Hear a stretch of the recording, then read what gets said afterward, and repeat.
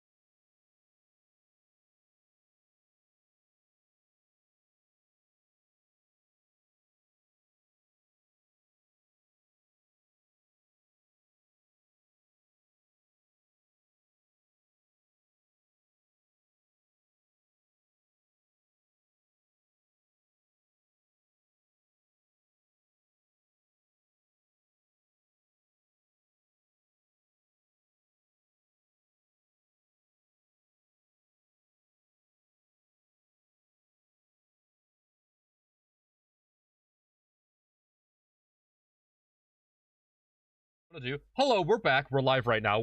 This is currently being recorded. As we're troubleshooting this, anyone going back and watching this video, you can hear this. Sanchez, they're gonna hear everything that we say. This will be recorded. So, watch your mouth. But, well, you just swore. Never mind. But the point is, so we're currently trying to get OBS to just show my YouTube chat on the live stream. So I don't have to have my phone in front of me showing me the chat. This is a simple thing. Apparently, according to Google, it should just have a dock function that just has chat there. It doesn't. That's a lie. So,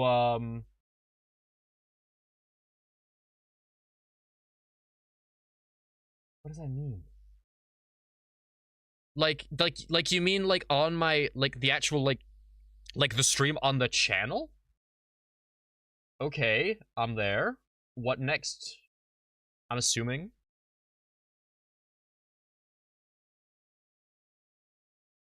Oh! Oh! Oh, okay, apparently, sorry, live chat is currently unavailable. Oh, because... Oh, interesting. Maybe because it's not live. Oh, but maybe I get that, and then I can turn that into a custom browser dock. Maybe.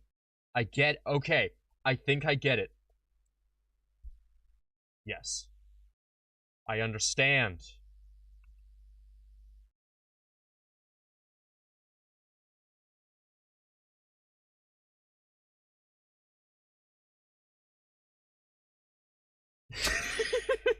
Yeah, but before we've even begun, this stream is dead in the water because you said the S word. I'm sorry, but you've killed us. You've killed us all. You've ended us. You've destroyed us. I'm sorry, that's how it works. The YouTuber coming for me right now. Anyway, let's go back to that starting soon and make this public, and maybe that'll fix everything. Let's find out, why don't we?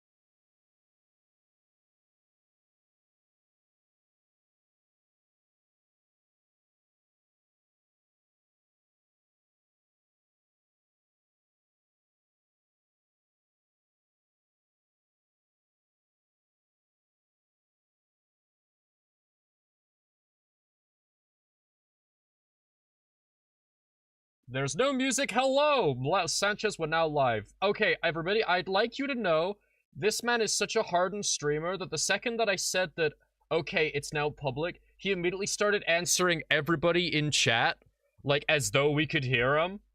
No, straight up started being very wholesome and nice, but unfortunately no one could hear him because, of course not. Welcome, everybody. Hi. Okay, let's see who we've got. Merced probably will leave very soon. That's alright. Sleep is important. Be sure to get as much as you need. Gem, you're not feeling well. I'm really sorry to hear that. I hope that you are feeling better soon, because I despise being ill. Like, there are so... I very rarely get ill, actually. I have a pretty good immune system. So on the occasions that I do, I'm just taken out. And I'm just there, it's like, oh, I miss the times when I was fine. Why can't I just be okay?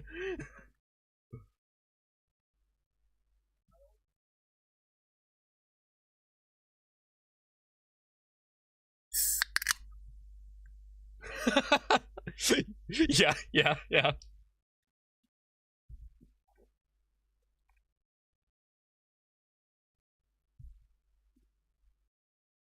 Dying. How's the... It has just occurred to me, Sanchez, you wanna know what's really funny? We're on the close-up scene. They can't hear you. You've been talking this whole... Oh, no. Oh Classic my god! Scuff. Classic Scuff. They cannot hear you. Let me... Classic Scuff, let me fix dude. that. Classic Sorry. Scuff. Let me grab you. Listen, everybody. Let me drag your face, your ass back over here. I'm so sorry about that, man. That is so funny. Let me just paste that. Oh my okay. god. Mazeraylux. He was... They were talking... Yeah, we're all in your head, Maze. We're all in your head. I love my friends. They're all in my computer box. But no, so Sanchez was just talking about how, like, there's the stereotype that men always react so much worse when they're ill, and he's 100% like that, because, like, he rarely gets ill, but when he does, he's just out. What if you cast an evil spell and cursed me?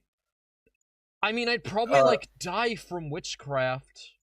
Like, wait, did somebody ask that? Yeah, that's what Jem mentioned. I'd probably just perish via witchcraft. I'm like Superman, I'm weak to magic. Yeah, Granted, that's true. Yeah, it's kind of like me and my affliction to bullets. And fire. That's my one weakness. My one weakness is getting stabbed. My one weakness is getting poisoned by shit that makes me really ill. It's really inconvenient, you know? No, yeah. So, I may abruptly leave. No problem, Mission. No worries at all. You may indeed head out whenever and whenever. I do hope you get a good rest. Yeah, thank you for stopping without a face and says he's weak to magic. You have a fair point, I shan't deny. Look, everybody's got a weakness. No, exactly. Since when did I ever say anything made sense ever and was ever logical? Okay, so... Yeah, the arcade is based on illogic stuff. So I eat it. So, as many of you know, at least one of you, released the other day, I released a video. Well, actually, like a month ago, I released a video, and then I dropped off the face of the planet. Two of you in the chat have seen it, we know for sure. Yes. So that's good. And then, bro, put up your warning charms, set your protective circles. You gotta put up your warning charms. If you don't protect your magic stones, alright, your magic stones are getting lobbed off and thrown out. Alright? Oh, dude, do not threaten a wizard's magic stones, otherwise... I always hate when my magic stones are just, like, strewn around the yard, you know, and I can't, like, keep up with them. I hear if you lob off a witch's magic stones, his magic staff stops working. Yeah, his obelisk suddenly loses power. Oh no! Bringing in the... Okay, so I released a video, right? Real wholesome. And it took a month of work, and I realized it would be such a shame to not share the inner workings of my madness with the world. So, everyone here, I'm gonna reveal the behind the scenes. It's gonna be great. We're gonna watch the video. We're just gonna go through it. You're gonna see the live reaction to the thing I've seen a million times. We're going to... This man can't get enough of himself that he streams reacting to stuff that he can't get enough of himself of. No, I know. I love how the last time we were recording together, we were doing a Q&A in which we were talking about why I'd never do reaction content, and it just occurred to me, I'm about to do reaction content to my own video. Do your own stuff, How sad is that? My God. That's really sad. Really That's pathetic. So upsetting. Oh well. Well, I'm a hypocrite if anything else. So, but the idea is we're gonna go through. Are you weak to ketchup attacks? No, I'm immune to them. Enna background. It does look very Enna. It does look very Enna-esque. I like it. Actually, I like it. I've never realized how much Mini-Maze is kind of Enna-coded because he's got the red and the blue. Oh my God. Sides. Dude, I should totally make a So there's been a big thing on YouTube recently ever since I saw Enna of people making like Enna-sonas. Of like where they like put two characters together to create a new character and they like animate it, which I actually really like. I think that's a fun idea. It's really cute. I should totally make one of those. That'd be cute. Yeah. And I should totally say that I'm going to do it and then never do it. Because that's what I do with my project. The Mazeraylux Enna-sona is just like one dude who's 100% like I don't know what. No, I'm not even gonna say what I think it would be. Yeah. What do you think Dwight would describe my Enna-sona as? Because I think Dwight has an accurate depiction of my personality. What do I think Dwight would describe it? He would describe it as like one side of it is just like incredibly egotistical. Or whatever, and the other side drinks Mountain Dew. You're making me uncomfortable. What do you I can't speak under this pressure. What do you? I can't fix this, by the way. I can't. OBS isn't letting me grab me. Wait, there we are. Okay, I'm back. Hi. Oh wait, are you serious? Hang on, I'm back. It's really finicky. No, yeah. I'm not a streamer, but guys, I don't know how to do this stuff live. Here we go. I'm not a streamer. I'm figuring this out literally as we're streaming. Yeah, you're witnessing me learn this live.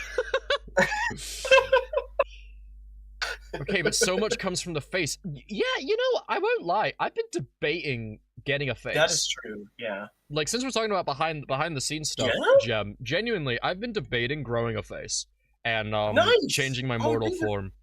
You're gonna get your first face. That's something that I'm thinking of. It's a big step for me. But I realized that expressing myself with two PNGs, one with an arm up, one with an arm down, is really hard. So I thought it might make sense if I gave myself a little bit more to work with. Maybe. So I am working on something behind the scenes that's been put on hold for a number of months, actually. But I'm hoping to get back into it now that I've finished this project. You just gave me a brain blast because I think I know what project you're talking about, and now I'm like, is it that thing? Okay, yeah. Sanchez knows what I'm talking about. Big things are hopefully in the works. God. As long as I get big money, because big things cost big money. Big things come from big money. Or I have to make the whole thing myself, and I don't know how to do that. Big things come from big labor. Big things come from a big wallet, which I don't have. Yeah, which I am ill-equipped on. But a man can dream and a man can work hard. But nonetheless, I think that it's just the best way to kind of begin this video is just to kind of begin. So the way this is going to work, we've got up the video behind us. This is VLC Media Player, and we've also got so this is the Premiere Pro project. Like, you can't see it on the screen, it's not showing the preview right now, but this is my madness. This is the I'm not even streaming. This is his Frankenstein's monster. I need to stream some of this to you, Sanchez. Dude, I can't even. That looks like a different language. That looks like I'm like parsing. I'm just gonna straight up to you, Sanchez. I'm gonna straight up to share my like full screen, so you get a good blast of everything. That would be great. Thank you, sir. So this also real quick addendum. Everything. You guys might be hearing echo from me. Is that possible? Because I'm not wearing my headphones, and it just occurred to me.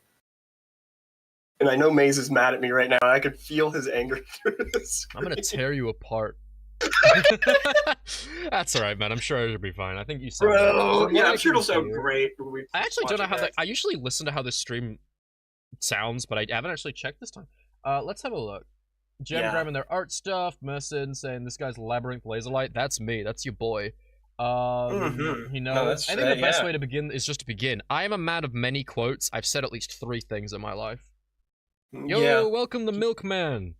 All is he the speaks milkman. is quotes. Hey, milkman, what's going on, man? Milkman. You know what I'm saying? All right, that sounds good enough to me. Okay. Okay. Okay, cool. So this, as a quick little Good introduction, enough. is Premiere Pro. Welcome to my madness. We are beginning now. So, let's narrow this down. This is the final everything. This is the final things I cut. know would This break a is it mortal all man. done, right? Okay. Everything at the bottom half, Or that's she, all or they. audio. Everything in the upper half, this is all video. We'll go through the video, and then I'll come back to this to show you how it's all pieced together, okay? You need to witness this, alright? I need to tell you guys something. I have never... Okay, you wanna know why I vanished for a month? Why I vanished for a month? Why I dropped off the face of the planet? Okay, I used to have a weekly schedule. I used to have a weekly upload schedule, and I stuck to it diligently. You know what I would do? I would go, I'd record something at the beginning of the week, and it would be like, what, like 2 hours? The longest video I've ever made anything from was like, I don't know, 3.5 hours. That was a really long recording session we all did, and I split that into 2 videos, right? Usually I'm working with 2 hours, and I cut it down to like, what, 20 minutes? This video is 1 hour and 10. The longest video I've ever made after that, the big project, was LuxCore, which was 6 hours, right? This video was multiple recording sessions. Really? If I take all the footage I gathered alone, right, just by playing the game, that was, at minimum, about 11 hours. If I take the footage of the B-roll, we can bring that up to about 14 hours of footage. If I take the footage that we then recorded for the grand finale bit, right? Okay. Right, the grand finale bit, which we will get to, because that's like I have a lot to say about that. Unbroken hours, and that's not even taking... What the heck, dude? That's not even taking different perspectives. That's just all assuming we're only using my footage. When I take Pi's footage, when I take your footage as well, this whole project was well beyond 20 hours of footage I had to go through and meticulously cut down. Holy crap, dude. This was an insane process, because, and I need you to understand this. This was insane, and because right, the way that I realized early on, right, before we even begin showing the video, I need to explain how I did this, because I've never had such a monumental task before. And you want to know how I did this, right? Bureaucracy. Of course, bureaucracy. Yes. Okay. That's what it always comes back to. You understand. All right. Listen, I understand what this stream is now, chat. This stream is a cry for help. Yes. That Maze is making. Okay, no, I need to other people need to I understand. need to show you guys this. There's a document. I have a dossier. Yeah, but oh yeah, this is the one where you brought out like actual like pen and paper. Yes. Well, like digitally anyway. So ordinarily, the way that I edit videos is I will throw some footage up here, right? We'll grab a bit of footage. We'll zoom out. We'll go over here.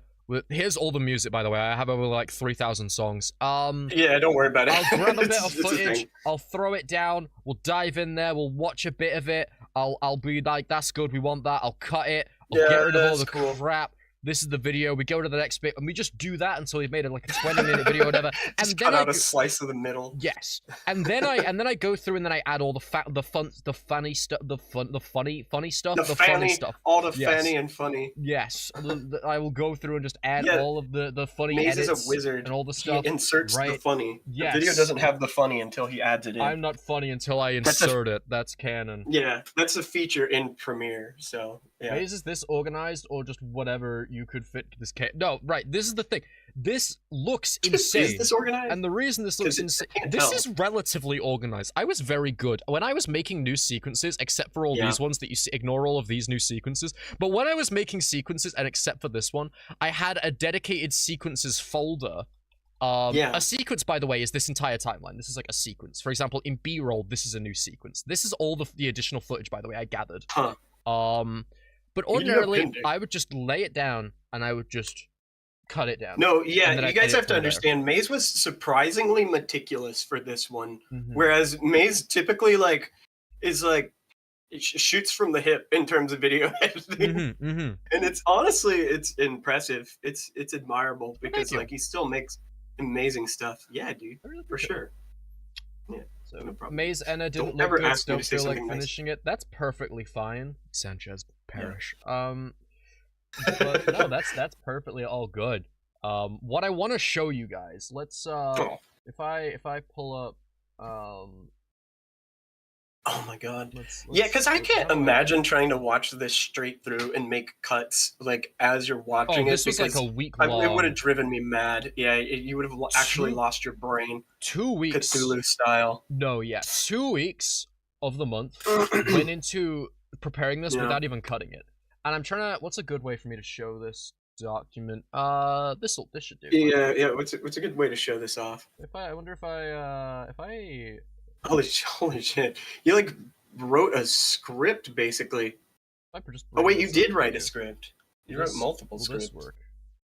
That's not working. That's not. What am I saying? That's not working. Okay, I really want to show this document in some way, but I don't know how to do it in a way that would work. Let me test something. Hang on. Hey Maze, I will probably make you a fan art that is quite forsaken. Ooh. You probably don't get that reference. I don't don't, but get that reference at I all. I embrace- know the name I Forsaken. That embrace the sounds chaos. fun. I embrace the chaos. Whatever you're rolling with, that sounds awesome to me.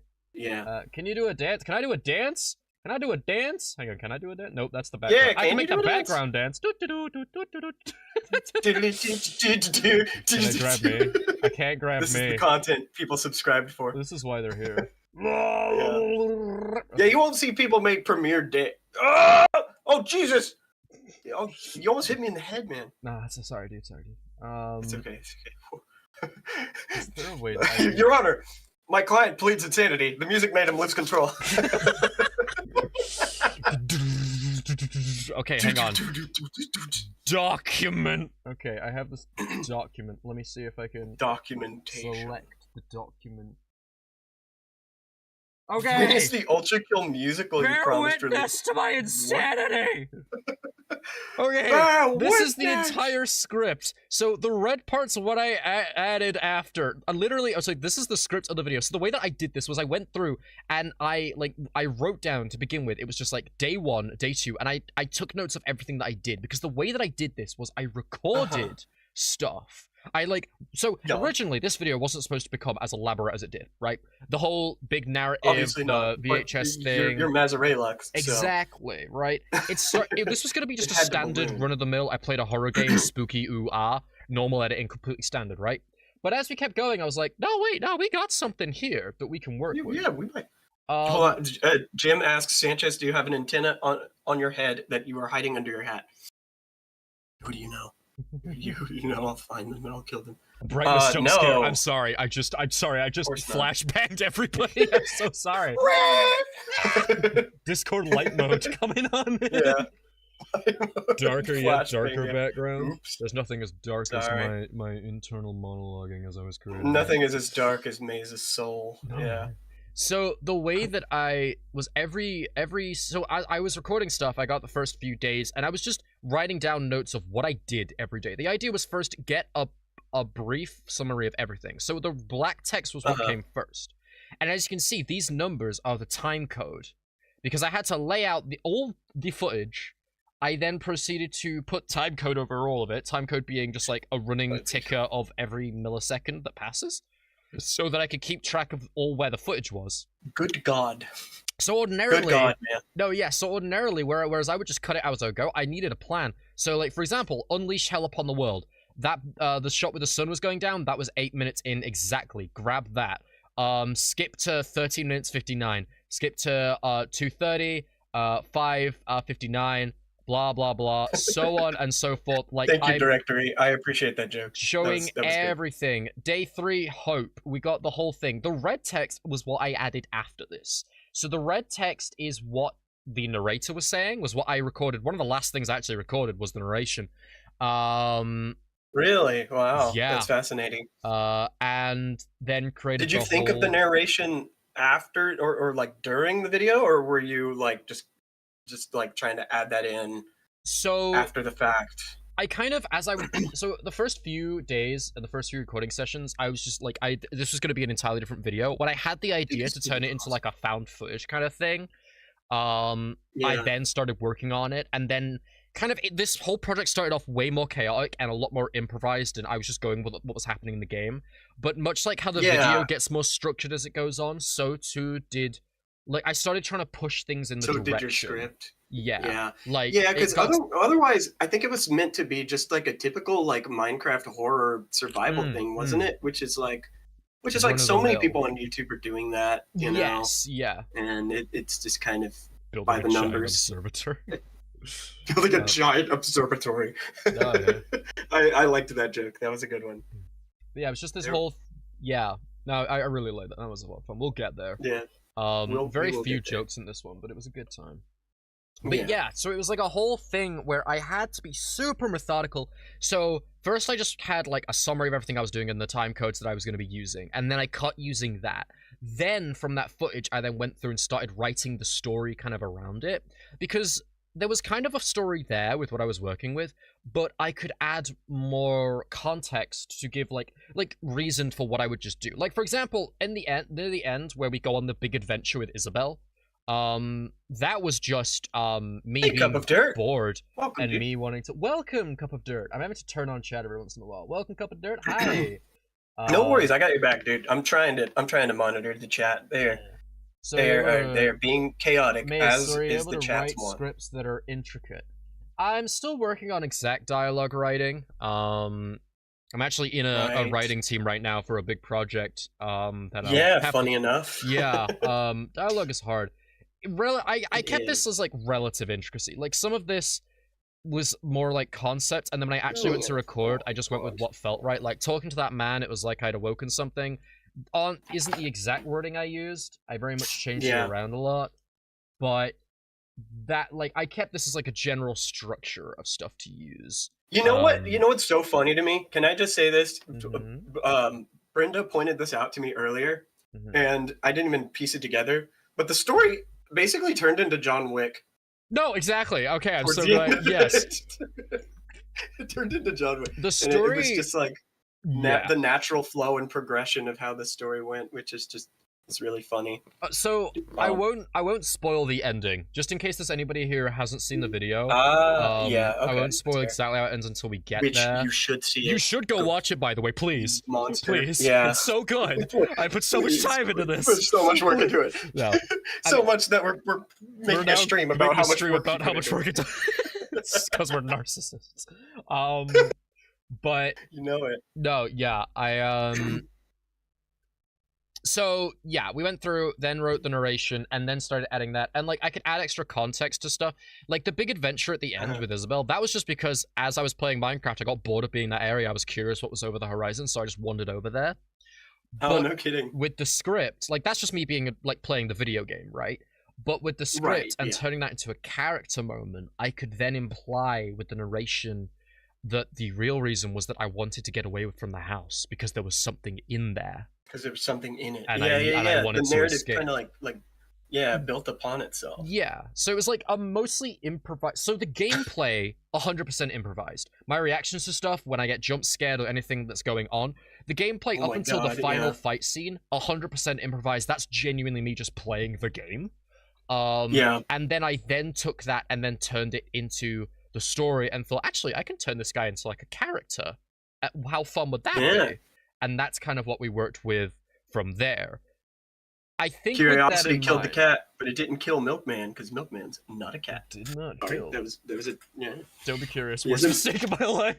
Anyways, go watch the video. You have convinced me. Yeah, really. Oh, that's awesome. Thank you so much, Directory. Let us know what you think. We'll still be streaming by the time you're back, so let me know what you think.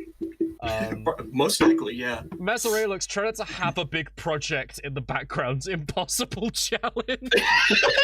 There's always something. There's always something. True. No matter what I'm doing, there's always something in the background that's like, oh man, I'm working on this video, but secretly this is practice for this. Because that was this. You know what?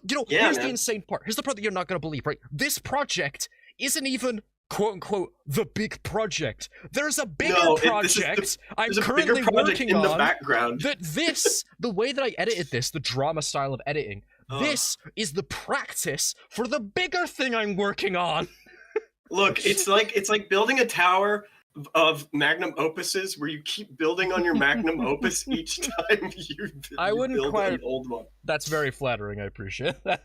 Every video I make is most certainly not a magnum opus, but even so, like, No, yeah, this Every was video is the. gold. I don't want to spoil it exactly. So you have to Anybody tell who doesn't yourself. want massive spoilers right now, cover your ears for the next 10 seconds. I'm gonna give you a countdown. 5, Yeah. 4, 3, 2, 1. Okay, this video being the connection between LuxCore and what comes next with the next LuxCore. This is like LuxCore 1.5. Also Basically, yeah. works in real life, not only just with the story, but also in real life, because this is the branch that I'm using to practice my editing and harnessing my editing skills for the different genre that the next big project is going to be. And to show this off, I think it is time. Sanchez, do you have anything to say before we begin? Before like the big thing. Now we're gonna start the video. I think I'm gonna start playing properly it in a second, and start going through this thing. Yeah, the only thing I want to say is that like it is kind of funny that it was a precursor to what the next big project it will be, which is going to be like a lot of improv. Even for me, like it's a taste both for the audience and for ourselves of what the next video will entail, because it's going to be everybody, and it's going to be like essentially like a tabletop RPG, I guess, but with like in machinima in form. Minecraft. It's gonna be hard. Yeah. It's hard to kind of articulate, but I'm sure you guys will pick on when it's ready. When it is eventually ready, I've got so much of a big set to build, and it's a whole thing. There's still a lot of work to do. There's a lot of work to do, but it's coming along, and I'm really glad that this let me kind of stretch my muscles, because I haven't edited drama since like bingo night, since I did the short films I did just to see how I would do. And I love editing drama. I also love editing YouTube, haha funny, but there's something about editing drama that's so wildly different, but we'll get into that. I think now. Yeah, we'll get there. We'll get there. The answer to the number of big projects is yes. You're not gonna believe this, Sanchez. I really need to go pee. But let's get into this. All right, we have to speedrun this now, people. Exactly, Milkman. Maze has to pee. The bigger project. And the bigger project. Bigger yet bigger. The next project will be very interesting. WD, my boy. My good old boy Wing. We're on first name basis. We couple. He'd be very impressed. Sidebar, one of the funniest things I enjoy doing is just referring to the celebrities by their first name. like it just makes it feel like you're on a better basis with them than you actually are. You're just like, you know, Eric. It's also known as. It's even funnier when you do it with historical figures. My old boy J-Dog, let me tell you, I was part of that fan club. It was pretty cool. I tell you, that traitor, I knew it was onto something. You know my boy G-Dubs, George Washington. He was. We were cool. We were friends once. You know, I'll be real. I was, my man Julie. He was kind of a dick. It was pretty funny how like 100 different people decided to stab him, but like it's but he was a cool He probably dude. would have died from the first one, to be real. Yeah. Sorry you have to be leave. fair, that's perfectly fine. Have a ton of fun. Jim. Bye, Jem. Well, hope you're doing all right. Thank you. Yes. Thank you for stopping by. I hope you have a good rest of your day. Okay, so I think the way we're gonna do this, I'm gonna hit play, and I'll pause it once there's something significant to talk about editing-wise. Yeah. And then we can talk about it. But we'll just begin, and I'll pause it when there's something to say. We're gonna do this like you and me, basically watching fucking anime style, where like if there's huge lore implications, you're like, do we need to stop? Right, we need guys, to pause here. Let's just like English teacher level, just like let's just take a second to analyze this. That's gonna be today. This will be on the test, chat, just so you all know. Okay. So, I hope this plays properly and you can all hear the audio. Let me know if you can't hear me. Too. What's going on? I'm scared. Welcome, Tickwizzle. Tickwizzle! It's great to see ya. Howdy. Tickwizzle! We are about to hyper-analyze my madness by going through my latest video, which you should watch, by the way. Leave. Tickwizzle is here. Tickwizzle taking up all space. All the space. Tickwizzle's from my community. So the Tickwizzle show. All right. So as I say, I'll hit play, and then I'll hit pause when there's something to analyze. 3, 2, 1, let's go. Tickwizzle, I love you. I hope you're doing If you're hearing this, that means that you are in grave danger. Okay, so there's something important to analyze here. So, God. what was that? Yeah. What was that? 10 All right, seconds? so already. Okay. Just like the dad showing off his like vacation photos, and he's all like, "All right, so there's a funny story about this one." Funny story about this. Okay, so this shot, right? This shot. Okay. Yeah, we gotta analyze it frame by frame. Tick Whistle. No, says. exactly. Tick Whistle. We are gonna have to go frame by frame. Yeah. I'm scared. No, Pixelated Nightmare. That is. I've never played that actually. Yeah, have you not? Sounds pretty fun. I'm scared. It's pretty good. It's pretty good. I would recommend it. Yeah. Thank you. Tick Whistle. If you haven't seen my latest video, you should watch it. Okay. Just anyway. Sorry. I just really please. No. No. But please. No. Okay. But no. For realsies. Hey Maze, you said something about the fact that the arcade has lore. Will that ever be important? Maybe. I think the kind of thing is that, like, when I made the arcade, I do have lore, like, for it. Like, I have an idea for lore, and, like, a story, and, like, a reason why the little universe we've created exists. Here's what you need to understand sort of like, about content creators. I need to find a way to... I need to find a medium by which to tell this story. Right. Something you need to understand about content creation is, like, I have tons of lore that will never be important or ever come up. Thing.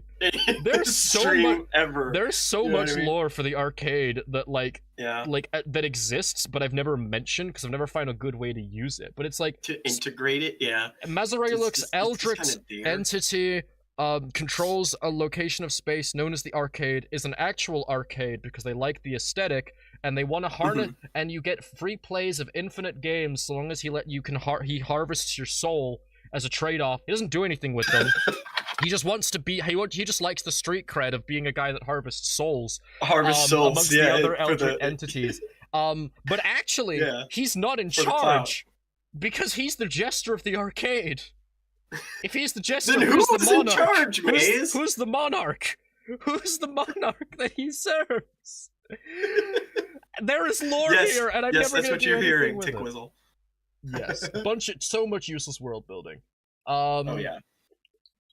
So this shot, right? This shot. Yeah. So this is from the B-roll. The intro was one of like the middle things I made in the middle that I put a lot of effort into because this went through a lot of iterations. That unfortunately I don't have saved, otherwise I would show them off. But there were different variations of how the narration would go. The narration I was pretty comfortable with. The order of clips shown here caused me a massive problem. Two things I want to... What? Really? Yeah. Huh. The problem I had is that this shot is absolute fire.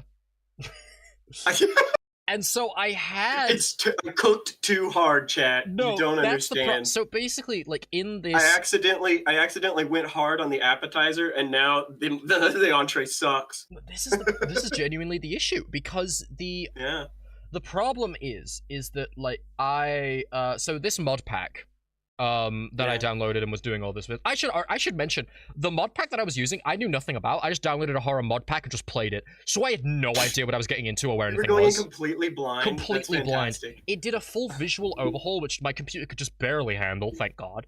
And one of the things it did is at early night, sometimes there are blood moons, and that's what this is. It's like a rising blood moon that made the sky red. I then took this and then put it into color correction. If we go over here, that is a really freaking cool shot. I kind of wish there was a Minecraft mod to make it look like that.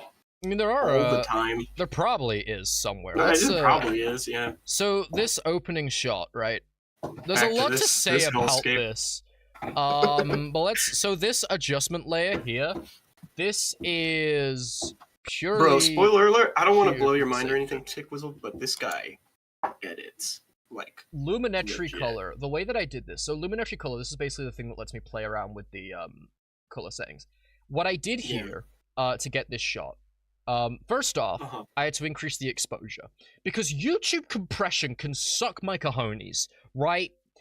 It is so infuriating because this shot looks great, but you can see how there's a bit of pixelation around and stuff. Like, it doesn't quite look perfect. The problem is this looked great in footage with the darkness, but when you upload a video to YouTube, it compresses it So there's the Yeah. compression from the export, and then YouTube videos don't do well with darkness. I learned this in the SCP containment breach video, where the darkness, Is that right? yeah, it Huh. gets super pixelated. And even in like the night sky video, you can see lots of pixelation. Yeah, YouTube compression sucks balls, like Mhm. really, really hard. And I basically had to, Yeah. to combat this, I had to increase the exposure by a lot. Like 0.7 doesn't sound like a lot. It's a lot. And then as for the I'm rest just gonna of it, assume you're right. Yeah. as for the rest of it, I just grabbed literally the where is it? I went to creative. I went to specifically the curves where this is where all the colors are, and I just grabbed the red, and I just boosted Just shot it all the way up. up. Is it inside the nesting?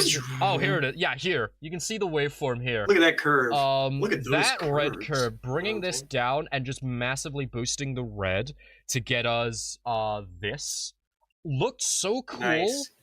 And I needed the first shot to be good because the problem with YouTube is that you need videos to grab people instantly. You need them to grab them and suck them in. And the problem is because I wanted this to be more of a cinematic experience, which is both for the sake of artistic integrity, which I think you accomplished. Thank you. I really appreciate that. Yeah. It resulted in it not really I couldn't do the "Hey guys, I'm playing a horror mod in Minecraft" to like grab people or show a cut ahead, or it would break the illusion of this being like found VHS or No, yeah, for sure, because you were wanting to recordings. tell a narrative too, Yeah. you know, and in that sense, like you have to get people immersed immediately. Yes. Otherwise, they won't know what to think of this whole like finding hidden tape recorders kind of thing. Yeah. So like throughout this entire video, I'm in character. I realized that if I broke character and was a YouTuber for any moment, it would very much kill the vibe of it. Right, I like YouTuber as like a classification of like or like Yes. a species of some kind. This is a very impressive first shot for that purpose. Thank you so much, Tick Whistle. I really appreciate that. I know, right? Yeah, thank you, Tick Whistle. That's awesome of you to say. Because I'm starting on a black screen is the problem. So I had YouTuber derogatory. Yes, it always is. Whenever I say the word YouTuber, it is derogatory. Oh, absolutely. Because I'm starting on a black screen, which is not what you want to do. It's why I wanted this first shot to smack you across the face. Like, we immediately got this first sound effect that wastes no time of like, okay, this is some kind of recording. I spent so long getting if you're hearing this, that means that you are in grave danger. That went through so many of the iterations. The audio effect on that, to get it, like, perfect, went through so many different versions. It, like, so that is, if we go over here, Holy crap, and then we go to track mixer, that's this. Denoise, parametric equalizer, amplify, single band compressor. Single band compressor was the main thing that gives it that kind of sound. If I remove all of these, and that applies to this entire track, like if I move this down, it just sounds like me talking. Hearing this. Okay, it sounded a little bit shit because there's a bit of yeah, it sounds like there's a bit of there's additional filter on this one. That means that you are in grave danger. Because I was like very close. That's so weird. That's weird. Like, that feels like seeing the Disney underground tunnels. That's upsetting. I don't know. There's something about it. But I basically have it laid out so everything on this top track is the narration, so all of it gets that filter, which will be important later. Remind me of that. But bye, Mujin. Hey, thank you for stopping by, man. Bye bye. It is awesome to have you as usual. Mazeraylux. Have a great rest. Thank you very much for coming on by. So we have a lot to get through, but yeah. So this first 6-hour stream. Big deal. Needed to grab him. I think it does that well, but the problem I had is that this shot looked so cool, I did not know what to follow up on. Yeah. Because the amount of color grading I did here, it's so red, no matter what I would cut to, it would look jarring and weird. And after genuinely like half a day of trying different things to get it right, I realized the solution to this. If this fact worries you, then congratulations. That is the normal psychological response to this information. Just look at you and you. That was to make everything red. For the rest of the I think intro, it worked. Yeah, because like it sells the mood. I do remember you posting in the group chat and being like, "Guys, what the fuck do I do?" And I was just like, I don't know, man. It just looks really good.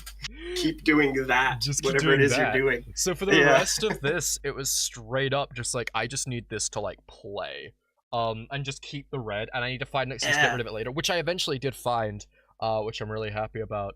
But oh my god, I love the tone of the message. That is my vibe. Yeah, thank you. That like I wanted found to... footage kind of feel is so cool. And also the joke. I did want to throw in a little bit of humor at the beginning, and kind of because I needed to introduce the Faceless, who is the one speaking here, or Lux, we can call them as they become. Spoiler. Or Lux, because they canonically have a name now. Yeah, we'll call them Lux from now. I wanted to give Lux a character distinct from myself, but like the idea is that they are a fraction, like they're a fragment of the who I was in Lux core lore. Massive spoilers right off the gate. I'm sorry. So to show this, I thought the best way to do that is to have him be this kind of nervous, uncomfortable. Because the idea of this recording is that it's at the end of the first night, after he's just been through hell, his first day here. Because all the recordings are either the morning or the night of when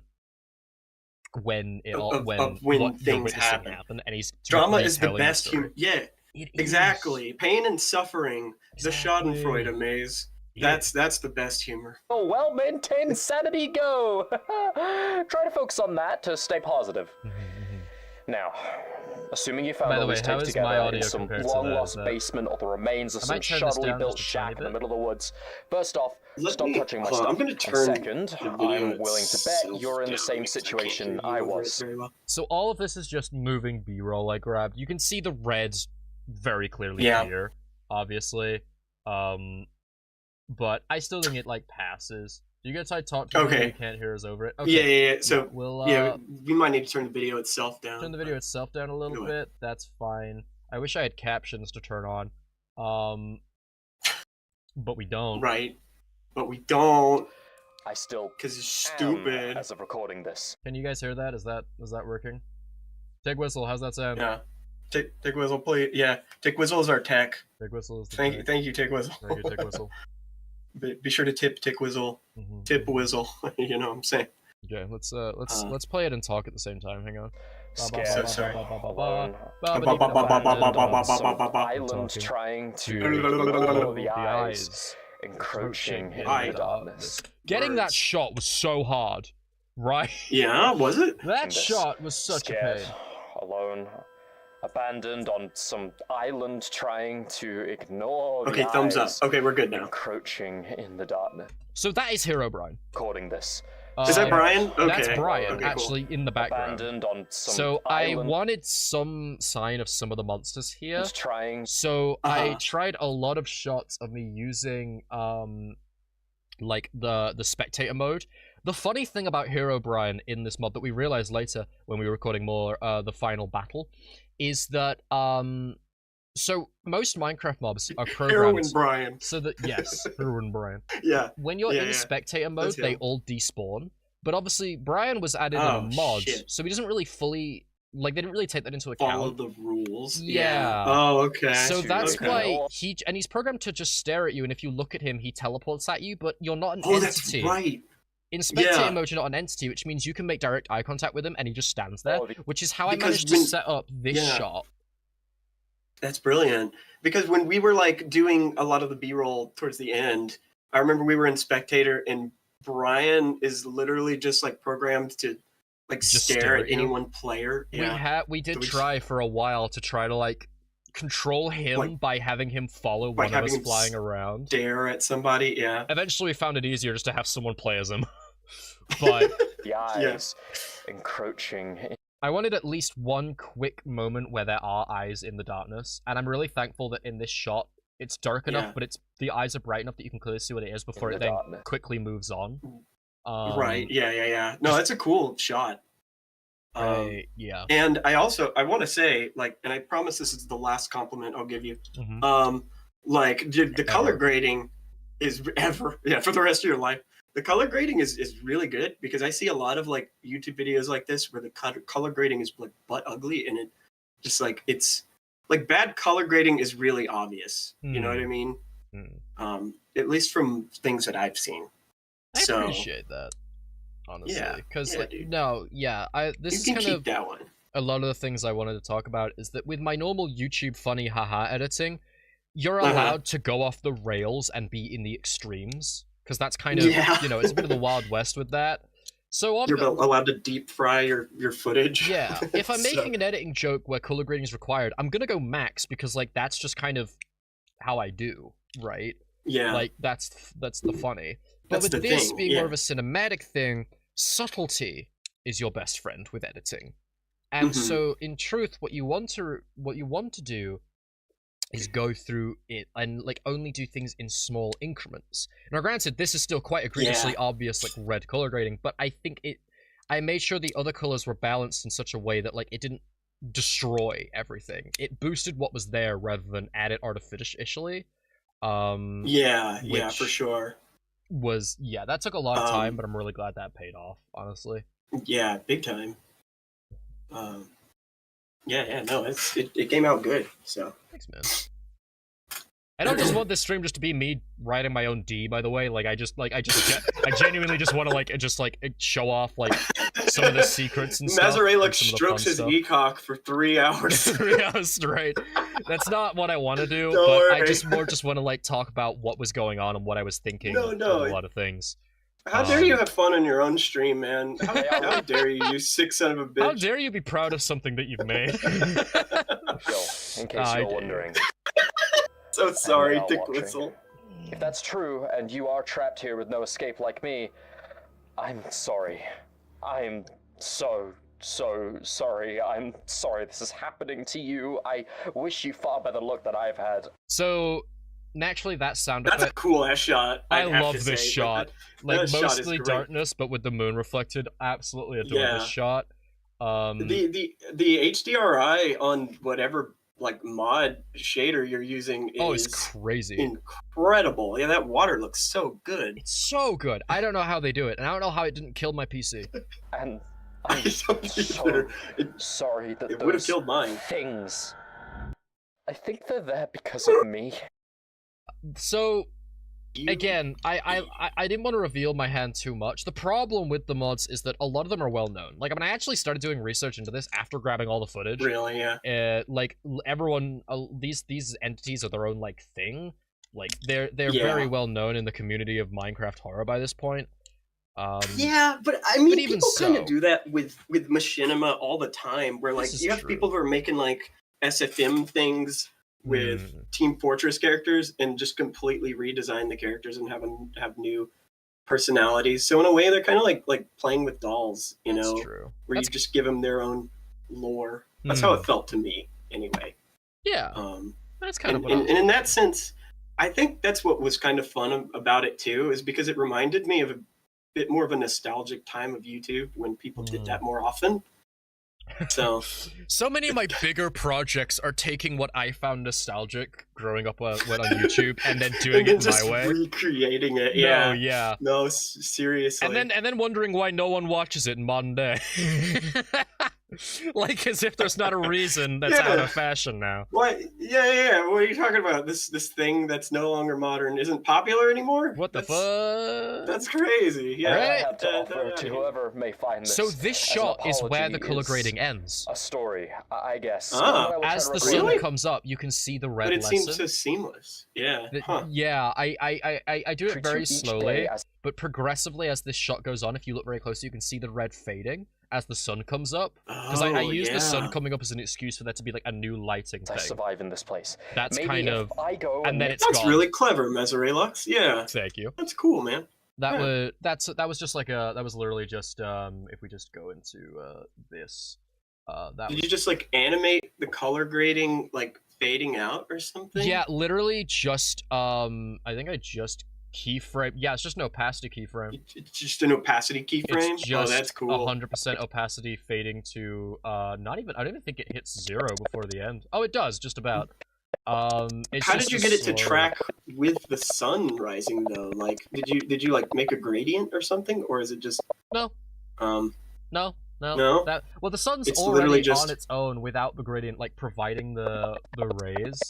I That's literally true. the Yeah, color that's grade fair. is across the entire screen. I just reduced it. This is why I used it here because the sun's beams, as you can see, are like like, I could have had it track the sun, may find this but the sun's rays are going into the camera anyway. If you look at it, I guess one that I will try to record. So it was like, this is why I used the shock. Because it was so perfect, I could just have it fade and it just work. Just kind of naturally created its own like gradient almost. So that's cool. Can I ask about the keyframes all the way at the end? Like the ones not connected to anything? Hello, let's track down what you're looking at here. Yeah. What are we looking at here? Maze, can I see every plugin you've ever downloaded? I have no plugins. No plugins? I think I have one that I don't use. I think it's an audio thing. Nice. There's this keyframe. There's this one.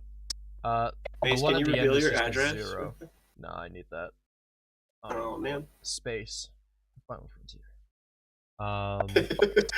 Right. So this audio at the back, I think that's the music. I think this is also music. Which keyframe are you talking about, Cup of Dirt? Yeah. Which keyframe you going on about? I don't see it. I don't see it. Are they messing with us? They might be messing with us. Perhaps. There's also, they might be referring to clips, though they might not know the terminology, so I'm wondering, I'm trying to narrow it down. Wow, I love that you can see when the finale happens. I love how obvious it is. No, yeah, when the high-grade cinematic starts. Yeah. Like, that's fun. You could pinpoint the moment it all goes to shit. Yeah, if you watch very closely, Lise, you can pinpoint the second his heart broke. At the right side? So this is the keyframe that dictates that it's at 100%, and then all the way down here, there's one just off that basically just sets it down to 0. And that's just the the curve that is the like this adjustment layer is the color grading that is doing the hang on, let me find it. It's doing like this, the red. And as it falls, so it's just 2 points. One of them is at 100%, and as it goes through the end of the scene, one of them's at 0%. And that's pretty much all there is to that. It's like a relatively simple effect. As an apology is. Story, I guess. One that I will try to record an entry to each day as I survive in this place. Maybe if I go and make mistakes first, you'll know how to survive long. What was that, sir? Sorry. No, I have a kitty cat that's distracting me. Don't mind me. Everything's fine. So, here goes. Right now, I'm sat in a small hole I dug myself. I wish I made this hole more interesting. Yeah? But I just, like, you can tell. Honestly, if anything, I feel like it's a pretty interesting hole. How crap this hole looks is proof that this was genuine gameplay. Never say that to me again. Just genuine gameplay. I was just about to say, I'll never say this is an interesting hole again on your stream. I promise. Because this is literally just like a player's first day hole. Like, there's nothing fancy here to make it cinematic. Like, that is a day one hole. We got the one by one shoot down. If I've ever seen we got the shoot down. I kind of didn't mean that. I meant the one all the way on the right side that has no link to anything. What are we talking about? I'm trying to find it, but there's so many keyframes in this project, my man. Mazeraylux. He probably doesn't even know. There's nothing on the right-hand side. At this point. There's nothing here. What are we looking at? Maze, what the hell are you doing? Oh, are you talking about... Wait, you talking about this? You talking about the clip at the end? Oh, yeah. Yeah, what is that? Oh, what the hell is that? That's a blooper. Oh my god! What is that? That's these 2 bloopers actually. We can show these. They are spoilers. Oh, are these the bloopers? They're 2 bloopers that we've got. We can show them near the end though, because they spoil a fair bit. They do spoil some stuff. Okay, I got a little treat for you guys if you'll stick around. I'll stick around. We got some bloopers. Okay, we got a lot to get through, so let's keep it rolling. Yeah, Tickwizzle loves watching people make mistakes, and that's why they enjoy my streams. Everything out.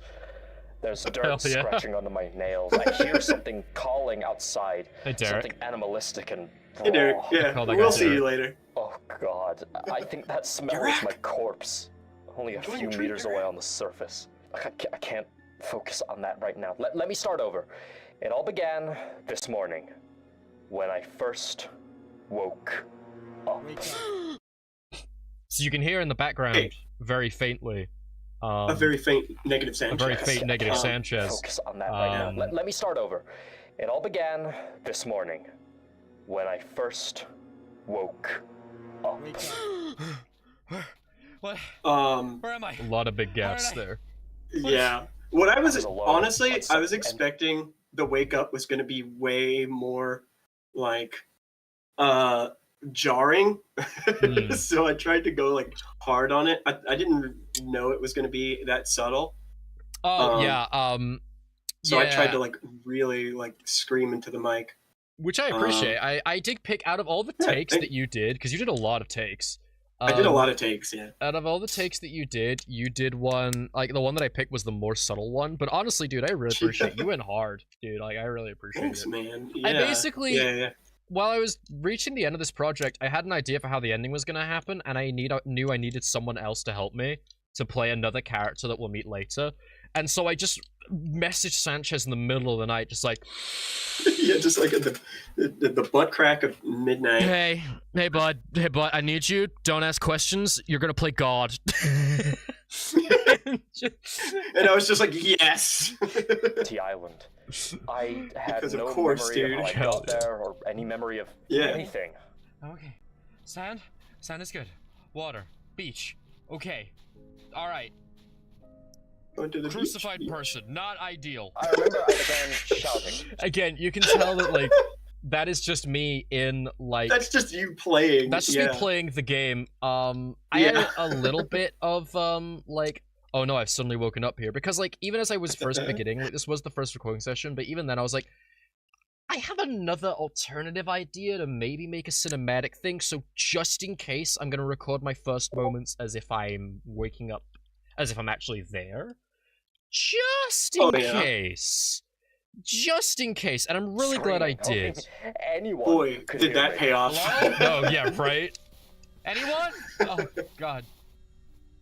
Anybody? I don't No, it is funny here, because it was just kind of the natural progression of what you were already doing. Because Right? you were already kind of like slipping into a character. Here. After a while, I couldn't think of any good sitting around would do, so I decided to start moving. I found a nearby laboratory, and whoever was inside could give me some answers. Is that gorilla? I'm not becoming like that guy. Deadweight! Hang on, somebody just appeared. Hey, welcome. Deadweight is on the call. Deadweight, Hey, we're live. Did either of you buy any milk this morning? Didn't either of us buy any milk? I bought some milk. What's up? Because you seem to have run out, so I don't know if it's drank or just heading to the shops. Right, if there's nothing else for me, I'll see you later. Right, I'll email you some. Thanks, don't worry, Chief. I got you. Yeah, we got plenty of milk though, so thanks, man. What a great guy. Making sure. Awesome person. I really appreciate him swinging by. I really appreciate him keeping our milk up help to date. On Discord, and I thought someone joined for me. Sorry, Chief. Someone just hacked into your Discord. Dude just showed up. He left. Everyone saying nice things about him. He drinks milk? Yeah, what kind of... To be fair, I do drink milk. I just drink milk and nothing else. I'll be right. To be fair, I did it. I've done an entire stream where I just drank milk the whole time, so... That's not normal. I drink milk, but I don't do it in public. Yeah, who drinks milk publicly? Man. That's personal. What's wrong with you? You keep on with your monkey business. I'm just a freak like that, Homo sapien corporation, alright? You just do your thing. So yeah, this is me. Like, this is just me. Like, this at this point, Lux, the quote-unquote character, is just me. I'm not fully in character yet. Like, so me just being oh man, you Homo sapien corporation, hey, like that's just me doing normal commentary stuff. Right, yeah. It's just so great. Sidebar, Dwayne is a really cool guy, by the way. Go subscribe to Deadweight. No, can we just say, sidebar, all jokes aside. Awesome. Dude, I'm so glad I'm friends with that guy. Freaking love that dude. Yeah. I mean, aside from the fact that he just... Okay, so, bro, we live in England. Okay, yeah, so, he's still in the... He's here, okay. And anyway, as I was saying, so now we can talk shit about him. So these structures are pre-made with the mods and stuff. Happened here. And so this was me actually genuinely just discovering stuff. And one of the mods just adds props that just spawn around, and they're so they're so overly edgy, it almost feels vulgar. like the headless corpses or like the dead cows and stuff are so unnecessarily. They always are, dude. Yeah, like all of these Minecraft mods always go like super edgy. They're always like really goofy or really extremely edgy. Because it's a block game. Like most of these mods are made probably like teenagers, and that's fine. Yeah. Like they serve their purpose, and I like them as an aesthetic. Like ultimately, I played into it, and I like it, and I'm cool with it. But like I was going through the mods after the fact, and some of the like stuff that this mod adds are so like unnecessarily like this is very pixelated like gore. This is very like there is something kid making his first like creepypasta ever. Yeah, on it is, and I love it because it's so like goofy. Because no matter what you do or how much blood you add, it's goofy, and I love it. It's gonna be goofy, yeah. So that background hum, I added a lot of like background sound and ambience to a lot of places. So that background hum is me adding that in post. I wanted to add a couple of scenes was here. Unbearable. What the hell happened? Where the hell? What the? It's just a monkey. As I was exploring. I love that because that's perfect. Like that was genuine. That was me being like, "What the hell is that noise?" That was legit. Like, that is just a monkey. But I love that, like, because in a horror movie, there's always like that one jump scare at the start that's just like a normal ass dude standing in a room normal ass like creature, like a cat. No, there's always one, and I love that this has that. I did not get scared by the monkeys. I just want to clarify that in case the lab had a functioning camera recording or something. That's not what happened. I still don't know what happened there. So. Something that I wanted to nail with that joke, not just with the joke itself, but also with the narration as a whole, which leans into later, is that Lux in post, like Lux in narration, when he's recording this, because the idea is that he goes through a day and then he records his thoughts and feeling about it. His thoughts at the end. This is just a genuine-ass guy with no memories. He doesn't know how he got here. He has nothing, just surviving. And I wanted to make him as, like, human as possible. I wanted to make him feel real. So I gave him a lot of character traits that are based on me. Like, relatable. So it was easy to work with, because it's, like, a variation just like of me. For real, for real. It's just like me, for real. Dude, I realized... You're so me-coded. I realized while I was editing this together, exactly, I accidentally made Lux the most relatable son of a bitch ever. He has two priorities. Staying alive, living with his dog, and having a bed to sleep on. Yeah.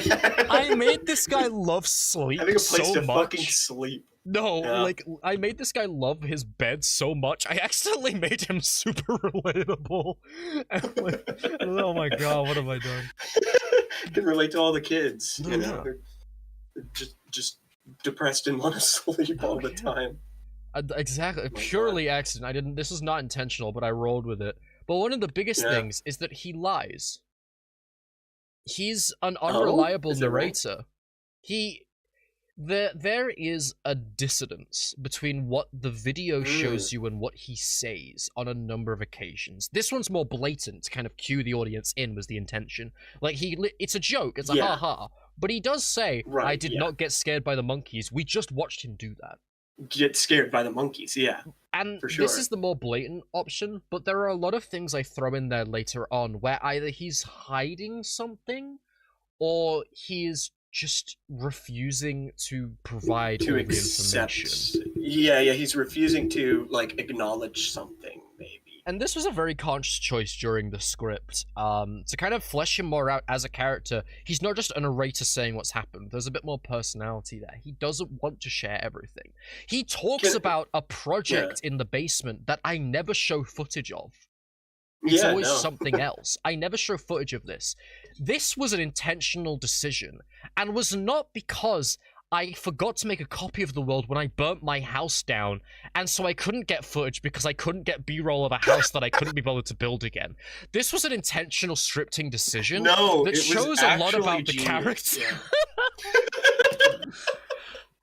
It definitely wasn't me fucking it all up. Yeah, and I forgot to get footage of I forgot to get footage of me in the basement, and I couldn't get third-person footage of me in the basement because I couldn't get anyone else on this. Yeah, this is a single-player server. I couldn't get anyone else in there, so I couldn't exactly show footage of me working down there. So when I set it all on fire, spoilers, and then went, oh shit, I was like, I cannot be bothered to rebuild this whole house, and I was like, no, there's a lore reason.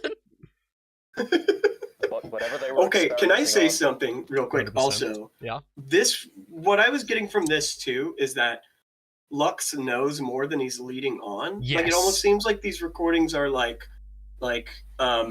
from a future Lux or something that has already gone through some of these events or something, because he says like he thinks that the corpses are because of him. Does he know like what happened on this place? Or maybe that's just me reading into it wrong. I'm happy. One thing that I will say, so there are a lot of things like left like that are intentionally vague in when stuff is actually happening and what's going on. It's actually, I do imply at one point, and whether or not you choose this to be canon is up to you, because, okay, something I do want to define is like, I have an understanding of the story that is my head canon, but my canon. Yeah. But my understanding of what is quote-unquote canon in the story is what's actually canon is only what you empirically see and hear in the actual video itself, right? Yeah. Yeah. So like there are some I think that once this is unleashed upon the world, there is audience interpretation, and I think that is just as valid. Headcanons, I love headcanons, and I completely accept those genuinely valid. I accept my own headcanon as only headcanon. Like, if there's anything here that isn't shown in the video, but I say, this is what's happening here, if it's not directly shown in the video, that's my headcanon of how I've interpreted what I've put together. But just because I've made it doesn't make what I say about it any more valid than what anyone else can say. Because ultimately, if it's not in the actual video, then it's anyone's game. It's Schrodinger's law, is how because I think that's so much Schrodinger's lore, I think that's so much more fun. No, to absolutely, give that freedom of opinion. A little vagueness is important, so it sticks in your brain, and you keep thinking about it. Exactly. Yes, Tick Whistle. Yeah. Like that's part of the fun to me. Like, I don't get some of these writers that police canon, where it's like part of the fun is like having other people give their interpretations and like find an experience through your medium. You know what I mean? I think I'm gonna play this, but we can keep talking. Yeah. Not in a wild, animalistic fashion either. I imply later on, and I'll call it out when I do. There's an intentional bit where I imply that these VHS recordings are being created as a trap. And I'll explain how later on, and how one way that I interpret it. And I won't say this is like the definitive way to interpret it, but your inclination that something's going on, and the timing of when he's saying he's recording these and the actual time in which he's doing them is a bit different. The implication is that every night he's recording these to talk about the day. You're right in thinking maybe that's not true. And again, this isn't a thing that's empirically shown, so it's up to interpretation. Right, kind of got that was my interpretation. Yeah, that is 100% valid. That being a possibility is intentional, and I'm really glad that you picked up on that. Because there are a lot of ways to look into this, and one of them is that all of this has happened already, and he's recording these months later. Right, that was part of my headcanon. You know what I mean? Like, he's remembering it after he's died so many times. I don't know what the hell happened, and I'm not sticking around. And it still works, because even though in the intro where I say I can smell my corpse, if you assume that this was made the night of this first day, there's a reason why that is a thing, as we will see. That means he's already died. But also months later, that still is valid. That still is valid too, and has implications. It's open for that, and this was intentional. And And I'm so glad that you have brought this up because I nearly forgot. I'm so glad that they somebody came has because noticed this. Whoever killed those people, because that's what I had taken from I ain't getting involved. the second monkey second monkey has hit the jump scare, Mr. Monkey has hit the Mazeraylux. Second monkey has hit the fight or flight response. I realized I was completely exposed to the elements. Alright, I got plenty of wood at least. The sun's already going down. I need shelter. This place will do. I like that bird just T-posing for dominance. What? That was fascinating. Go back a bit. There's a bird just stuck in the air. Alright, I got plenty of wood at least. Holy shit! There you go. I never noticed this! Yo, I never saw this! There's just a bird. Why is it? Sun's already. It's just hanging out. You didn't even catch it. I didn't notice that even in post. There's just a bird suspended going down. I need shelter. This place will do. I'm floating in the air because I can't stand your bitches no more. Now, I think. That's so funny. I kept moving and found some round building. I heard something moving inside. So this is just a scripted thing, again, that one of the mods has added, so I'm just rolling with. I've called this guy Derek. Sir? Sir. Just in my head canon, he's called Derek. He's Derek. Nick, zoologist era. Yeah, dude.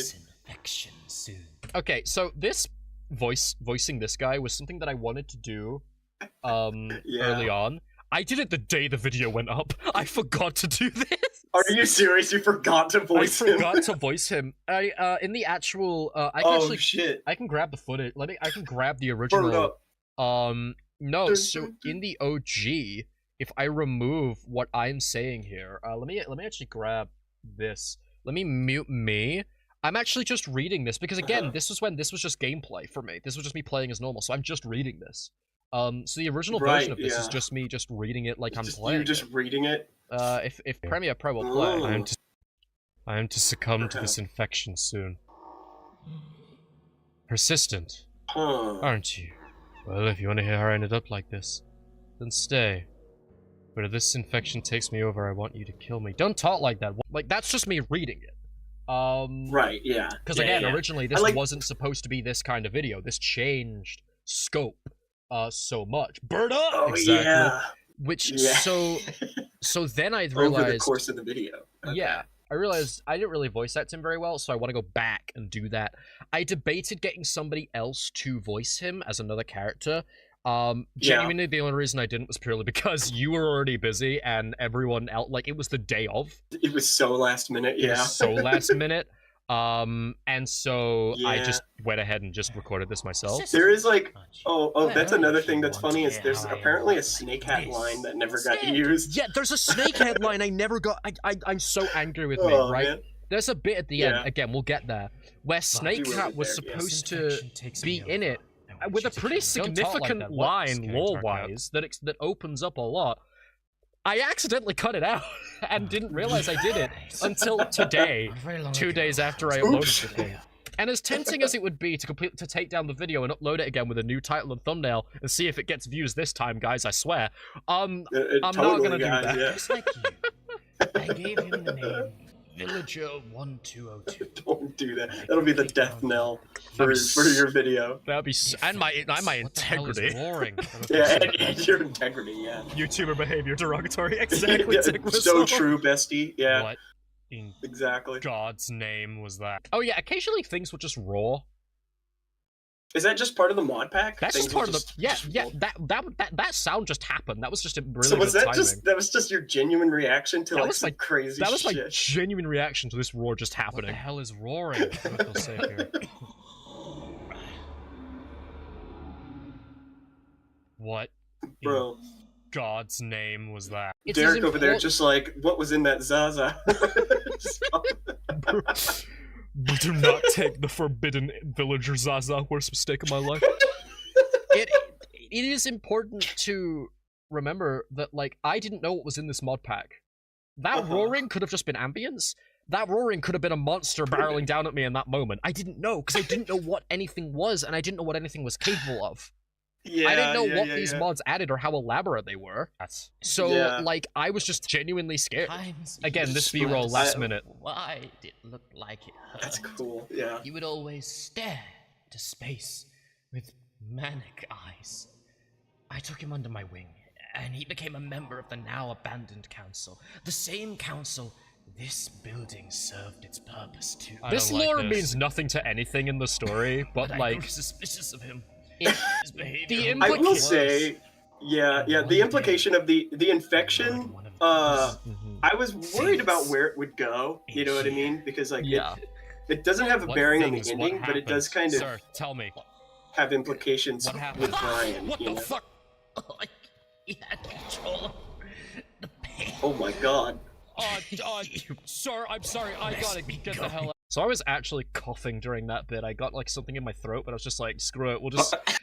So I was recording and then I started coughing and then I just was like, let's just keep with that and just skip to the end where he's dying and use that. Let's just do it. Yeah. Yeah. It's time. That's fair. Yo, what, sir? What the fuck is that? Again, my genuine reaction. Again, genuine reaction. Genuine reaction of what is that thing? Nope. Sorry, sir. I like that I know your personality so much at this point that I can tell the difference between when you're genuinely reacting to something crazy and when you're like trying to like act something. It's so funny. No, yeah, that was 100% legitimately me just being like, what? Because that was really it's like cool. a YouTuber goes to an actual haunted house and is just like forced to deal with what's in there. No, God, could you imagine a YouTuber going into a haunted house? They're doing the whole like fake haunted ghost video, and then a ghost, and then like an actual like actual ghost shows up or something. Like that would be terrifying. That would be awesome. I'd watch it. So here we have our first canon death. First time I die. So, little behind the scenes. I died so many times this first night. You only see the one, and only one of them is canon. The rest of them I cut out. Again, you need to remember, 19 hours of footage. Yeah. So, like, 1 hour and 10 minute video. A lot gets cut for the story. Yeah. There's a lot that probably hit the cutting room floor. That's for sure. So here's a fun... Yeah. Go ahead. Go ahead. You were gonna say? I was gonna say there's a bit, we'll get there later, where like you talk about you cutting out a death, and you're like, totally. I didn't cut anything out, guys. This was the first try. Oh yeah, the one crazy. Time I acknowledged that in universe that like I totally didn't die.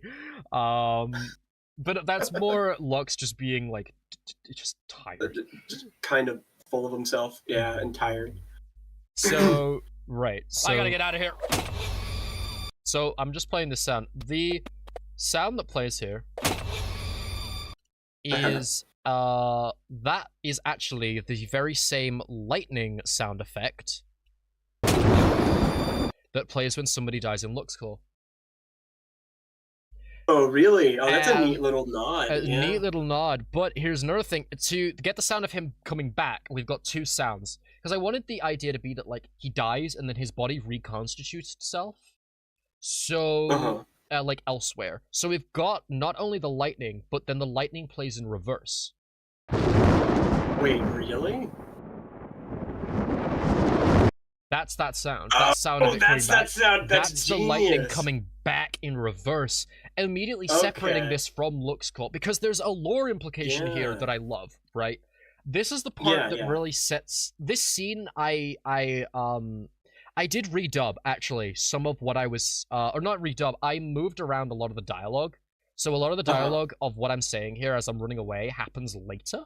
I moved it back to be more of an immediate reaction. The two things that play here, the two sounds, so we've got the lightning, and we also have flesh sounds. Ooh, yummy. Of bones being brought back together. How gross is that? Yeah, delicious.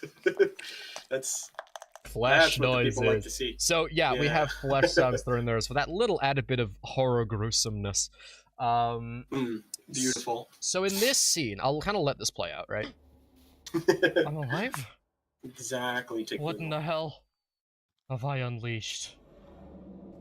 And then already Herobrine is like right at your back. I kept running. Or no, that's a zombie. That's just a zombie. That's just a massive ass spider. I don't know what mod added that, but that I see that and I just go the other way. you just nope. I run to the spooky eyes in the darkness because I prefer that to the giant spider creature. I'm just like, I'm out. You're like, yeah, giant red spooky eyes, sure. Like the eyes across the whole world, all forces that remain in this survival instincts on point. Yeah, surprisingly. I died, but I'm alive. I'm alive, but I died. I died. No, survival instincts. Exactly. But I'm here. That man, he was infected. So a lot of the background noise of the lightning, I had a lot of different monster roars here. These were added afterwards. A lot of the I wanted this as I'm running to just be the chaos, as if everything is suddenly looking at me. The implication story-wise was that he's awoken on this island, and by talking to that man and first engaging with the first entity that lives here, all of a sudden, as that eye stared into him, and the moment he died was the moment where everything that lives here, that was the second they all first notice him, and all of them begin sprinting towards him. Which is why then, Herobrine shows up and all the other creatures. The idea of me playing all the sounds here with the lightning in the background and the roars. Just keep running till dawn. You have the whistle in the background to the left there of the if you play that back, you can hear him. I'm alive. Of the man, the man, the man, as his name is. Yeah, who spawns in and does that little whistle before he comes and hunts you down. That's far off in the distance on the left. But I died. Headphones, you can hear it. I died. Yeah. But I'm here. That man, he was infected. He's alive. I just gotta keep running. Just gotta keep running till dawn. Just keep running till dawn. What in God's name? All of the Minecraft like horror mobs are really edgy and over the top too. They really are. I love them. It's ridiculous. I love them so much. So overly edgy. And I love playing into that. It was just so fun. Adorable. Thank you, Tickwizzle. I didn't translate that at first that you were doing British. That's really funny.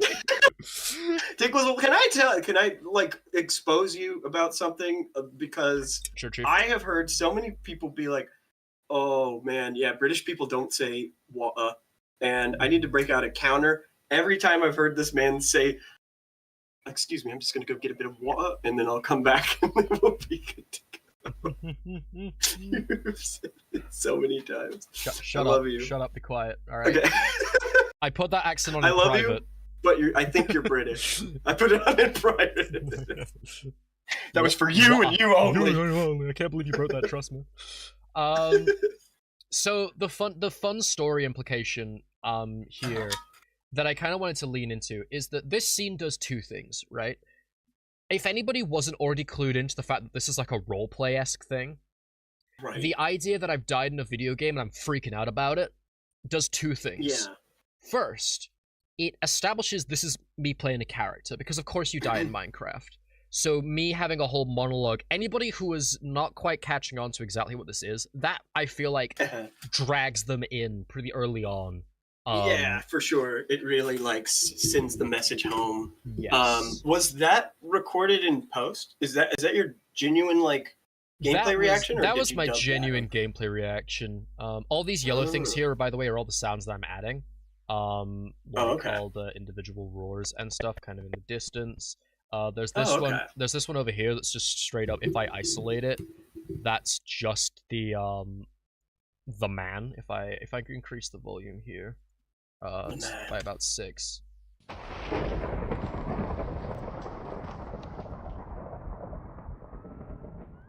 Yeah, the man, like, and his roar is so loud too. It's so ridiculous. I really wanted. I added a lot more chaos here and a bit more of running music, which doesn't play too loudly.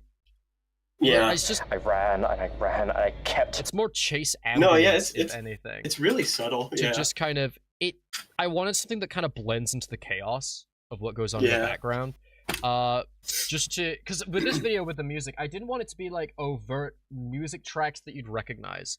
I tried to go to a lot of obscure games you wouldn't quite know the name, because I didn't want everyone to be like distracted by like, holy shit, it's Sans Undertale, while trying to get into like the horror vibe. Oh yeah, the Sans Undertale horror game. Yeah. I recognize that one. Exactly. So I went to a lot more obscure sources for music and ambience and stuff. Dug a hole for myself. Oh, this music. Oh, I love this music. This music. Where is it? Where are you? This.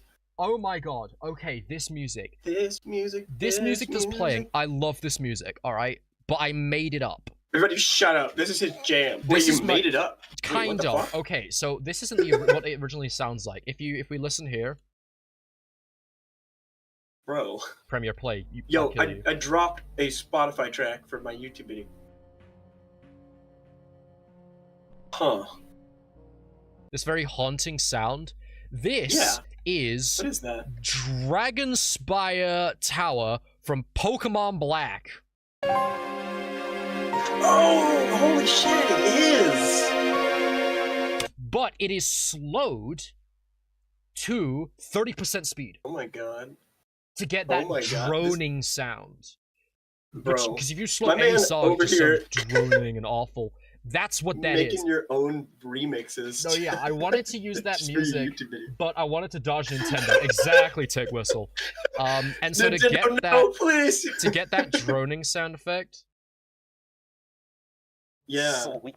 I don't know what's out there, but I dug a hole for myself. This one trick absolutely destroys Nintendo. There. Exactly. Click here. No, Copyright holders hate it.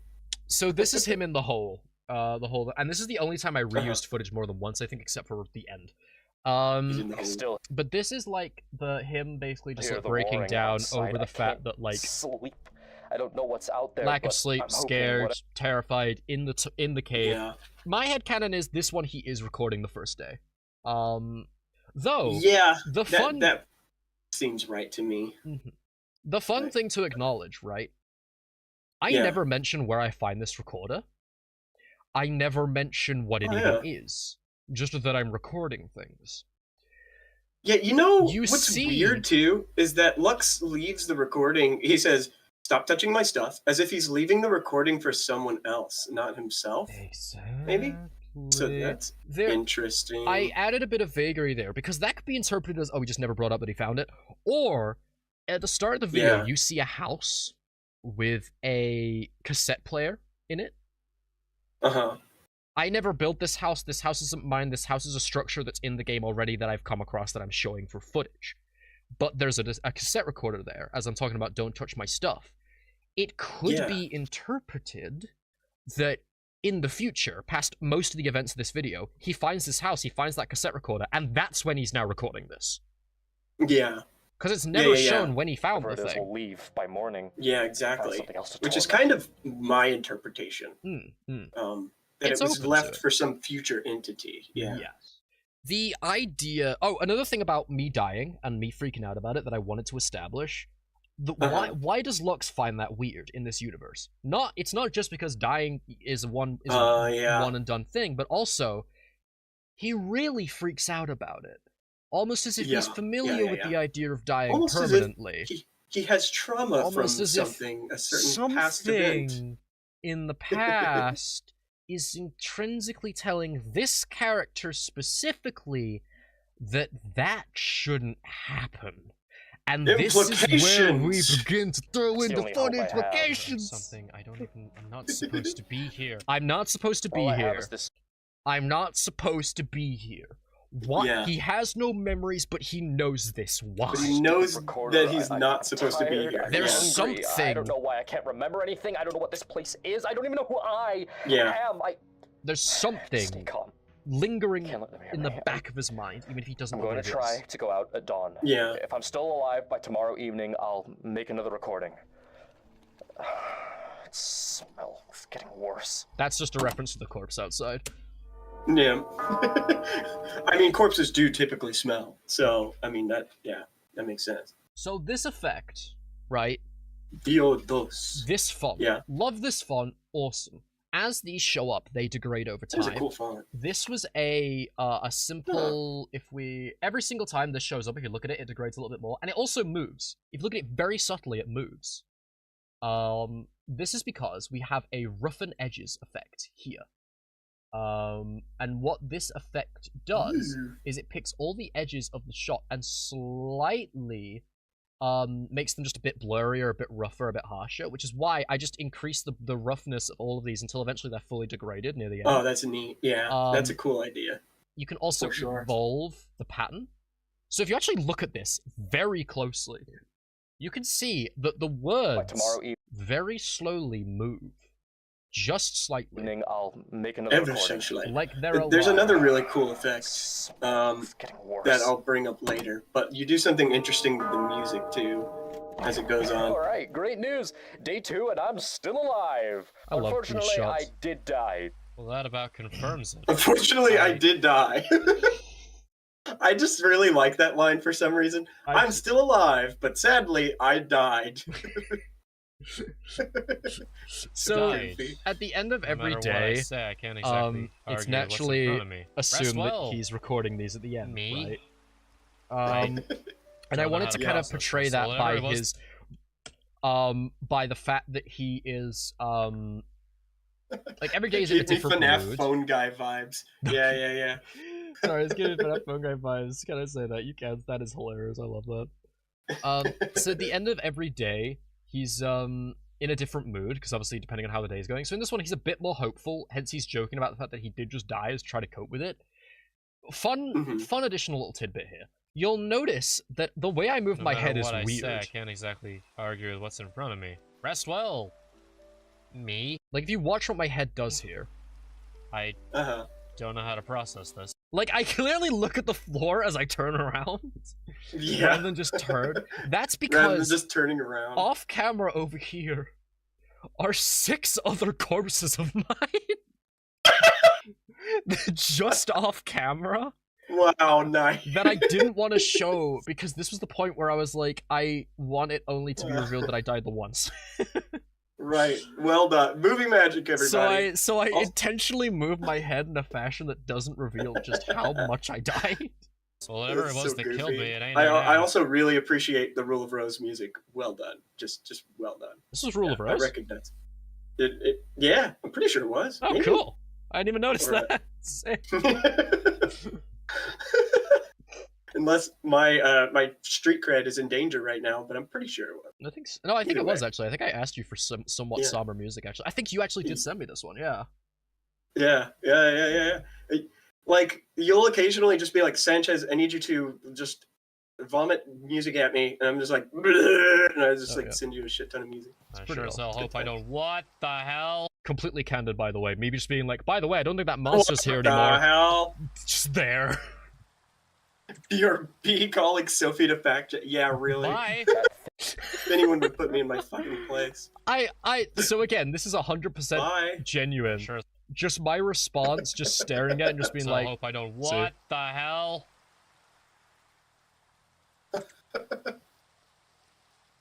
Bye. That thing I saw. I do that a lot. I do that multiple times this playthrough where I see a blatant horror thing and I'm just like, nah. I was covered in the same viscous substance as So that mod is a different mod from the infection one. It's like an entirely different thing. I think by the same creator, but it's technically different. But like they looked similar, so I just said, it took over a body. Let's it's the same thing. Yeah, it looks similar enough. The infection overtook a nearby body, maybe one of the ones in the lab. I was running again. Running and running. I had to get as far away from that. I think it works. Another one of those mutated if anything, the creator has eventually a type. It turned dark. I found myself a cave. It's no home, but it'll do for now. I'm tired, but I couldn't sleep. So I went deeper into the cave and decided to collect some resources. There's plenty of good metals down here. So again, this is just me playing the game like normal. And this, basically, I met a celebrity today. Holy shit! Is that fucking Herobrine? Again, because I didn't know what this mod added. Holy shit, is that fucking Herobrine? Holy shit, is that fucking Herobrine? What did you do? Did you just download a bunch of Minecraft horror mods and just be like, that works? Just on CurseForge, there was a mod pack, like just a bunch of mods all bundled together, so I just downloaded it, virus checked it, and just played it. And so I didn't know what it added, so when I see Herobrine for the first time, I'm legit just like holy shit. And like, canonically, I don't know how to deal with this, because what are the canonical implications that Lux knows what Herobrine is? Holy fuck. Is something that we just don't acknowledge. And again, that jump scare was legit. Don't acknowledge, positive note, but I just think I met a celebrity today? It's just kind of funny that for some reason, the Lux does know Herobrine. for whatever reason. Like, Lux has memories of internet culture? Yeah. For some reason. Alright. For some reason. It's just not elaborated on. They're here, but by the way, they were gone before I could why talk not? to them, so I get the feeling I've lost my one chance to perhaps get answers. Furthermore, I thought I found some rare minerals, yeah, but fuck instead these things. These things are the worst. Yeah, that sucks. Really that slipped you up multiple times. All they do is they drop a thing that is like 1/8 or 1/9 of a diamond. They drop a diamond shard. I hate it. Shard of a diamond. I made myself some armor and weapons pretty easily. That sucks. And it also has the added benefit of like giving you a middle finger when you think you found. At the very least, when I got some good resources on my hands, I can. So this dialogue actually is I changed this while I was recording it. The original line. Make some pretty useful stuff. I made myself some armor and weapons pretty easily. Muscle memory from a past life, who knows? So, I used it to imply that maybe there's something remaining in terms of skills from his past life. Which, to be fair, yes, because, you know, in his past life, he was playing Minecraft. Yeah. Again, lore spoilers. Which will be spoiled at the end. But, so it does make sense. The original line, was, instead, I managed to make some armor and such. I've always been kind of crafty. And then I remembered, I wrote that down. The fucking game you're playing. And then I remembered that they can say in the Minecraft movie, first we mine, then we craft. And I hate that line. So it's like, I can't do that. I can't make that This is like a Minecraft thing of some sort. Huh. Say that again. The hours outside. I can hear the howling. Not just from the surface, it's echoing in the cave. I can't keep staying up all night. It really did echo though, so that's the funny bit. Oh, that's me just there was tons of growling. That's just me. I did add that in post actually, that's one I added. Yeah.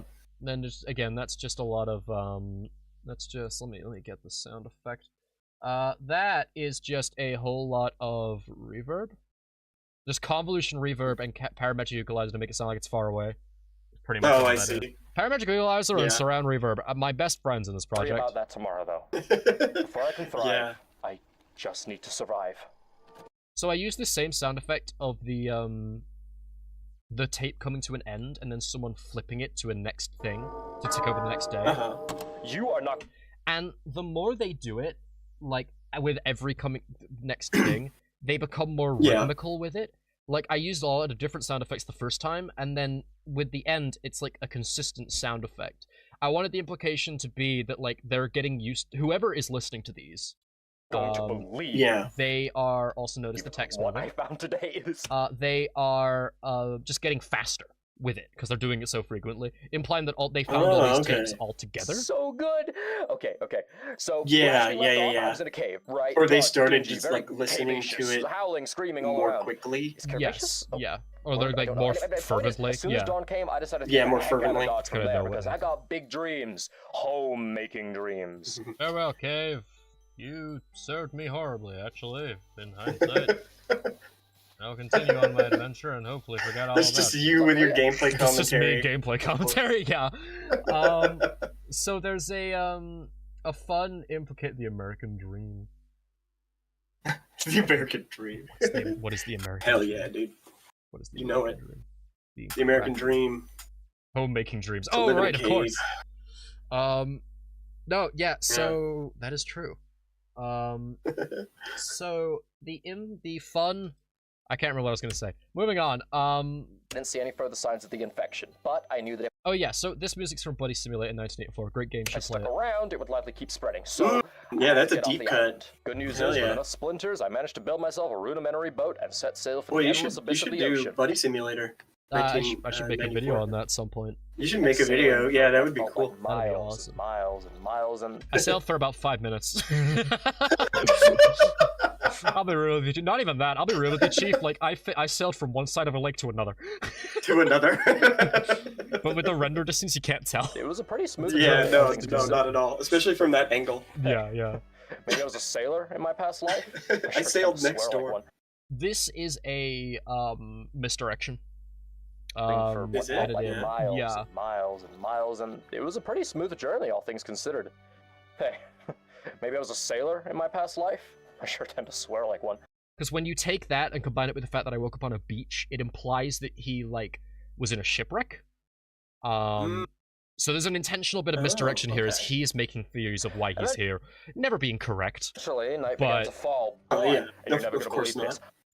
I wanted to keep giving reference to the fact that he can't remember anything. People. And he just keeps making theories actual people. Hello, dude. It could also be that like he's just trying to he's just trying to make stuff up because he too can't remember what he was. You know, so. He doesn't know, so he's just kind of rolling with it. Well, I think they're people. Yeah. From what I can gather, they're either pirates or settlers looking for a new home. Unfortunately, there's a really serious language barrier between us, but I think we found a way to get along despite it. Well, if you can't beat 'em. Language.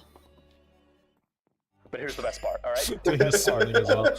I don't know why that villager was doing that. I think he was bugging out in a bed or something. Oh no, absolutely. I'm passing out. They had a spare bed. Relatable. And they were willing to finally so relatable. Let me catch a real night of rest. This is the first time he's had to sleep in 3 days, which is why he's so excited. Yeah. Which was that actually the first time you saved at a bed, like yes, throughout the whole thing? Yeah. Oh wow. It's implied the other 2 nights he just stays awake the whole time. He hasn't slept in 3 days, which is why he's so hyped. Which is why he's in such a good mood today. Away from the shore. Yeah, I mean, I would be too. Like, holy shit. Granted, a little bit cramped. Okay, this bit I love because again, this is him lying. Because if you listen, I put a bit of parametric equalizer on what my gameplay audio is while he's talking over it. But if you listen to what he's saying and what the VHS is saying, it tells 2 very different stories of why I leave. And this was again intentional. I really like this. But again, it's just parametric equalizer just to muffle what's being said in the game.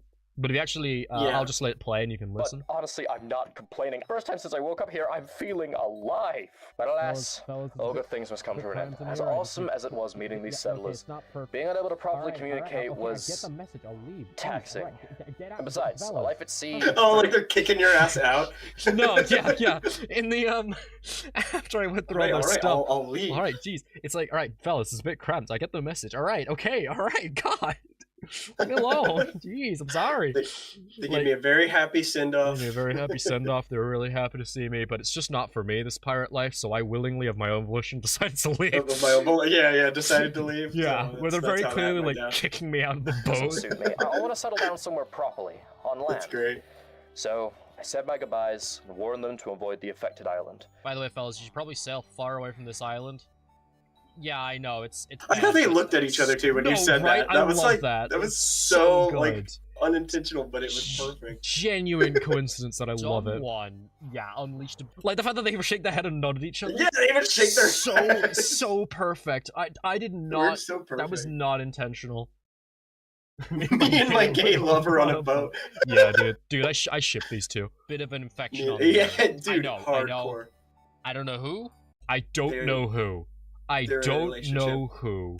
I don't know who. Yeah. And right now, I'm in the boat. Could be anyone. Because this man is not taking responsibility for his action. If I'm lucky, no, for I think anything. I can follow the shoreline, and maybe I'll shack up there. I do like the implication that Lux is like he's serious at times, but he's also a very silly character. Yes.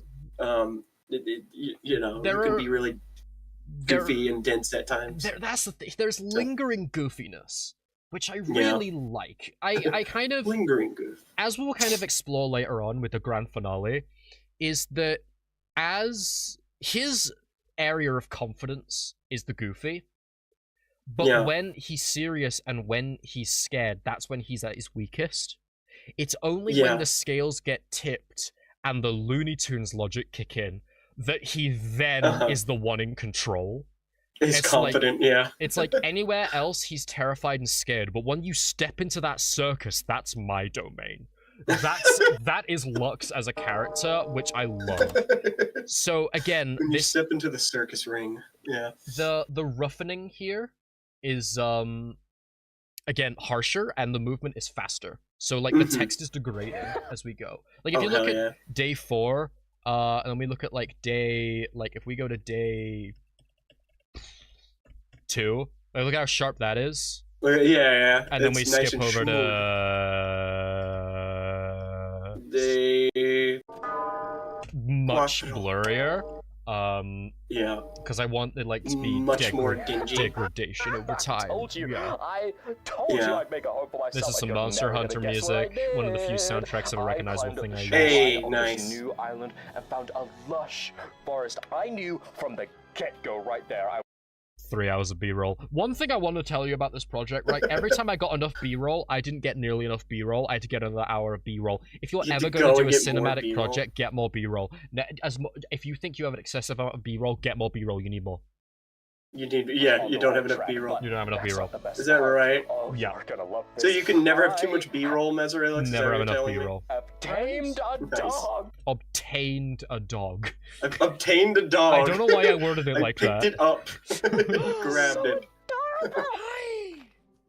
Hey, buddy. I love this little guy. You and me are gonna be besties. That feels genuine too. Oh, that's you know legit. what I mean? Like, that's me just playing. That's legit. You finding a dog and playing the game and being enthralled. I'll be totally real with it because like he has so many new animations. He's wagging his tail and stuff. Like I'm legitimately just happy with it. That is cute. Those animations are really cute. So Chat, can we start a Patreon to get Maze a dog? This man needs a dog so bad. I can't look after a dog right now. Please don't. I would love to have a dog, but Your parents will understand. I'm not in the life situation right now to have a dog. Yeah. Like nobody would understand. No one would understand. And everything. Oh, but first we gotta find a good place for us to live. After they began following me together, we found a clearing. Yeah, that's so real. I think this is the place. The place where I want to set up my home. God, I want a dog too. If you actually look at the map in the top right corner, you can see the lake and you can see the forest where I got the dog, and you can see I walked 5 feet forwards and went, yep, this'll do.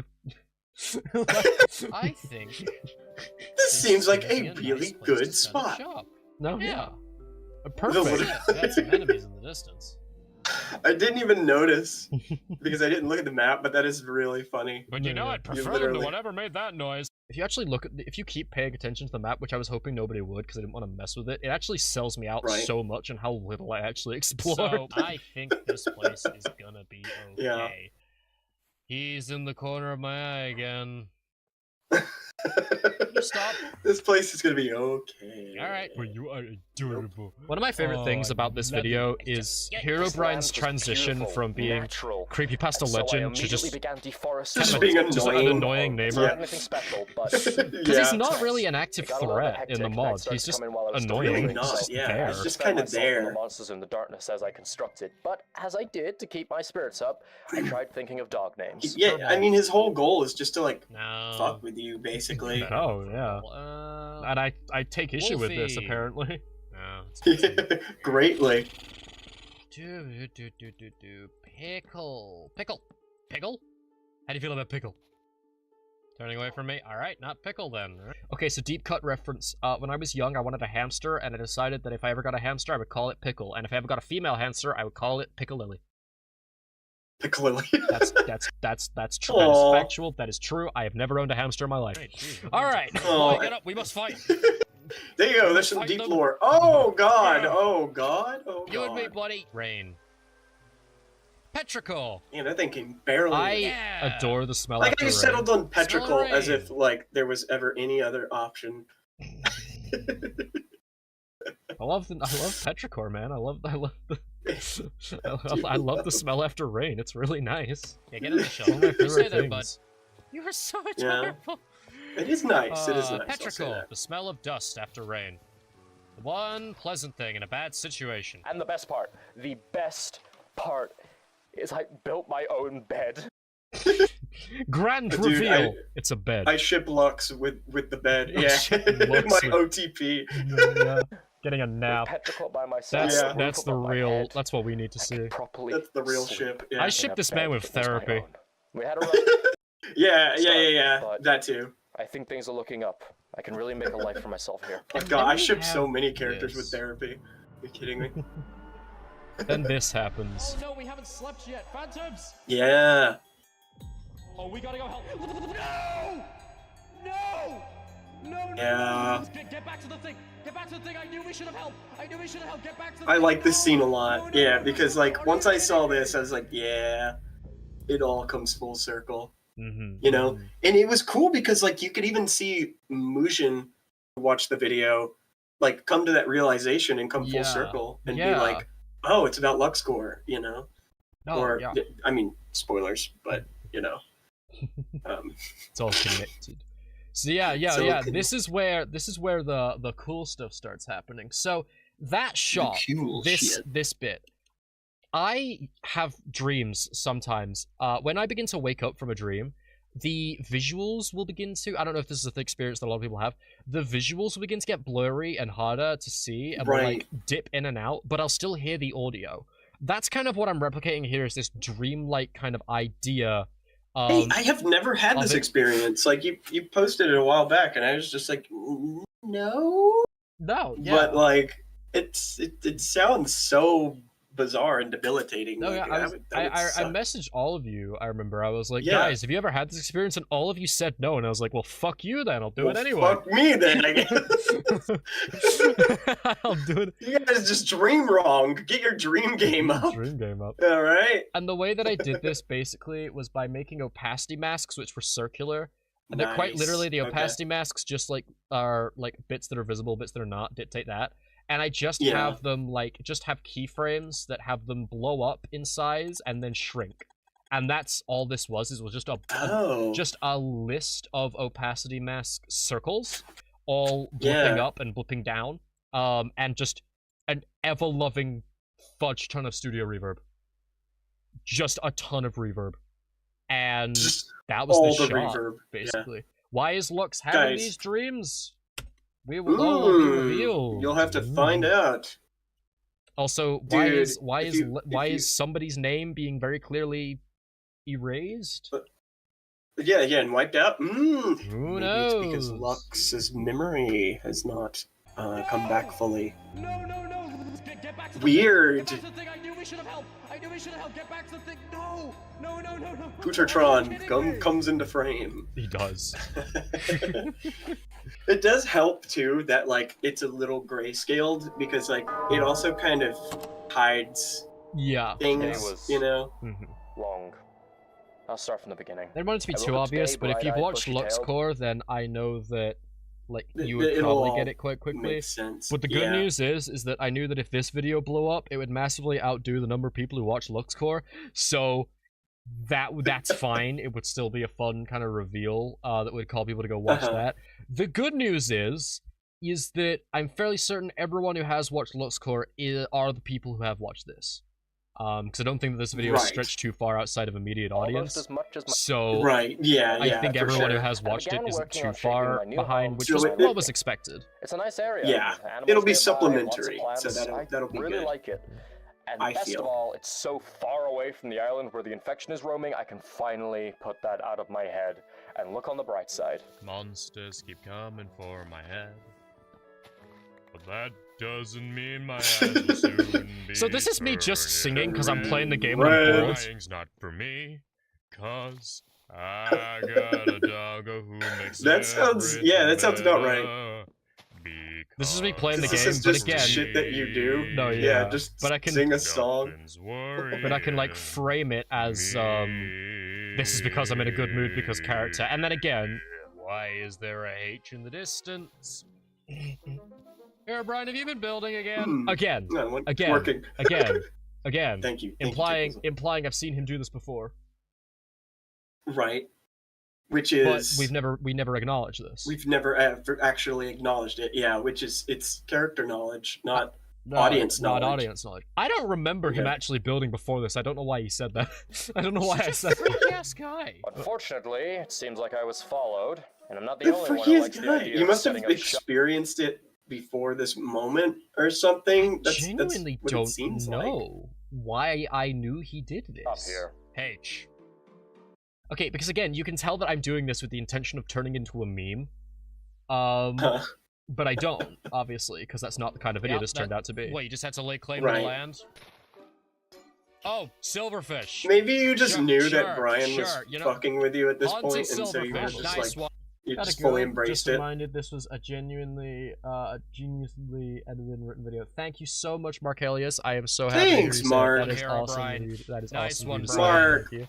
What the? For sure, we love you. What? Thank you, Mark. What? Oh. So I added the Enderman teleport sound there, actually. Where are you? Because the game just does it with no sound. No, hang on. Did that just silently teleport you? No, yeah, it's really so jarring. weird. I needed to add it so that it was obvious what happened. Creepy-ass house? Without it just people just thinking that was a weird-ass cut. I've decided to dub him, Brian has a vendetta against me.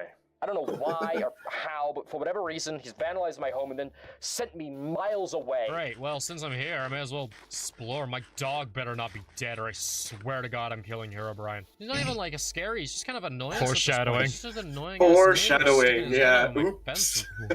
Snooping in on my goddamn business. Oh yeah, this is the second time that I just... Oh my goddamn business.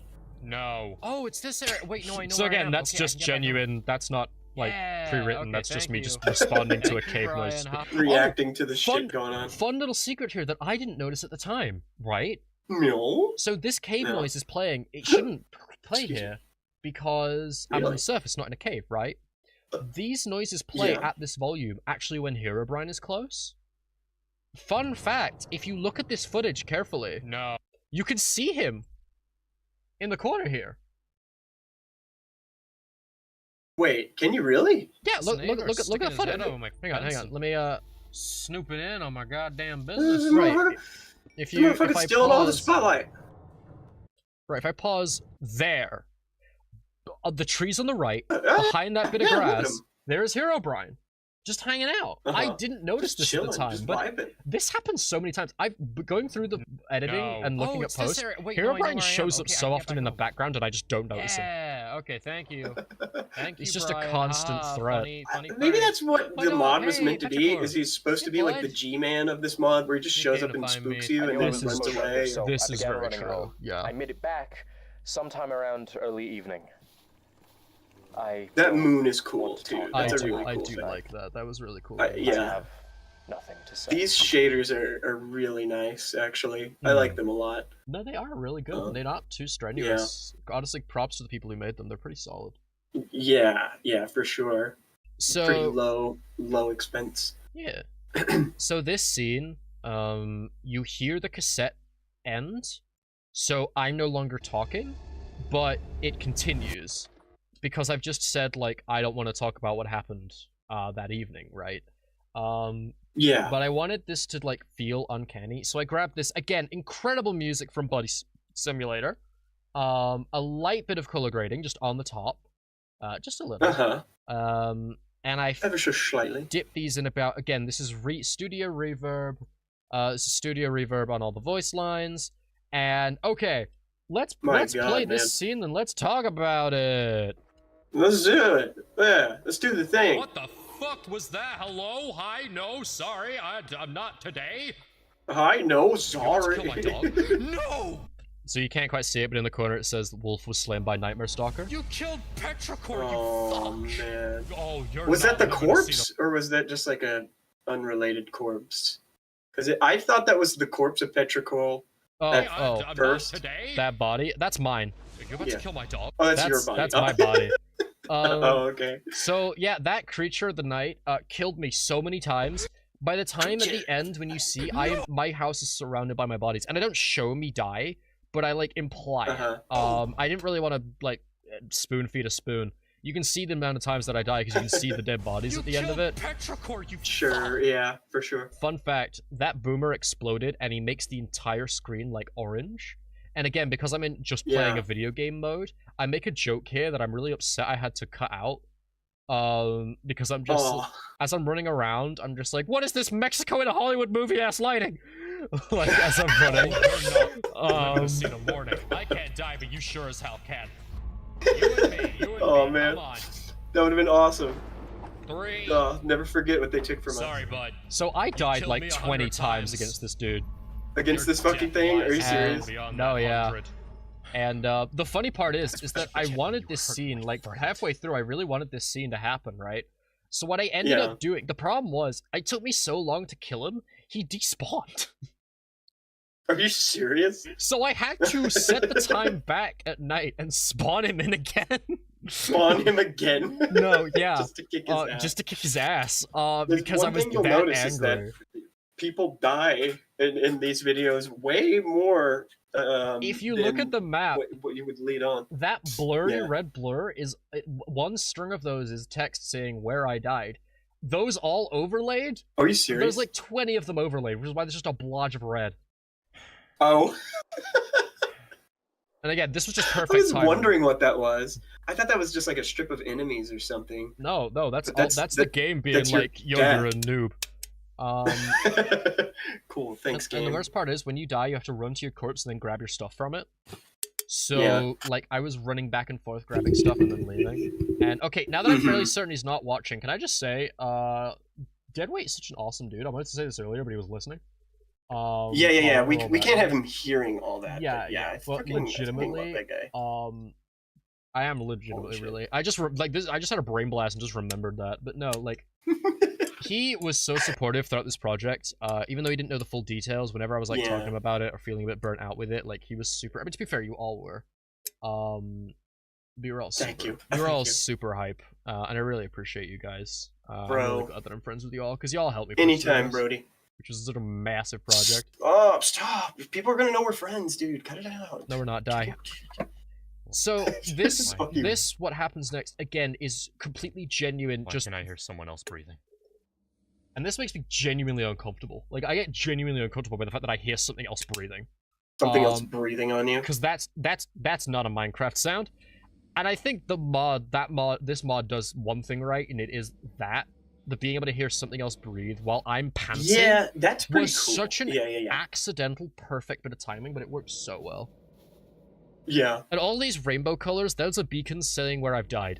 My house is telling surrounded you where by you died. Yeah. Surrounded by corpses. I'm surrounded by corpses. I didn't touch that. Which I will say, the little rainbow cubes kind of are kind of goofy and take you out of the experience, but it's not too bad. It's fine when I'm not looking. It's just one of those weird video gamey things where, like, if anyone else was watching it and didn't understand Minecraft, they'd be like, "What the fuck is that?" No, yeah, right. You know. In the morning. Yeah. But that's just how it is with Machinima. So Day 6. A fun thing here is I wanted to articulate how upset Lux was. Having him come across something absolutely terrifying, knowing that somebody is messing with the doors to his house and is breathing outside. And he's just like, I'll deal with it tomorrow. Because he's just not feeling it.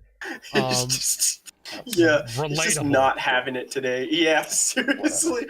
So relatable. I'll deal with it in the just like, there's trauma in my life that is really upsetting me. I'll fucking deal with this tomorrow. I hate it. So not have the energy. No. So I just put this footage here because I couldn't think of anything else, I'll be real. Because it was better than just having a black screen for 20 minutes. That's fair, yeah. My head and forget the invasive feeling of its knife in my stomach. So yeah, naturally this is all after the cover. Like afterwards. To get my mind off it, I guess I'll give somebody a little yawny boy. Somebody already getting sleepy. Shut up! It's 10 in the evening. Working on my home, I decorated. I gathered some more resources so that I could expand. Some would say it would be psychologically messed up to live in a place that is quite literally surrounded by your own corpses. Yep. Screw those people. Yeah. So this is the part. So I think it's from here onwards. Actually, is when I begin to be like, okay, this is the recording session. I think 3 recording sessions in, where I'm now like, this is going to be a like larger cinematic video. And so I start thinking in character in the dialogue from then on. And just the idea of this guy being like, man, it would be kind of screwed up to do that. Because he doesn't know what to do with it. So anyway, it's just really funny to me. In that abandoned house, no, it's great because like it's in character too. Whatever, it's unimportant. Point is, you made Tickwizzle yawn. Hell yeah! Get wrecked, noob. And again, like being the in-character, unreliable narrator of, did I even mention I got seeds at that house? Not important. There's a farm now. Deal with it. Sure. Just kind of done. Shows up sometimes. Watches me as I work. Ryan, fuck off. Like he's gloating. But if you made like a word bubble, like you know how you can make like those graphs that like show words and their usage, like how often they were like picked by people. Yeah. If you took the script of this video, put it into one of those, and made a big thing, the biggest words that would be prevalent would be "fuck off, Brian." Like, yeah, no shit. I don't know when I started doing this, but the subtle movement from Herobrine to Brian, was steep and happened very fast. I don't remember why I started doing that, but I really like that it just gave it its own identity. As a character. It just became its own thing. I think at some point in the video, you just, or like, I nicknamed him Brian. Because it was funny. Or something. Okay. So the music here. Couldn't sleep though. Not while there was something outside my house. Still breathing. So I wanted to give this thing... I'm being forced to watch this stream by external forces? Hey, Curvy Miles! Send my regards to the external forces. Oh, sweet. I hired the external forces to thanks, force you to watch this. Yeah. Sweet, it's working. I appreciate. Welcome. We're breaking down this stream. So this bit of music, I wanted the arrival of, it's called the Knocker. I just kind of called him the Stalker in universe. Oh, is that right? Yeah. The Knocker. Yeah, that's what we were saying. Like, all of these Minecraft horror mods are so edgy and just like, they feel like weird creepypastas. You know what I mean? Yeah, that's what they're designed to be. It's fun. Yeah. To make that... She's the one who knocks. You know? To make that effect of the music doing the whole... Like, I wanted it almost to feel like an otherworldly, like he's breaking the video itself kind of vibe, but not go too hard that it's intrusive. So the way that I did this was I basically just grabbed a bit of this song. I just grabbed this note, and then literally just copy-pasted it, and then just did that over and over and over and over and over and over and over again. So it would just... Holy shit. Would just play that tone over and over again. Oh, dude, and now are you twerking, Tick Whistle? No. Hell yeah, that goes hard, Observe. Dude. Exactly. As it slowly fades away, which is how we got this fun kind of effect of it just kind of fading off. That is cool. What God's name is that at the corner of my eye? Some viewers thought that I was referring to these eyes. I think Mushin thought you were talking about that. Which is really funny because it's completely ignoring the way more horrifying thing. The way more horrifying thing, not center screen, just staring at me. And I gotta say, I do like his design. It is uncomfortable. Like, if I saw that... It is uncanny, and it's pretty upsetting. If I saw this, like, if someone added this to... That it never blinks. Like, a Minecraft server that I was on that I didn't know, and I just saw that staring at me in the distance. Oh, no, I'd be horrified. Yeah. That would fucking suck. I hate that it knows where I live. I hate that I can still hear the rattle of its breathing. Don't mind the narrator going full edgy real quick. No. It's all about the goofy boy. This might be stupid. Again, you can tell this is me just gameplaying. Because I'm just like, for sure. Little shit, die. Go on. Because he has a fucking gun. Go on, yeah. I just, and he has a knife. Like a full-on knife here. Full-ass knife, yeah. That just shanks me. British versus British conversation. Oh no, British v British. No. That it Colonel, I'm fighting myself. And I had to come back. Again, the looks called lightning sound, but then played in reverse for the revival, and it's gone. It's gone. Oh, that's a neat effect. I really like that. Yeah. Here's that thing. Also interesting how it doesn't say Mazeraylux. Like, if you look at the text at the bottom, it doesn't say Mazeraylux was killed by the Knocker. It just says Mazeraylux died. Like, it's programmed so that the game doesn't acknowledge its existence, which I think is kind of cool. That is neat. Yeah, that's weird. My corpses are starting to smell. I'll burn them all in the morning. You think they're smelling now? Wait till you burn them. No. Then they'll really smell. No, yeah, right. That's gonna help. I liked throwing in subtle bits of horror and kind of body horror and gross out like horror in the narration. Just to really nail in that this is a guy just surviving. And having like an existential crisis of having to deal with like his own bodies and not really corpse. Not really knowing how to deal with it to the point where he's just not touching them at all. Just leaving them there. I mean, like, if I was like in a cabin and suddenly my own corpses were strewn around, that would be horrifying. Oh yeah. I managed I would hate to that. get a little bit of sleep. Not a lot, but enough. I've decided I can't just wallow in my fear. So, I wandered out into the forest, and I got a new dog.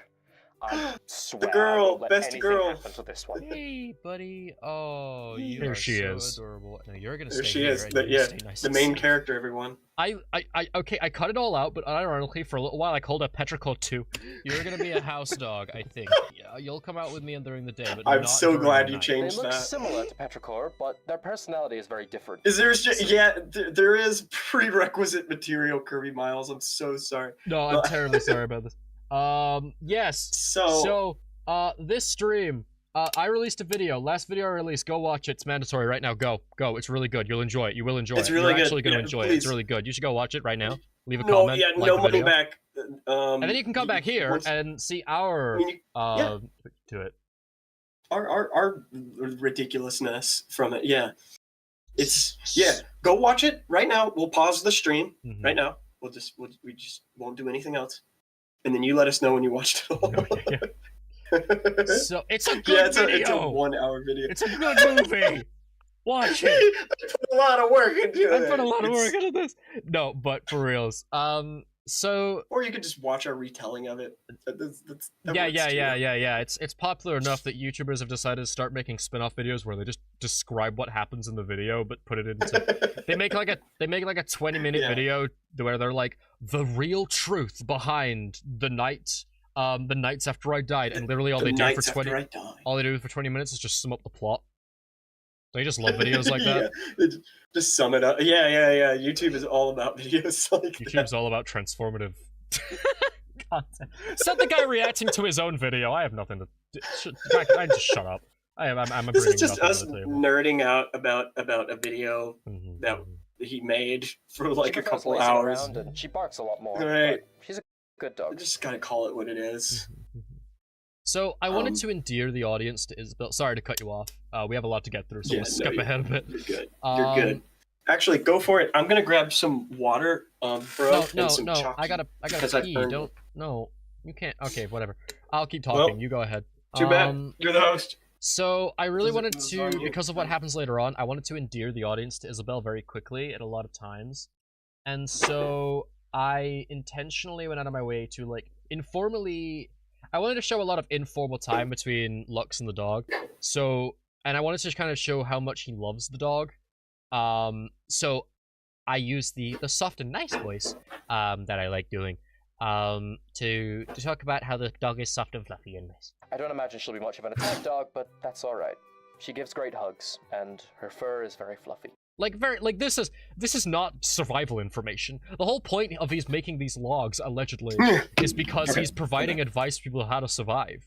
He's not doing that. Like, all he's doing is just being like, I love my dog, it's fluffy.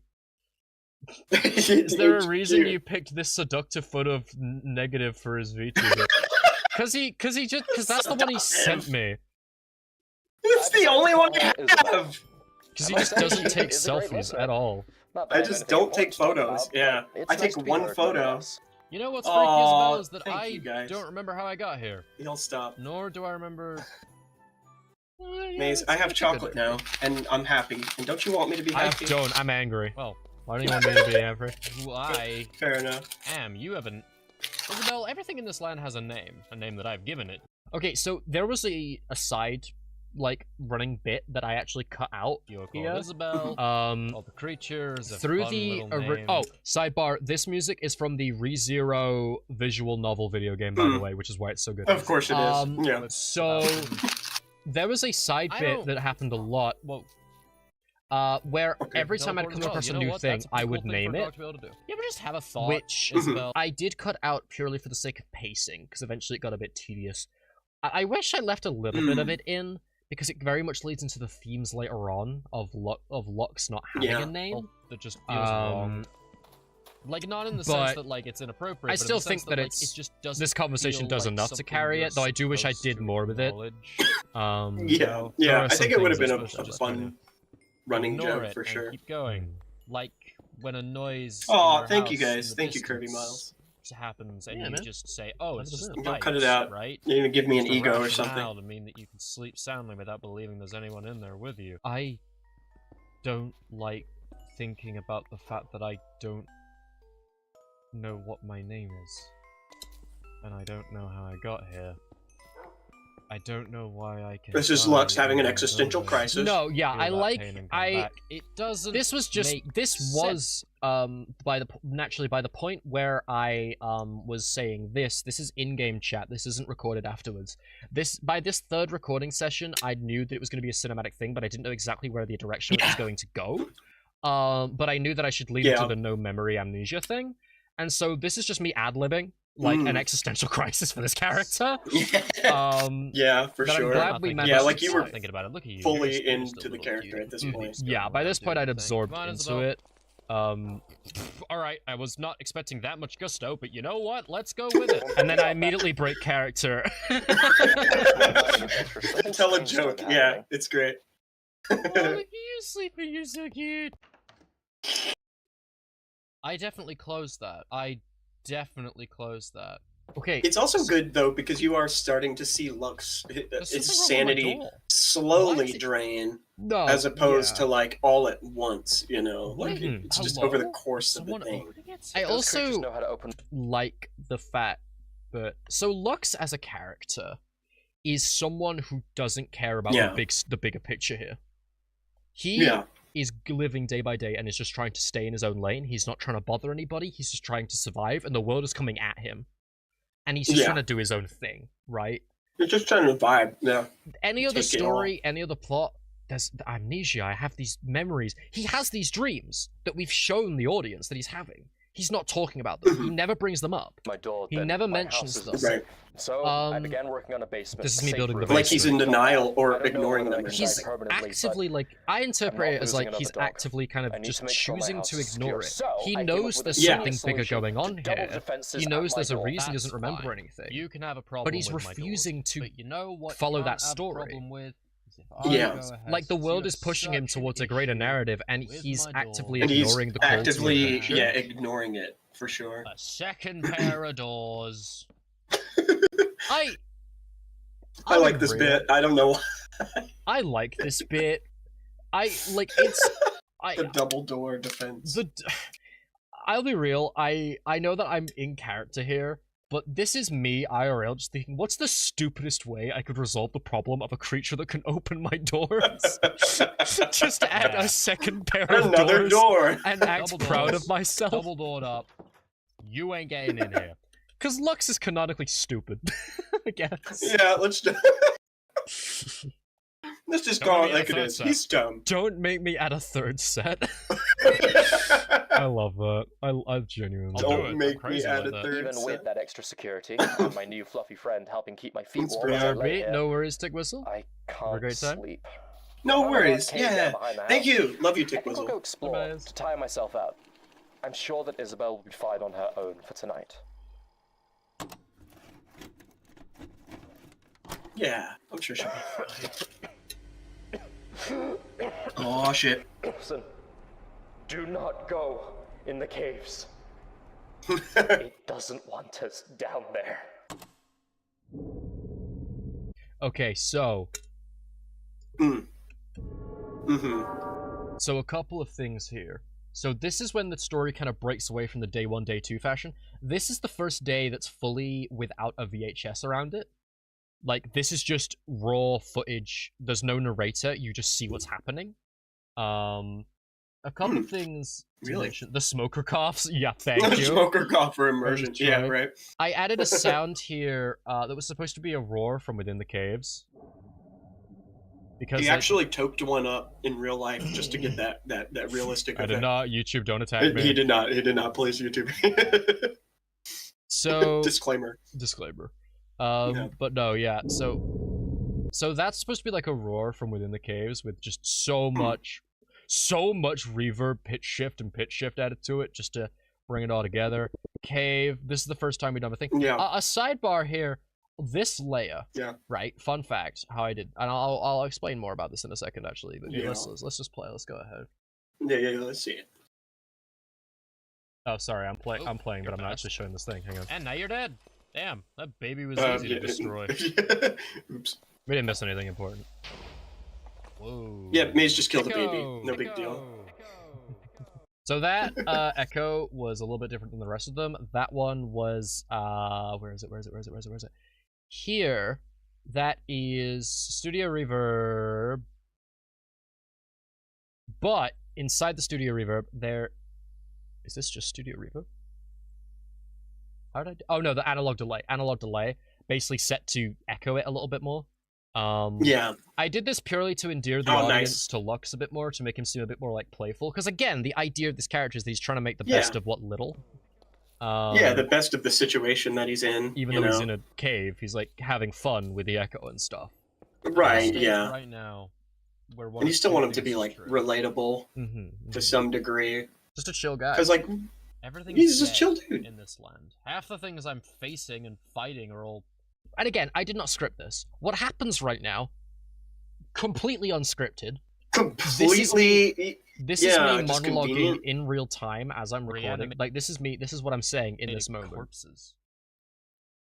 It just coincidentally happened when the cave dweller shows up. Aside from fucking Brian, what the fuck is that? Like me being like, wow, there's nothing here in this land. Everything's dead, and it's just me and Brian. Holy shit! Fuck! It's not dead. It's very much alive.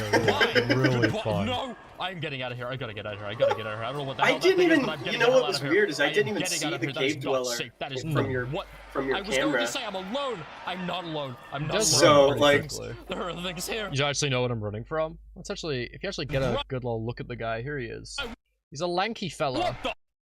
But again, I didn't know what this doodad was. I think YouTube compression kind of fucked that up a bit because it was a bit dark. YouTube compression can suck an ass. Suck an ass. Because you know what? Let me reveal something. All right, when we get deeper into the cave, okay, I increase. I go out of my way. I have an entire layer here dedicated to increasing the exposure by 1.8. I said 0.7 was a lot earlier. 1.8 is huge. With a slight increase in contrast. Above this second layer is a mask that purely goes around the what is it? The map and the inventory, so that they aren't lit up, so that it's a bit more seamus. But literally, you know the mod he's in? Yeah, the cave dweller mod. Nope. It's really cool. But yeah, I added a mask so that all of this is increased. This is increased exposure. Except for the map and the my inventory bar at the bottom, because I wanted is insane. I gotta get out of here. I gotta get out of here. I wanted it to be seamless, because if the map was bright, then it would be obvious what I'm doing. Right, yeah. I was going to say I'm alone. I'm not alone. I'm not alone. There are other things. No, that's a nice attention to detail for sure. Oh, it's Diamond's here. That's always cool. Oh, I'm just going deeper into the cave. It's Diamond's here. That's always cool. Oh god. Just the casual, just like, oh, well, things are looking up. Cool. Yeah. Just run. Where am I? Am I safe? Am I good? Is it gone? There's something in these caves. So you can clearly see with the like how the cobblestone is a bit blue, like how it's the exposure is higher. You can see how it's working with what little it has, so it's pushing it a lot. That was smart. Here you can see. Actually, usually I forgot to fix it's pretty bright, yeah. Every other time I've pulled up my inventory, I brought it down. This one time I forgot, but you can see how bright it is. Yeah. It waited until my back was turned, and then it just ran at me. I mean, it happened so fast that like it didn't even occur to me when I watched the video. So smart. It's no biggie. Hang on, did that? It snuck up behind me. Hang on, did that flicker? It waited until my back was turned, and then I think it did. Ran I think at me. Slightly flickered. Was that a glitch in Premiere or? No. Oh no! Don't tell me. You have to delete the whole video now. You have to delete the whole video now. I have to delete the whole video now. Wait. Is there a bit where it's not? Hang on. Is there a bit where I think it does flicker briefly? Is there a frame where the footage isn't seamless? I swear to God, if there's a frame where the footage isn't seamless, I swear to God, I meticulously went over this so many times. There's no way. There is it's no gonna re-upload the whole video. Perfectionism, final boss. There's no way there's a frame where it's not connected. It's like, you're like, I got rid of all these fucking ants. You're telling me there's an ant still in my kitchen? Just walking around? This is bullshit. Where is it? Where is it? Where is it? Son of a Oh, I see it. Yeah, there it is. You. No, that's two whole frames, Sanchez. That's two whole frames, chat. Where only the map and my inventory is visible. That's two. Oh, is there a way to go frame? Is there a way to go frame by frame? Is there a way to go frame by frame? It's got to be, right? You got to be able to scrub through it, I think. Okay, hang on. Smart. It snuck up behind me. It was... Grubby zoom. Oh, did you see that? Yeah, my back was yeah, the flash. That's it. I'm giving it a dislike. No, dude. Oh, it's so obvious. I hate it. God damn it. Yeah. Downvote the video. Oh, it's ruined, dude. Yes. So okay, actual, real, proper, genuine diamonds. It's fine. Okay. Oh my god. Fine, are you cool if we skip ahead a bit? Yeah. For sure. This sucks. Because there's not much to say, honestly. This is just a cave adventure. If you want to see what happens in the cave, you can go watch it. Cave spelunking. This is just. This is me just. This is just like 5 minutes. And rob Curvy Miles of your cave adventure. There's one good bit here where like the music's playing and then I intentionally stopped the music. Yeah. So this was an intentional decision. If you listen very close to the ambience and the music here. This place sucks. Alright, I have a strategy. This place sucks. And there he is, he's back. So the music cuts off here. And the reason why I did, if you listen very carefully. Yeah, this place sucks. Alright, I have a strategy. That bit right there. Yeah, where it just it stops. The reason why it stops there is because I left the music going and I wanted the moment where they see it to be the moment where the music stops. My best interpretation of when they would see it, because my camera's facing over here, but it's in the corner of my eye, is that moment where it goes from like a stationary stance into a like attack stance or something. Because the human eye is best at noticing movement. So I figured that movement would be, if you didn't notice it immediately, like it's hanging out and then that moment where it turns around, I think is the moment when the eye is then drawn to it. That's when I cut the music, because I wanted the moment you see it to be the moment where it's tension. No, yeah. That makes sense, for sure. Alright, we're just gonna not make direct eye contact with it. Bro, he's just standing there menacingly. No, legit. Oh, you fucker. Scary. Don't make me you fucker. And he does get closer. He does get closer when I look away, which I... He does, yeah. Oh, it's following me. It's chasing me. It's chasing me. Yeah. I got nowhere to go. I got nowhere to go. Like I try to block myself in, but I'm not fast enough. And I just... Right. Get out of here, you creature. Oh, Jesus. You damned creature of the night. Nope. I don't know how his like AI is programmed to behave, so like... I have no idea. That's the thing that's scary about these mods in question, is that I don't know what they're capable of. So as I'm running, I'm just like, I'd rather die. Because like, what else can you fucking do? Again, total This scene was amazing too. Yeah, this scene, again, coincidental. Like, I jumped, I generally went towards the cobwebs and did not expect to hit that clutch, but we roll with it. And then this is when all hell breaks loose, and I like this running scene just because this is the moment where, like, I'm running through these caves, and everything starts running at me. I'm alive! Yeah, well, it's cool too because like it's like a scene from a movie when like somebody trips on a twig and like the monster's coming. You know what I mean? Like, and then I start running through this area. There's a spider coming after me on the left. Like, go. Just a giant ass spider. Yeah. I start running into Shrieker territory and a warden spawns. There's just a spider there. I run through here. I start sprinting. Oh. You can hear the warden wake up. I am surrounded by this thing. I'm surrounded by this viscous.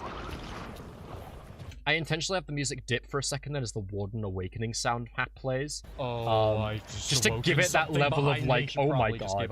And to have that tension. But I can't. My only way. Sometimes it's just nice to listen to your voices. You should commentate things. It's chill.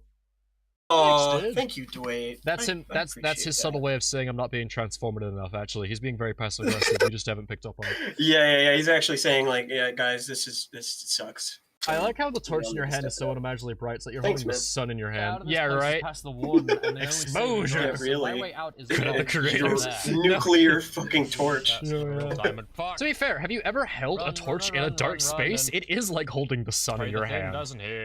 Is it? You know what? I haven't, Mazeraylux. Dude, if you're in a cave and you're holding a torch, shit's bright, man. How many situations have you been in where you're holding a torch in a dark cave? I have a long-winded and elaborate backstory. We don't have time for it today. Let's go. Okay, alright. Yeah. That'll be next stream. Okay, it's stupid. Okay. So this is just a whole bit where I just sneak out of the cave. There's a lot like British people, man. No, British people. I spend like an hour down here in footage. This is cut down so much because nothing interesting happens. It's just me sneaking around. You just say... I don't know why that was held. British derogatory. British derogatory was held for review? That's hilarious. Yeah. Me. Whereas YouTuber derogatory is allowed. Yeah, right. That's someone works at okay. YouTube. Gonna get the hell. Okay, so here's the deep cut for this shot. So by this point, I realized that Brian can possess mobs. Fucking dare, Brian! So I do die there. I cut Despite it out. running and trying so hard, yeah. Yeah, so I cut it out of the video. The implication is just I break my legs or something. Yeah. But in actual what happened in the recording is I fell off and died, and then I had to respawn back there, to continue trying to escape, to continue the moment. He just walked up. Oh, of course, he's hanging out with Kid Brian. Him and the warden are in league. Oh, familiar sights. That's also kind of foreshadowing too. No, yeah, right. You know. Oh, okay. I just got to get past you first. Again, not scripted. Did It's not the Incredible put him Hulk. there. This guy just showing up as like a final battle to escape the cave was a really fun way to finish off this arc. Yeah, I would say so. Yeah. Yeah, I sure. fight him for a bit. He dies. We have this really cool bit, which again, not scripted. We dance, we sing, we kiss, all that stuff. Oh. This part was not scripted. No, not scripted. That just happens. I head out, huh? Huh. Yeah, you would. That just happens. I've never been so happy to see the sunlight. I'll tell you really glad you guys really enjoyed this. Thank you, Dwayne. Thanks for coming Yeah. I don't know what it is, but I sure as heck am not letting that get near my house. I immediately began using all the raw metals I found down there to build a defensive barrier. So, with iron bars and a minefield of bear traps. So this was a joke I came up with that was one of the few times I actually got into creative mode and gave myself stuff. Just in case anything gets too close. Just because the idea just of it for was, the funny. Just because the idea of this was really funny to me. Yeah. Just completely unnecessarily adding a ton of defenses. I am not going back. I then had second thoughts about the bear traps and removed them. Like that I just thought that would be a funny bit to have. No. If and when it is for the funny, it is totally okay to break the rules. I need to go to bed. I'll update tomorrow, probably. The golden rule, Maze, for the funny. For the funny, always the funny. Always. Hi, I'm alive, not dead. Sorry, I know I skipped a lot of days. I said I'd update the next day. I'm really, really busy. And to be honest, I've not been the only one. Those creatures of the night, I swear, they're getting smarter. Again, I don't know why this is a thing they do. Are you eating my fences? So I want to point out, right? Yeah, that's weird. I don't know why that mob does it. Fuck these things. Right, these mobs, like there's a mod so mean. that adds a whole bunch of like new types of zombies. Most of them are really cool and it adds some new boss fights and stuff. This one zombie sucks and I hate it. Because its whole thing, not only does it eat your decorations, right? But it flies around. Fuck that. It flies around faster than any other like normal Minecraft mob. Minecraft is not a hard game combat-wise, right? I'll update you on what's been going on. It's very simple. Very straightforward. You can avoid most mobs by walking backwards. These horror mods make things difficult by making super fast things. But like even the cave dweller sprinting directly at me, I could run away. He's more so just like an annoying neighbor. Oh yeah. Also, Herobrine was in the corner just then. Surface because you know, Brian keeps showing up and staring at me, which is really fun compared to everything else. And he's just there. He's just vibing, yeah, because that's what he does. Nighttime. He's more so just like that flying zombie. What he does is so, he's not entirely he sprints he's a good after listener, you, given that he's mute. Brian, do you think flies down, avoiding the problem, and he absorbs your health when he bites like the problem of me not having any memory. Oh, okay. One, don't knowing why I'm Huh. Which, so he heals from eating. He heals full basically. health. He hits you once, he gets full health. So he flies down, runs at you, deals a bit of damage, and then flies up into the sky where you can't shoot him because, again, he moves faster than most mobs. The Phantoms in Minecraft are a default Minecraft mob. They suck. They're annoying, but they're slow in the sky, so you can shoot them down with a bow, realistically. They move around slowly. Yeah. They're annoying to deal with on land, but with a bow you can deal with them. That mob, no. He's a pain. No, he can just outrun you. He just sprints around, and I hate them so much. I don't know. Also, with the music here, as I'm talking about the outside, and the fact that I don't remember how I got. Gotta head out since it's getting late. I will definitely check out this video though. Yeah, thank you, Kirby Miles. Awesome. Please do. Have a great it's an day. awesome video. Thank you so much. Have a wonderful rest of your day. Yeah, absolutely. You better. So also, yeah, can I just say, bit, I do anyone who designs a boss that like heals or whatever, or can heal itself, fuck you. The lowest pit of hell. No, genuinely, yeah. This should not be a thing. I this is facts you're speaking. Rest of the mod, I love it. That specific mob and the ones that heal themselves, screw those guys. Also the flower ones, they do it too, and they suck. Then fuck that, yeah. So when I'm talking about how I want to go home, I do intentionally pitch shift the story here. I do intentionally like pitch shift the music, I should say. Just as I'm talking about it. And only bring it back. Sorry about that jump scare. Only bring it back when I then say I don't like talking about it, implying that like that's not a subject he's supposed to be talking about, and everything returns to normality only when he then goes, but everything's fine, right?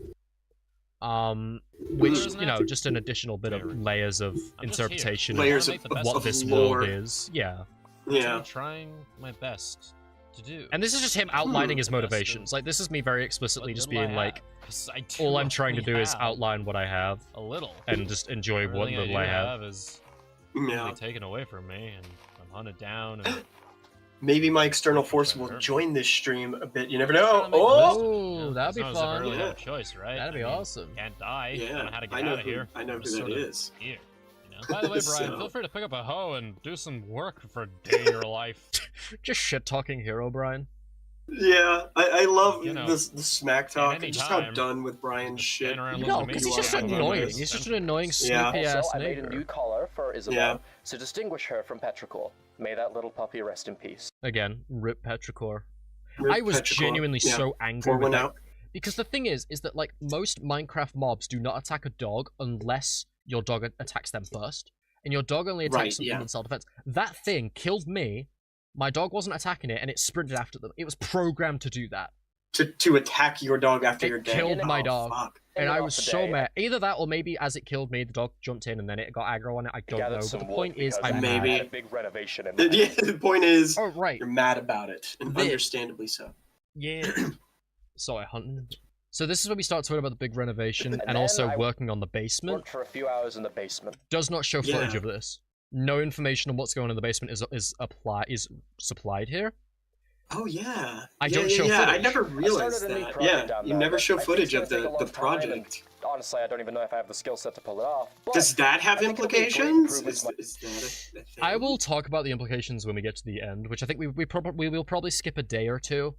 Just to get near to the end in a minute. Arsenal that'll hopefully be. But the problem with this video is that it's so dense with stuff happening. I feel like if we skip it, I'd be doing something injustice. After tiring myself down there, I returned to working on the house. I know I said I was renovating, but honestly, I think it's more accurate to say I was building a giant if there's something to stare down my enemies from afar and ensure that I am never caught off guard again. Also I have tinted windows because they think they look pretty. Pretty. I really wanted to have at least one bit where I go full angry building, and then also I like these windows because that was just they match the decor. They match the decor. Just the humor of that was really funny. Brian, if you're around. Oh, this again unscripted. Rank my crib. That was so good. Stick in the mud, asshole. It can even be a rank. so my reaction to that was entirely unscripted. What I did do, I will admit, is I stick in the mud. I laughed about it for a good like minute or two, and it was only like I then ran off into the forest, started cutting wood and doing other stuff, and then I said stick in the mud, asshole, only give me a rank E, because I laughed about it for so long because of how like perfect that setup was. Perfectly timed it was. So yeah.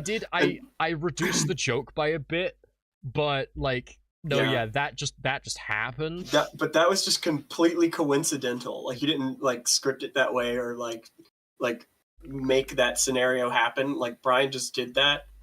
That was a thing. That's great. The thing he did. So funny.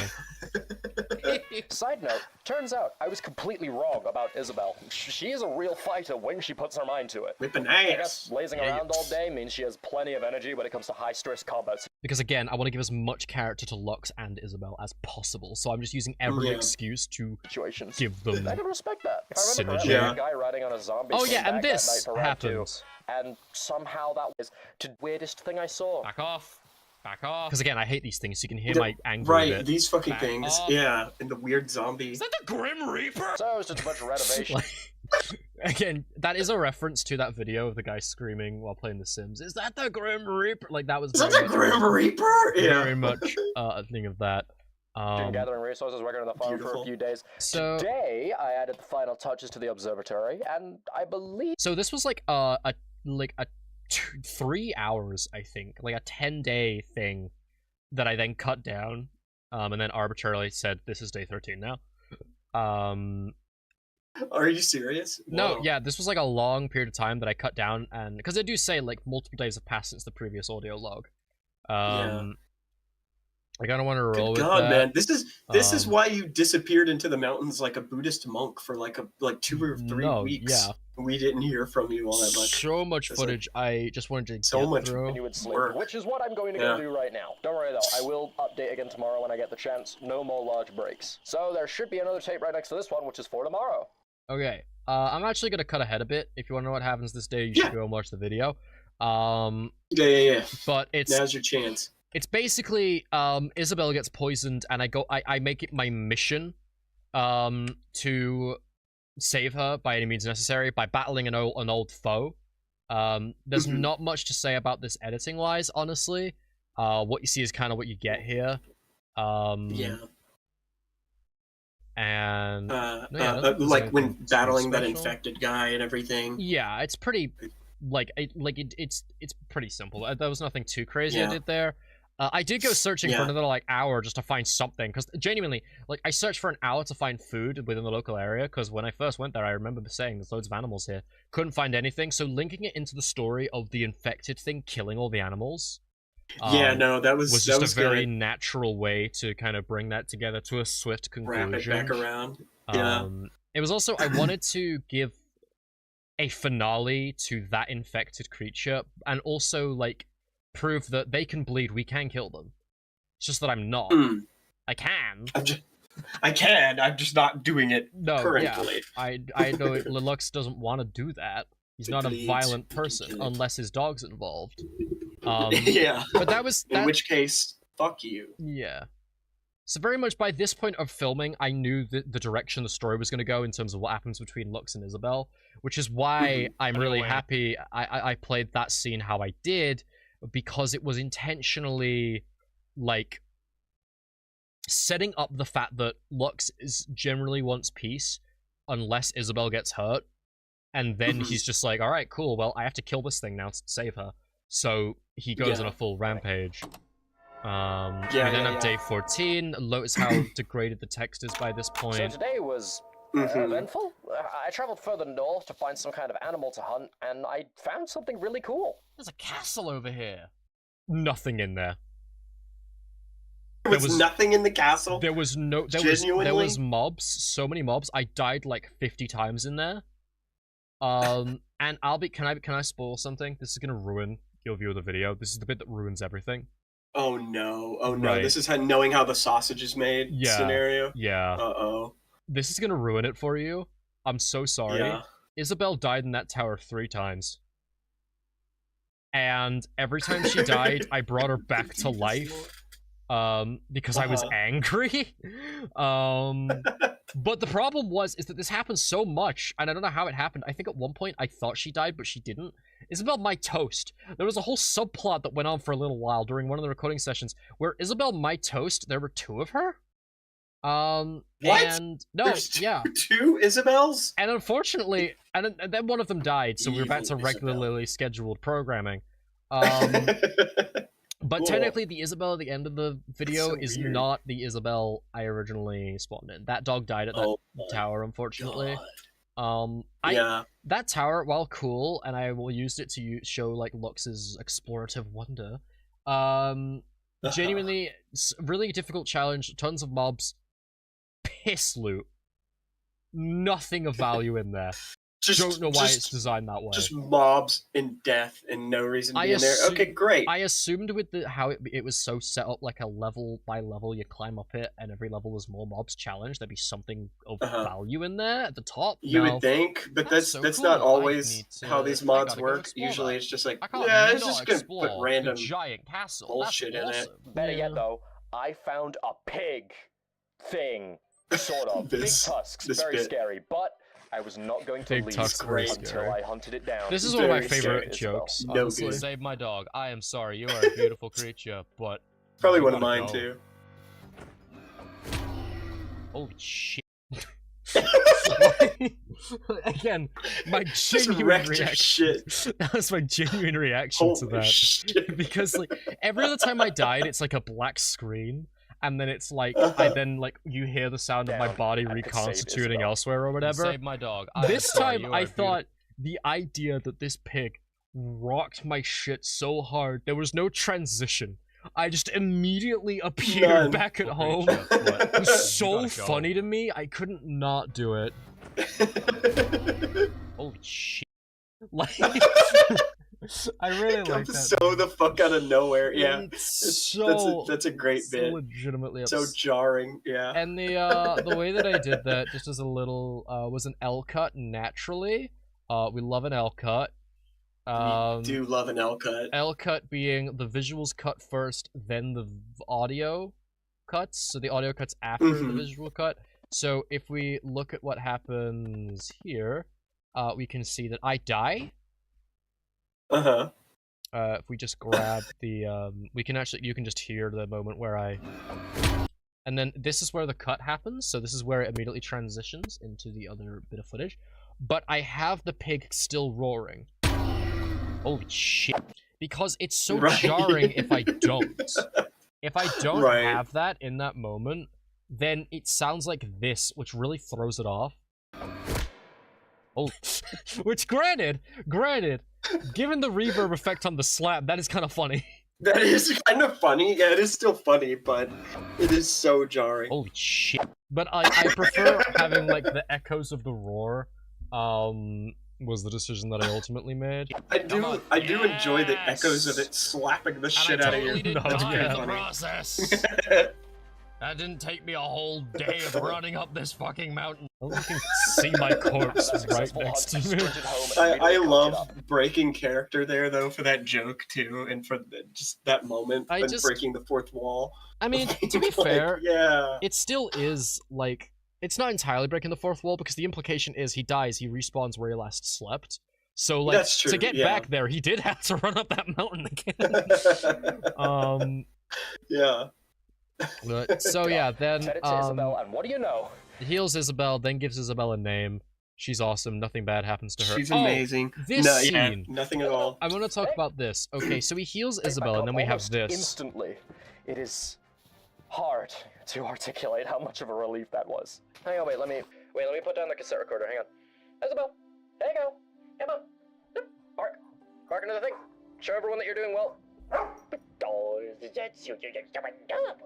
So, again, this is one of the points where I remembered, like, this is all, like, a recording. So, theoretically, like, Isabel is with him at this point as he's doing this. And I wanted to kind of play with this. Yeah. And that's why I kind of added this bit that was, like, this super informal, chill, just him hanging out with his dog. Like showing your dog to the camera, like, you know, like a Skype call or something. Yeah, like showing off your cat, putting your cat on the mic, as it were. Formed this dog from the ground up because all of this is just sound effects. There's no visuals here. I don't own a dog. Is that right? I was just about to ask. Yeah, I had to. Is it just like a sound bank or something? Yeah, pretty much. I just grabbed a bunch of stock dog sounds, put them all together, did a little bit of stuff to show everyone that you're doing well. And I was just trying to act like that was just me talking. Like, that was just me leaning away from the microphone and just pretending I was holding a dog. And then just like, how would I interact with a dog if I owned a dog? I shall kill you. I love you. It was the best I could think of. So yeah, that's probably what I would add like if I had a dog. I think you pantomimed it pretty damn well. So that was... That's how I could see you reacting if anybody walked into the room while I was recording that. If anyone walked into the studio, they would be really weirding out. You would be thrown in an insane asylum. No, right. Immediately, yeah. But yeah, just literally just dog. Oh, I wish this thing had video. She's chasing her tail right now. Oh, that's sorry, with a bit I will be this evening and a bit so of much audio. To celebrate her recovery, I used a name tag and finally keep the illusion going. I'll reveal a bit of deep lore about myself, is that, like, sometimes if I have something off camera, you know, that I'm talking to, like if I'm pretending that, like, Billy is on the other side or something, I'll set up, like, a plushie or something that I can look at so that I'm looking at another human, or that way it feels like I'm talking to something. That way you're naturally projecting your voice and stuff. That's honestly a great idea. I love that. Yeah. That's really cool. Thanks, man. Okay, go. Oh, she's chasing her tail. Oh, I wish this thing had video. She's chasing her tail. So you can tell by this point, I really, really wanted to endear the audience to this artificial dog. So I'm like really strong-arming, really setting it up. The one bit of purity in this world that hates Lux so much. This joke. This joke. I love this joke. This joke is great. Isabel!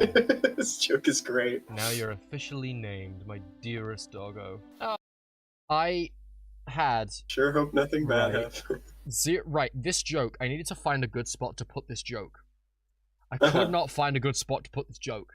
Because it killed the pacing of... Like, the problem is that by this point, I had a fish coop. As I turn around, you can see it, right? I'll play the joke, right? Yeah. Hey, let's meet the gang! We got Timmy. That one's called Billy. That one's called Tina. That's a dead guy I found in the forest. I decided to recycle. Like, I saw while playing around with the creative menu, I went into the horror modes and saw all the props, and I found one for like a strung-up guy with blood. And I thought it'd be really funny if I used alongside these DecoCraft, like props, mods and stuff. So I did creative mode those in and just add them around because that joke seemed really funny to me, and I wanted it in the video, but I could not for the life of me find a good way to put it because it killed the pacing of what came next. It didn't work before because the chicken coop was there, and I hadn't established that I had one yet, and that was like a whole thing during that day where like I didn't have food, so I couldn't feed Isabel. That was the whole tension there, so I couldn't break that. So it was this whole thing of how do I do this? Excuse me. Yeah. Sometimes that's the price of a joke. Is you're just like you don't want it to be forced, but you also want it to. You want to have a catalyst with which to lead into it. Yes. You know. I think so. I'm running low on time. I got about 40 minutes, so we're gonna skip ahead a bit. To the ending. Yeah. So this is if you want to know what happens, Isabel's big moment. If you want to know what happens, go watch the video. But nothing too crazy, I think, happens editing-wise. If you don't want me in here, that means that there's something in here. Basically, we go to this castle for really good moment bits, and I see a creature off in the distance, the man in the fog, as he's known, and I just ignore him. I'm just like, oh well, if you don't want me going in here, clearly there's something I can use to stop you guys in here, right? So and then this happens, and this wasn't scripted. Really? Yeah, this attack this wasn't scripted. I intended for what happens to happen, but I didn't know it was going to happen like this. I just kind of rolled with it. Yeah. Ignore it. Yeah. I gotcha. Ignore the screams. We need to find an entrance. There's something in here. There's something in here they don't want us discovering. So this is completely genuine. Yeah. Oh, fuck! Non-scripted. That reaction was genuine as fuck. That genuinely got me. Oh, yeah. Back off! Back off! Back the hell up! Ah! Okay, so the mod does a thing where when you die, you get like quote-unquote jump scared by this thing grabbing you. Yeah, it like shows your creepy face. Yeah. I mean, it's not that cool. I made it a little bit more interesting by adding some vibration, just a bit of noise, some that's just fractal noise, the black stuff. Change the color grading. Yeah. Purely because I didn't like the fact that it showed the default Minecraft death screen, because I've been playing around with that. So I was actively cutting that out whenever I died. Oh yeah, pretty much the whole time. Yeah. But I wanted that moment, so I just kept in that stream. Again, that's just an L cut with the audio. Nothing too crazy. Beautiful. Was the whole thing with Isabel not respawning after you died, was that scripted, or was that something that really happened? That really happened. This is me genuinely reacting to this information. Maybe we don't go to the castle, eh, Isabel? Huh. Isabel? She's just gone. Isabel! So this is the part where I'm legitimately like, oh no. But then in the back of my mind, I'm like, I know where I can go with this.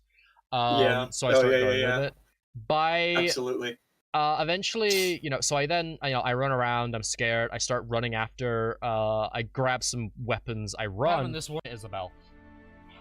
It's all I have, but I have to get back to her. I have to save my dog. I have to save my dog. We have to save the dog. Calls to the chickens, we have to save my dog. We have to save the dog, chickens. Like, come on, rally the fuck Don't up. you guys know? She's the all I have left. She's the only thing I have in this world that hates me. In this world that at every corner has gone against me. I need to get to my dog. And then Brian and his stupid shenanigans. No, yeah. So I wanted this little montage of me just running to the area. Yeah. Which I think fits with the music, just to build a bit of tension. No, for sure. Well, I was thinking, this kills the pacing, and I was like, no, the pacing needs a moment to breathe before I get there. Because if this is immediately solved with no build up, then what's the point? There's no way they're out in the day.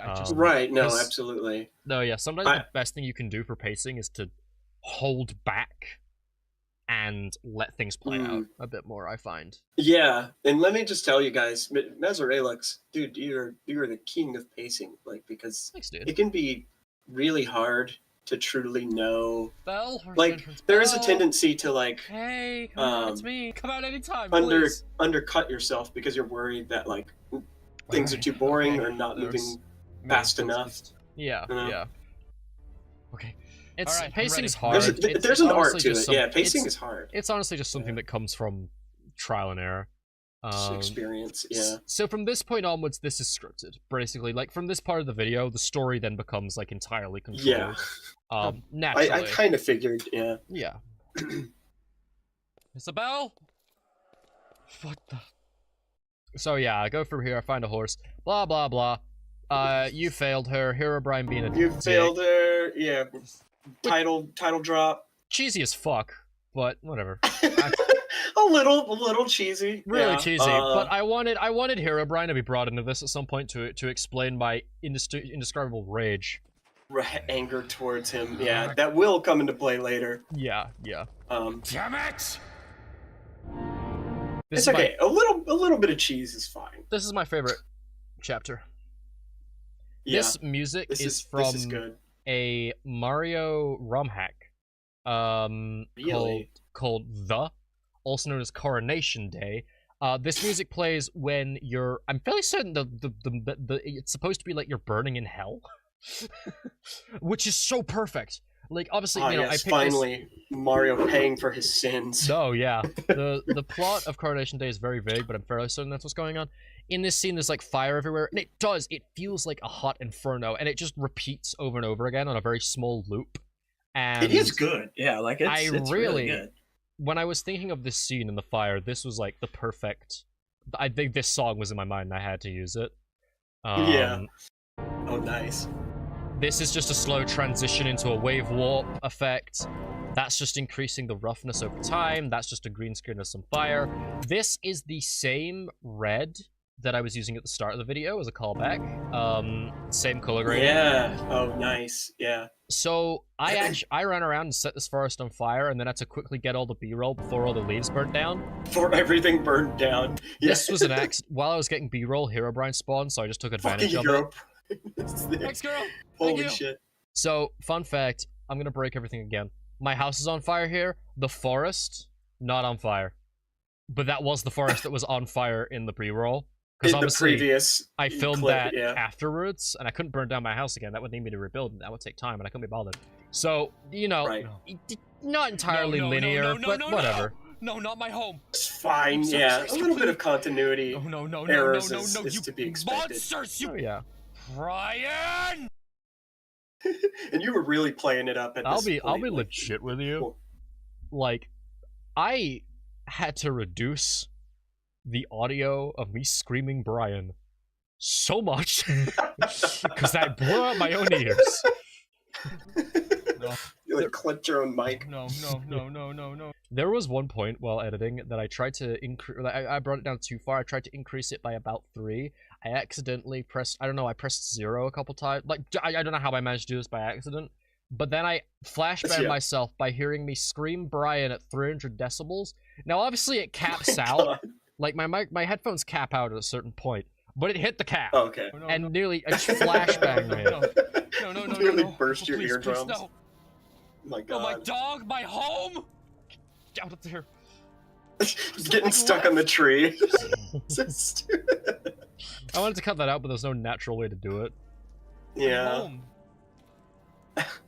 And no, yeah, this is just. But I mean, you rolled with it, like you played it up. Why? What did I do? What did I do to deserve any of this? So this went through multiple iterations. I stood here and ranted for about 5 minutes. Night began to fall at the end, so I had to bring some of the audio from the end back forwards. Oh no shit. Because I didn't want it to be too handholdy. I didn't know how to transition into what comes next. It was very difficult. I just wanted to make the best of what little I had, and now. And actually, my dog, God, my house is burnt down. Alone. All of you. Mm-hmm. Well, whatever you are.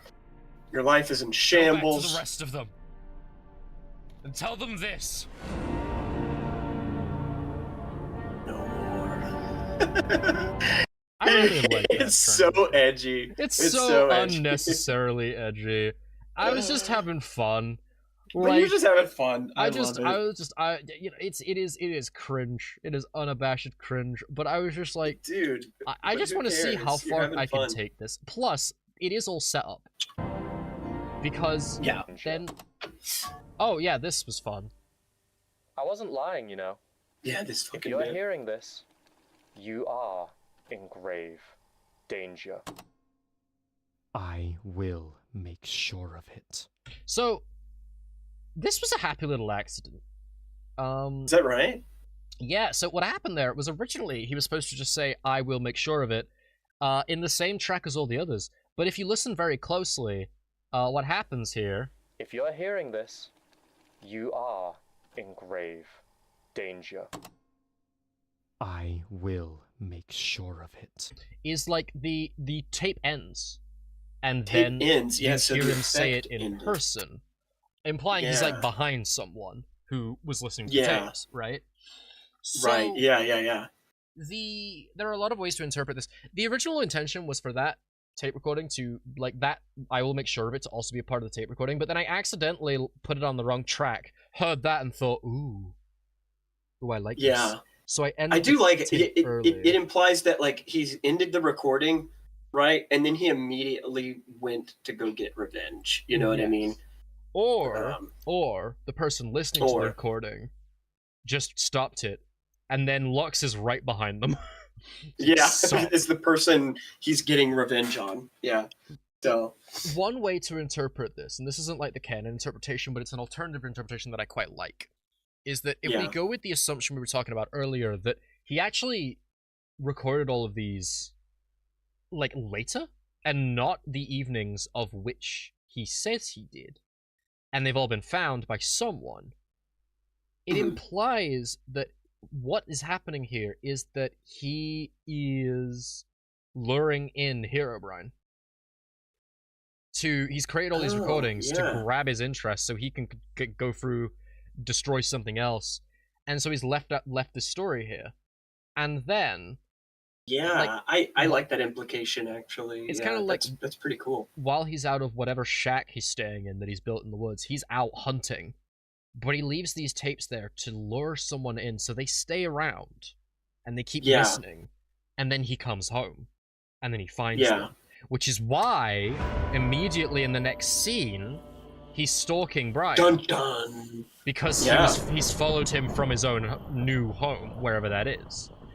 Yeah. Okay, yeah, I like that interpretation a lot, actually. Not what I was going for originally, but, like, as it's come together, I've kind of realized, like, that is one way. And I kind of like it, honestly. That's a cool interpretation, yeah, for sure. So, here we get into the part where it's scripted. The cinematic bit. This is the cinematic bit, man. That took us... This bit. It took us so damn long. It's so fucking long. This was an evening. then you got that situation going on. So this was where I had my most fun. This was an evening where me, Sanchez, and Pi Ceresaurus all sat in a call. I directed them. Pi was the camera. Sanchez was the actor most of the time. Sometimes it was just but that was generally the system. Yeah, so that scene where Herobrine is like walking into the forest, that's me. That's Sanchez. Yeah, Sanchez is acting out. I'm acting that out. Happens from there on, and that's me. That was us. Yeah, that's Maze, obviously, and it took us like 4 hours or something to get all of this footage. Like, we did multiple takes. We did, Holy shit. A lot of take where I'm just telling everybody, this is what you need to do, this is what you need to body act, and then we're going to have this camera here, and it's going to record that. And we're going to have and then we're going to get it from a different camera angle and a different camera angle, and we're just going to keep on going. Like, this was when we go full machinima, like full on embracing the machinima, and you know what was funny? Every single shot was pre-planned. Yeah, it was all scripted out, and the funny bit is I didn't know how it would look because I wasn't doing it with the shaders, and I wasn't seeing it from his camera, so like I had no idea how any of this was going to turn out. No, I'm honestly so proud of how this turned out, like, because I love this. Yeah, man. And here we break the rule of generally unknown music, because even though I was striving to not use too many known tracks in this video, I still found a way to use Luigi's Casino. My favorite. It always comes back to fucking Luigi's Casino. It's always Luigi's Casino. It's always Luigi's Casino. I love Luigi's Casino, man. Everything is Luigi's Casino. So we, like, within this evening when we were filming this, we, like, hurriedly built this set. I'm just gonna let this first bit play out. Mace, are you sure you don't have something with gambling? Yeah, right. This man's never been to a casino. I've never been to a casino in my life, I swear. Cup of Dirt, welcome back, by the way. Should have every series needs to have a gambling scene. It does. I just love the implication that these, like, because the question that we ask is, where do these monsters who only come out of the night go during the day? And this scene, this scene was the one that pulled it all together. While I was scheming what this video was going to be and what it was all going to come to, this scene is what was the punchline. This scene is what tied it together. This scene was the thing that I decided so early on was like, this is the mandatory ending. Like all the creatures playing poker, and then Lux shows up.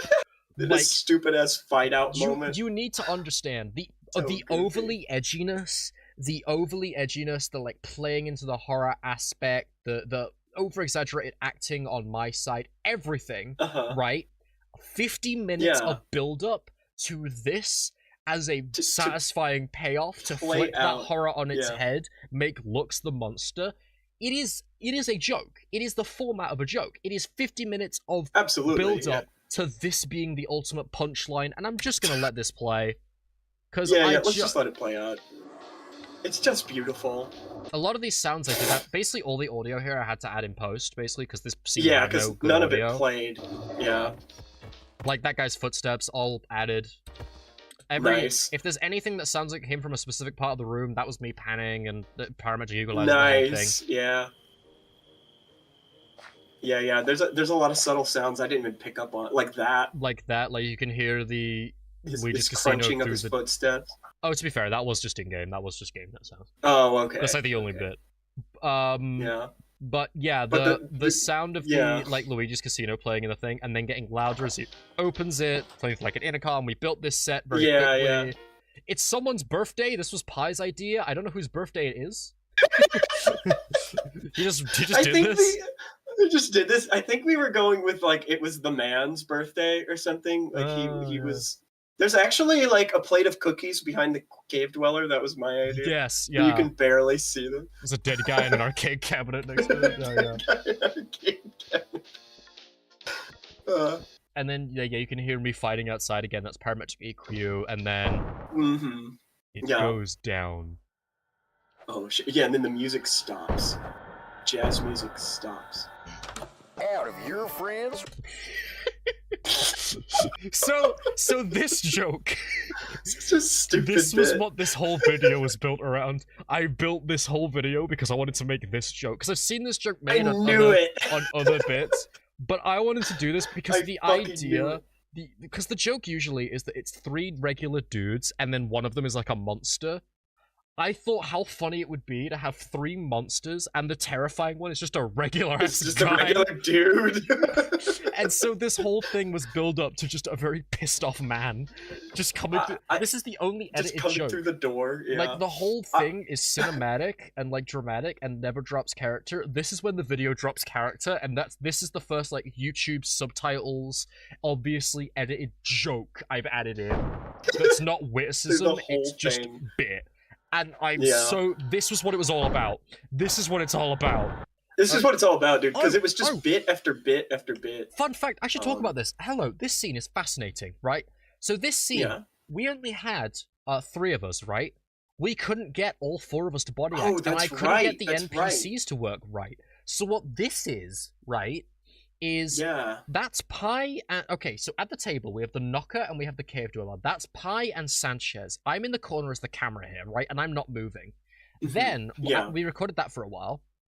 Then we had Sanchez walk in as Herobrine to an empty room, nod towards an empty chair, and then walk over to the arcade cabinet. And we had then we had Sanchez come in as the cave dweller. As the man. The man be there, right? This is 3 different shots cut masked together. Spliced together. Which is why Herobrine only gets so close to the other 2, so that he's not overlapping on other bits of footage. That's why he stays in that corner of the room. Getting the timing otherwise it would overlap. Yeah, this is why they're all in separate parts of the room. This whole scene, we only have 2 actors, which is why there's so many close-up shots, and why we never, aside from this one wide shot, we never see more than 1 entity at any one time. Basically, because Maze just dropped like in a message in a server we're all in, where he was like, "Hey, does anybody want to be bodies in a weird video?" And me and Pi were like, I could get with the 2 of them. So I was like, all right, this is the 2 of them. Obviously, so you see the man. The man isn't standing here because we don't have the footage. We didn't have anyone else to play him. Yeah. So like, it's constantly on and off who's in a scene or not. There's the man. It nobody kind of else. switches. I did have Pi stand here. I wanted there to be a little bit of continuity, so we have Sanchez turn around as the knocker, and you can see the arm of the man in the corner, which was Pi. So sometimes the continuity matches up, and sometimes it doesn't. This effect took so long to do because Premiere refused to render it. Are you serious? Yeah, I had to posterize it. Get that keyframe, export it, put it back in, and posterize it again. Because it refused to do it to the amount that I want. It took so much work to make that look ass. So that scene is really interesting too. Okay, because that's actually me playing the man. Yes. And Yeah, so we have Pi as the knocker. We have you running towards me as the man. The man, yeah. This is the punchline. This is what the whole video has been leading up to. This moment right here, yeah. That moment where I shoot a monster in the face. That's what it's all Maze about. saw this bit and was like, I can make an entire video out of that. But genuinely, okay, so this like stance is supposed to be the man hanging from a ceiling, but we realized if one of us just turned into him, he clips into the floor. So it just looks like he's like Possum playing dead. Yeah, so we just took him hanging from the ceiling and just clipped him into the ground. So that's actually me just standing there. The idea that in one frame he goes from running and shot and he's just planted into the floor was the funniest image to me. I mean, it's still really goofy. And everyone's just like, oh shit, dog. Oh like, shit, yeah, how much personality do we give these things that can't talk? Herobrine just fucks off. And the answer was all of it. All the personality. I'm just like, what's good, dude? This is a reference. Good, gamers. Yeah, this bit is so good. I love this. So, fun fact, how stupid it is. Sanchez is playing the trident. Yeah, I'm the trident. Pi was the cave running. We found a way to turn into tridents with one of the mods. Sanchez had to like wiggle his mouse to get the vibrations and like stop and pause and then go the other way. Yeah, it was really difficult. It required like 200% of my gaming abilities, precision. Dude. Especially because your keyboard is terribly laid out. And shut up, man. It's ergonomic. You have a terrible. Your keyboard is ergonomic, and what that means is that it's split into two completely different sides of your desk. Like that's not down the middle. So when you need to do basic key commands like pressing C when you're playing a video game, you have to stretch your whole palm like a madman. My entire palm across my keyboard. Yeah, it's a thing. It's a problem. Yeah. But yeah, Sanchez is the trident here. This bit is because I wanted all their deaths to be a bit. This bit is a reference to there's a specific Three Stooges film where a guy runs around a corner going, "More beat!" They throw a pineapple, and it's so obviously on a string, and it floats after him, goes around the corner, and then goes around the corner. This is the exact sound. Like, it plays that exact sound. Which I just love. I just really wanted to do that in a video at some point. I'm so glad I got an excuse. Fun fact, this is Pi playing the knocker. Sanchez's job in this whole scene was to just be that corpse. Just to be dead. Yeah, just to lay there. And I love not this. Do shit. This is actually a reference to another video of mine.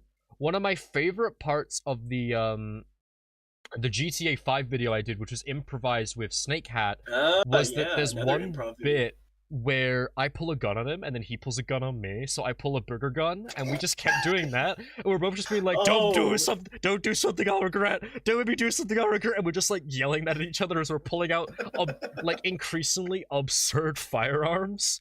That's what that's from. I had to bring that bit back because it's so funny. It's so funny. It's so dumb. So yeah, this is just like we actually filmed these two bits completely apart. Like we filmed the knocker side of this at the beginning of the session, and then we forgot to record my side, so we had to go back and put me there and record me doing that right at the end. And by that point, it was 1 in the morning. Pi was tired. Dude, let me just say too. Can I say it here? Like, Pi is such a trooper. Genuinely a trooper. Yeah. We got 15 minutes left. We gotta run. Let's do this. Yeah. Okay, let's speed run. But no, yeah, Pi is a major trooper. Like, he stayed up so late and just destroyed his sleep schedule for this project. Shout out to Picerosaurus. Genuinely. Yeah, you're awesome, dude. Awesome guy. Being really patient as my camera. Meanwhile, it was 6 p.m. for me, so I was fine. But everybody else was like, yeah. This fight scene, yeah. Okay, so this fight scene took a long time. I don't know why I went so hard on this line reading. Dude, you fucking owned it. Like, because that was the dress rehearsal recording. Yeah. That was what I yelled while we were actually in the middle of filming this. I was like, okay, I'm just gonna throw in some dialogue here, so it'll be something like, Brian, da da da da da da, and I'm like, yeah, it'll be something like, and then I yelled that, And then looking back at it, I was just like, holy shit. And then you just went with it. It's just like, damn, I couldn't redo that. I wanted it to echo in a way that sounded like I wanted it to replicate the monster screams that were playing throughout the video. Hence why there's so much reverb on it from down the cave, because I wanted it to be the reverse of the roars, basically. Hence why. Yeah. I'm going to ask you once. This music is cool too. Oh yeah, from Yakuza. Dog. Really nice. Good. Of course. Nonetheless, let's settle this. Again, this is me. This is line readings I did. Except for Brian, all these lines are like done in post and then added lots of readers to make it fit in the cave. And now, you and me. Hero Brian is me again, by the way. I don't like that effect. The point that it's fine. I think it's shit. The original, I can do better. I didn't have time to do better. I was like, I can't be perfectionist about this, or I'm not gonna get this video out today. But like that effect was supposed to be his eyes glowing. And if I was smart, what I would have done is had the rest of... Oh, I just thought I should have had the rest of the screen go black except his eyes, and then the transition happened. That would have been so much better. The idea was supposed to be that his eyes flare up low, and then it takes over the screen, then he transforms and powers down. But... Yeah. When you said Brian, I thought of Shocker! I'll chase you to the ends of the earth! No, exactly! I'm so glad. I'm honored to be bestowed that energy. That's awesome. That's really very, very flattering. But no, yeah, I think that effect's a bit ass. I could do better next time, and I probably will. But it's fine for what it is. Yeah, it's serviceable, you know. Such a good shot. Props to Pi. Oh god, yeah. Pi was getting all these amazing shots. Again, by the way, reminder: one camera. Awesome. One camera. So that means to get this bit where it shows different angles, we had to redo that part. Like we redid the same bits of fight multiple times. Yeah. This fight in and of itself took a long time because he kept killing me, and I had to come back to life and do it again. I kept crashing as well. We crashed every 2 seconds because of the mods we had on the public server. Yeah. These mods don't like public servers. No. There's not at all. A lot of breakdown here, but we only have a little bit of time, which sucks because that's the most dense part of the video to right at the end with the streamer. I gotta finish, but nevertheless, okay, we'll speed run. Okay, so this part, there is no shot of me getting behind Herobrine. No good shot, anyway. Pi looked away, I think, when it happened. So I had to hard cut to me then doing a dash at a close-up shot. This bit of footage happens way later. Because obviously, like, this fight went on for like 30 minutes of us just wailing on each other. And then I then took it apart and then chopped it back together in a different order that worked. So I added in a foot scraping sound. And again, this is way later on in the fight, but I cut it earlier to give some reason as to why I'm on this side now, basically. Huh. Like, this fight isn't perfect in terms of choreography, but like, in terms of consistency, it's okay. Yeah. I didn't want it to overstay its welcome too much, so it's relatively short. Yeah, no. Like I said, though, too, like, props to you and your pacing, because, like this scene doesn't stick around for very long, but we shot a bunch, you know? Yeah. Like, the difficulty with this... There's so much you don't see. ...is that, like, this is going through, like, an hour of footage of us just hitting each other with different camera angles and lining it up. Basically. And then I had to go through and line up every camera, every time I wanted to change the camera angle a bit for drama reasons, I would have to find a bit of footage that worked, so that, like, was continuity-wise. It would have been so easy just for it to just be a random assortment of clips, but I wanted it to have some level of consistency. So, like, I have the shot here where I'm hitting your shield, and we're in this part of the area, and then it cuts to the above shot. These are two completely different shots, but bringing them together makes it feel a little bit better. You actually see it in the frame here, I kill him. You go red and die in this moment, but then I quickly cut back. Yeah, see, that's what I'm talking about. And then just have it be you getting hit. And again, we're at this part of the arena, so it works. And then that's me getting behind you there. I needed that to then be on to go to this side, so that then we can then quickly. That's like 3 different shots of you hitting me at 3 different locations, but it works well enough. Then I have the super jump. Super like, jump. that's just an ability. I like that it goes off camera. I probably shouldn't have. Fun fact, there's a sound effect here that I threw in for funsies. The sound of me doing that jump. I got two sounds here. One of them, which one is it? Where is it? It is here. This sound that plays is whoosh.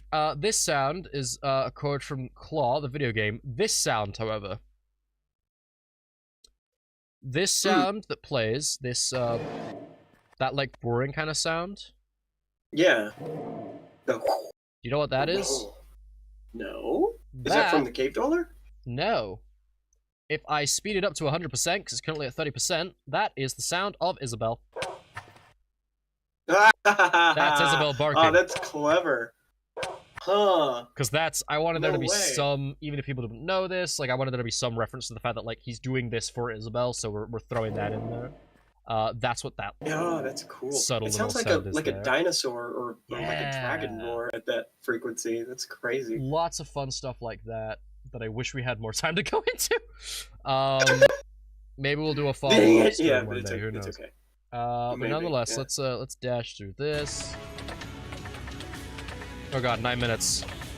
Yeah. Oh, 9 minutes. We can do this. We can speedrun this in 9 minutes.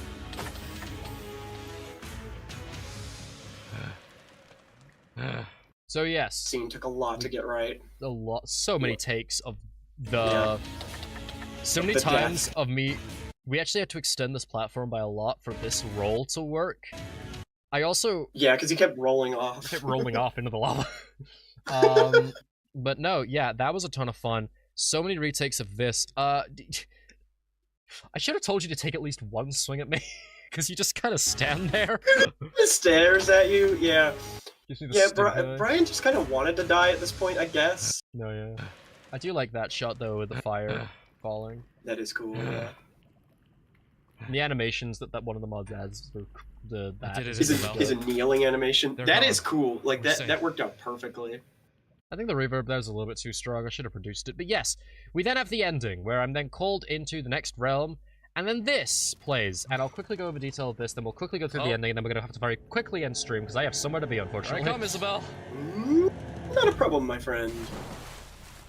Yeah, and then this. Okay, so if any of you watched Epic, or listened to Epic the Musical?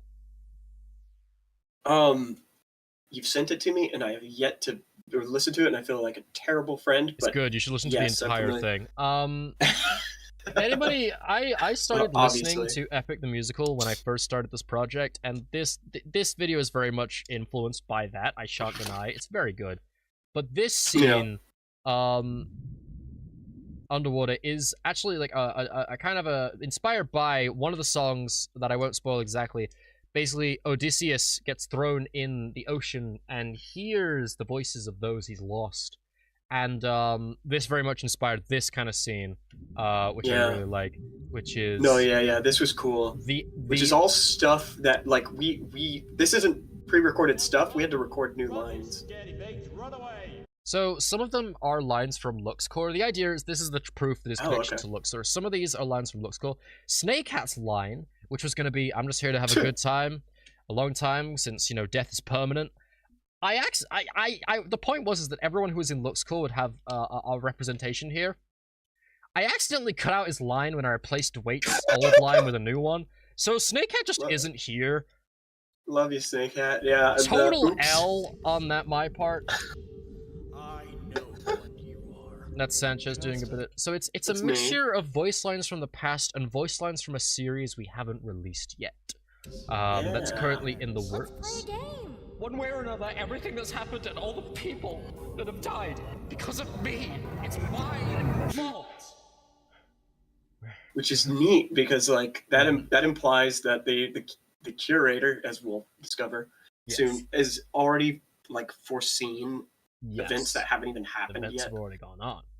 And the idea of the curator and what he is and what he kind of represents is already kind of becoming clear.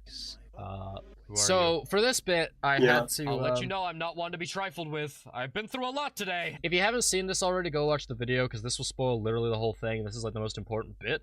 Yeah, this is literally really the biggest plot right? reveal, the whole thing. I needed a fun way to get a good transition there, and so I just started using glitch transitions because honestly, like it's fine. It's the end of the universe.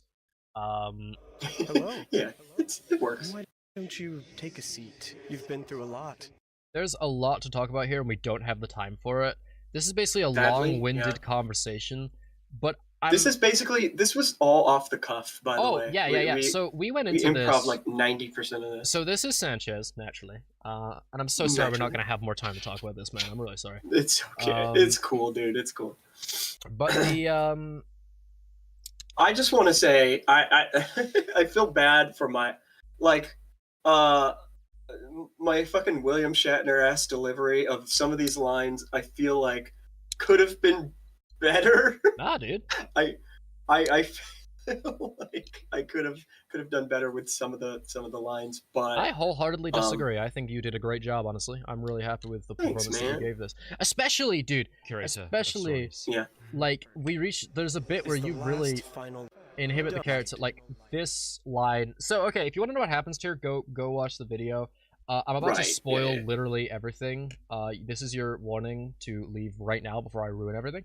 Yeah, you had your chance. Me.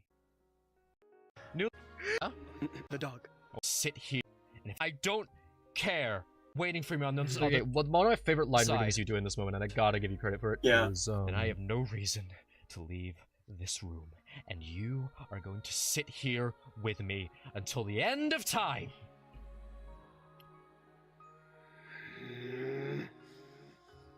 I want the dog. The dog. I want the dog. I want the dog. Really? The dog. Don't pretend you can't.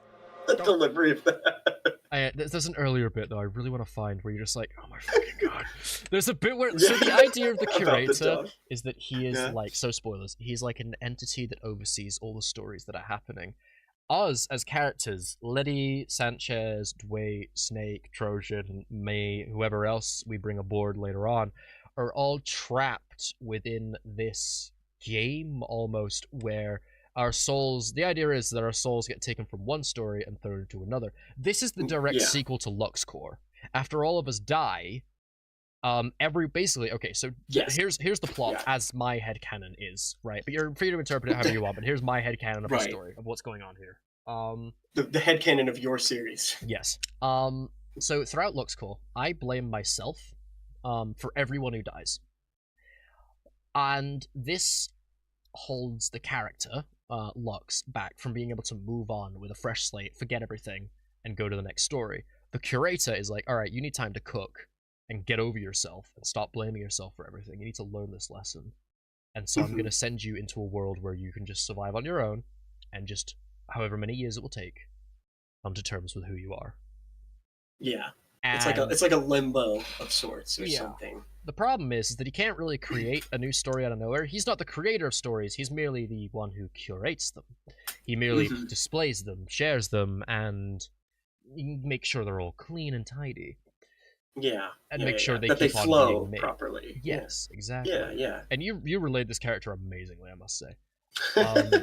Thanks, man. Yeah. And I went through my head and I was just like, I have to really I went over my head or like went through it in my head all throughout work, and I was just like, what would this character be? I basically sent Sanchez a bunch of lines that his character will probably say. I sent him we had an idea of where the conversation was going to go, what story beats we were going to hit, but the actual dialogue itself was entirely imposed between us. This is just two dudes angrily LARPing at each other until we found a way to find a resolution to this video. And man, like we cooked way harder than I think we had any right to. Oh yeah, like really well.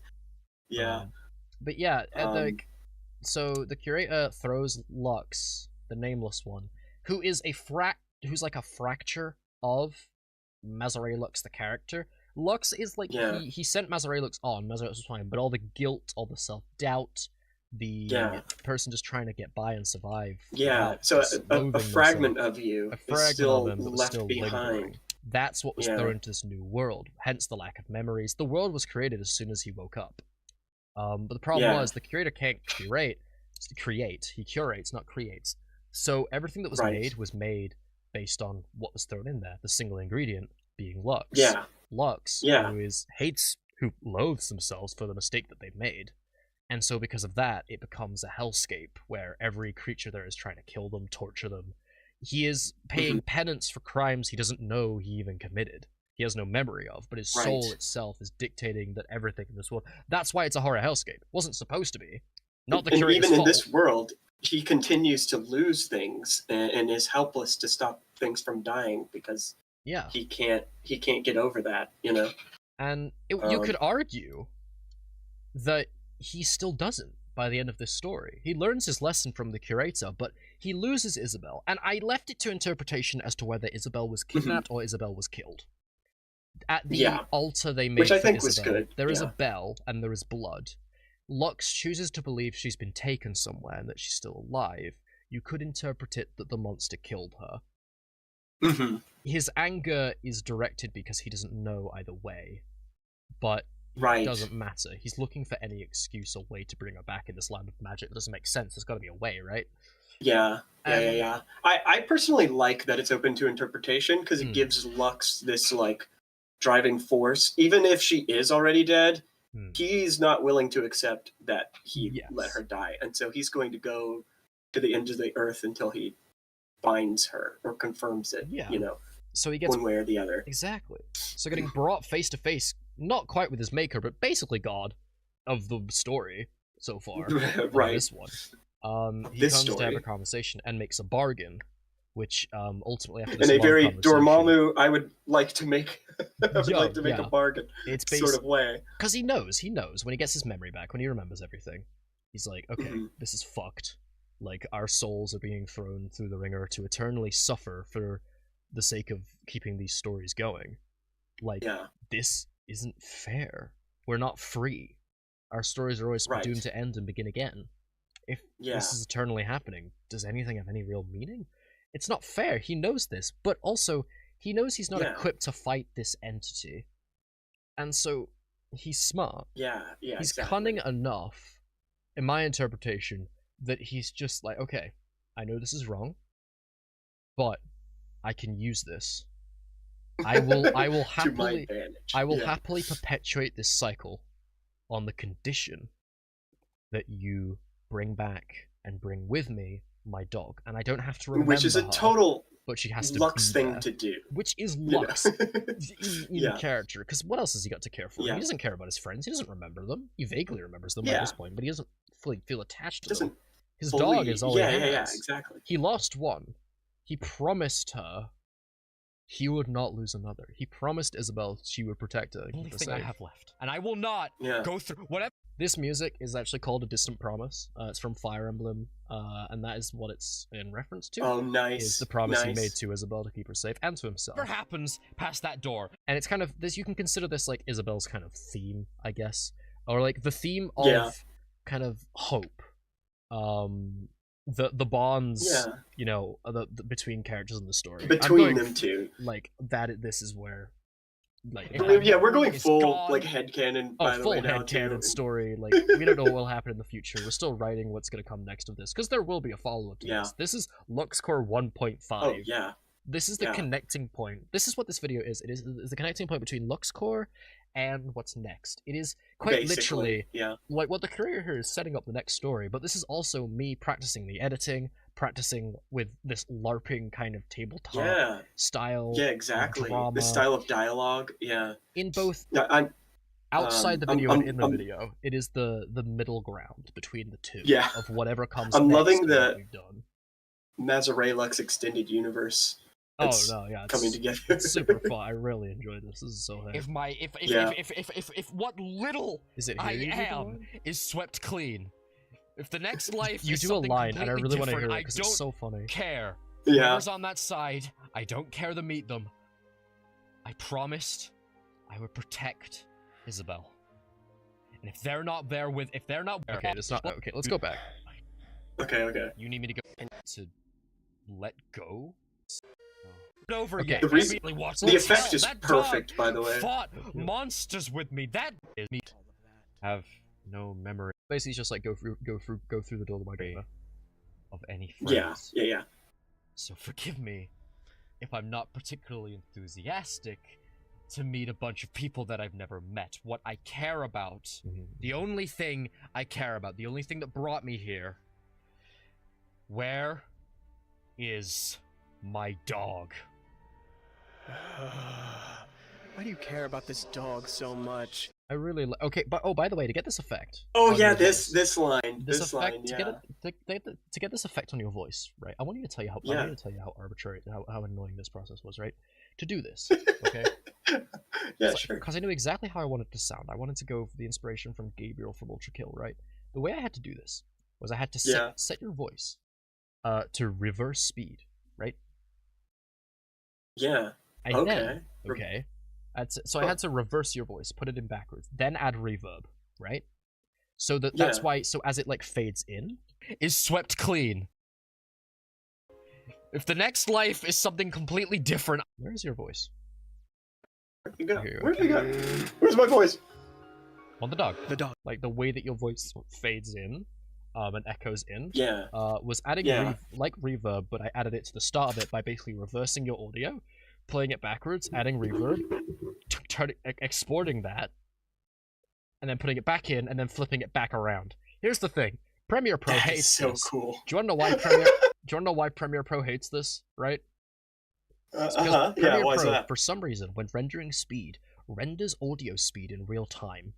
It doesn't there's a button, right? If I click like here, right, and I click like speed duration, reverse speed. This doesn't like flip the speed around. What it does, all right, what it does is it sets it to minus 100% speed. Huh. So it's rendering it at minus 100% speed every single time. It tries to render it, which means that when you start adding effects to this, when it's rendering every millisecond of the audio at minus 100% speed, it's trying to calculate that every single time you play it. It chugs the whole thing and makes it run like ass. So I had to export your audio. I had to export your audio to Audacity, right? And then which can just flip the audio with no problem because Audacity is cracked. And then yeah, it is. And then add the reverb there, then add that back into Premiere, and then reverse it again. Oh my god, man! It's merely a anyway. God! No more throwaway than. But it was worth it ultimately. I really like it. It was worth because the effect is exactly what I had in mind. You know what I mean? Like you nailed the effect. Dog stayed with me, comforted me. It's perfect. No one else was there. You weren't there. You apparently watched the whole thing. None of these friends you so-called speak about that I have no memory of. That dog is the only that's what's great. Is the curator is like a true neutral kind of entity. How I interpret him. After every mistake I've made, after waking up, he's not like aggressive. Apparently my but own he doesn't like care. No, you know, like he doesn't really care. His job is just to get these stories to go through for whatever reason. I mean, the first thing he does is lie. Yeah. The first thing, this was entirely true. This was entirely improvised, but like ultimately, the first thing you say is, "Don't worry, your dog will be dealt with. It's fine. If you just go through this door, it'll all be sorted." Yeah. Which is straight up a lie, because when you go through that door, your memory is erased and you're sent to the next story, gamer. Like it doesn't that's straight up bullshit that he feeds me right off the bat. And I don't know whether that was something you did intentionally or if that's just how it happenstanced with the glory of it. I think it's something I did subconsciously because I feel like it would have sold his character, but yeah, it is. His first port of call is to just lie to me. Lie. Because he's not a good dude, but at the end of the day, he's got a job, you know, and he's got to do it. Screw up. With the screw up that I am, after everything I've done, that dog was the only thing that I've not screwed over yet. Not screwed over. Why? So this naturally, the Champions theme from Breath of the Wild was also the theme song of Lux Core, and I'm using the most like broken up part of it with a ton of reverb to kind of represent the return. It also plays, actually, I should mention, when I'm exploring with Isabel, exploring the tower, it plays there, but with a lot of reverb, to the point where it's kind of hard to make out.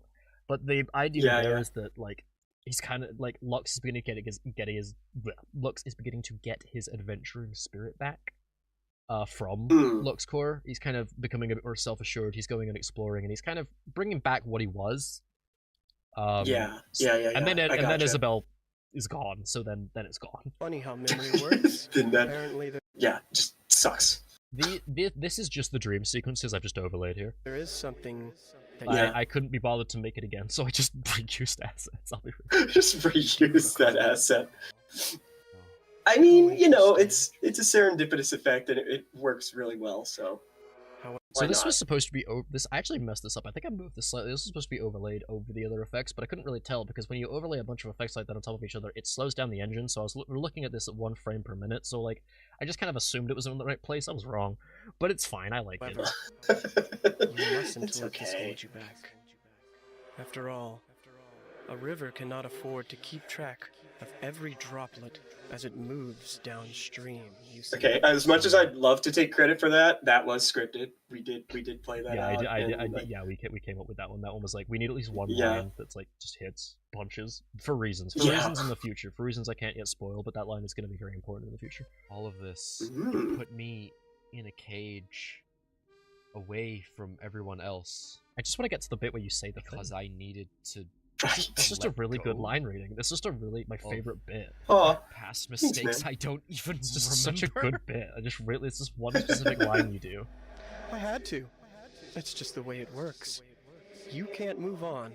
By the way, this conversation was like 45 minutes long. I had to it would have been as long as. Dude, it was so long. Yeah. I had to cut it down a lot. So like again, there was a lot more exposition that more explicitly outlined what was going on. But I've kept it to enough where it's like vague enough. And I feel like you kept it down pretty good too, because like moments where like two people are sharing dialogue could tend to like kill the pacing.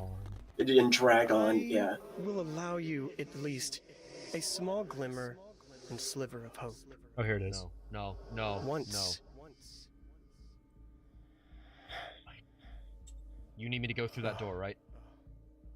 So that you can continue this cycle of stories, so that you can continue reusing me and my so-called friends. So it's like, I know this is screwed up. Whatever entertainment or law of the universe or I can work with it. This is. I need to choose. Yes. I need to choose to go through that door, yes? And if not, we're here. We're here in this room forever. Correct? Exactly, my in friend. which case, I have a demand. Oh, here we go. You're making a demand of me? Just one. Come on. Also, your Minecraft skin is all fucked up. Like, you need to fix that. Yeah, that's the other thing. I didn't do that on purpose. It's all glitched out, like completely accidentally. So the reason why the curator looks and sounds like Sanchez is because I had Sanchez with me at the time. And he didn't have time. We didn't have time to change his skin, so we just said change my skin. So we just said fuck it. The curator's just using Sanchez's form to talk to me.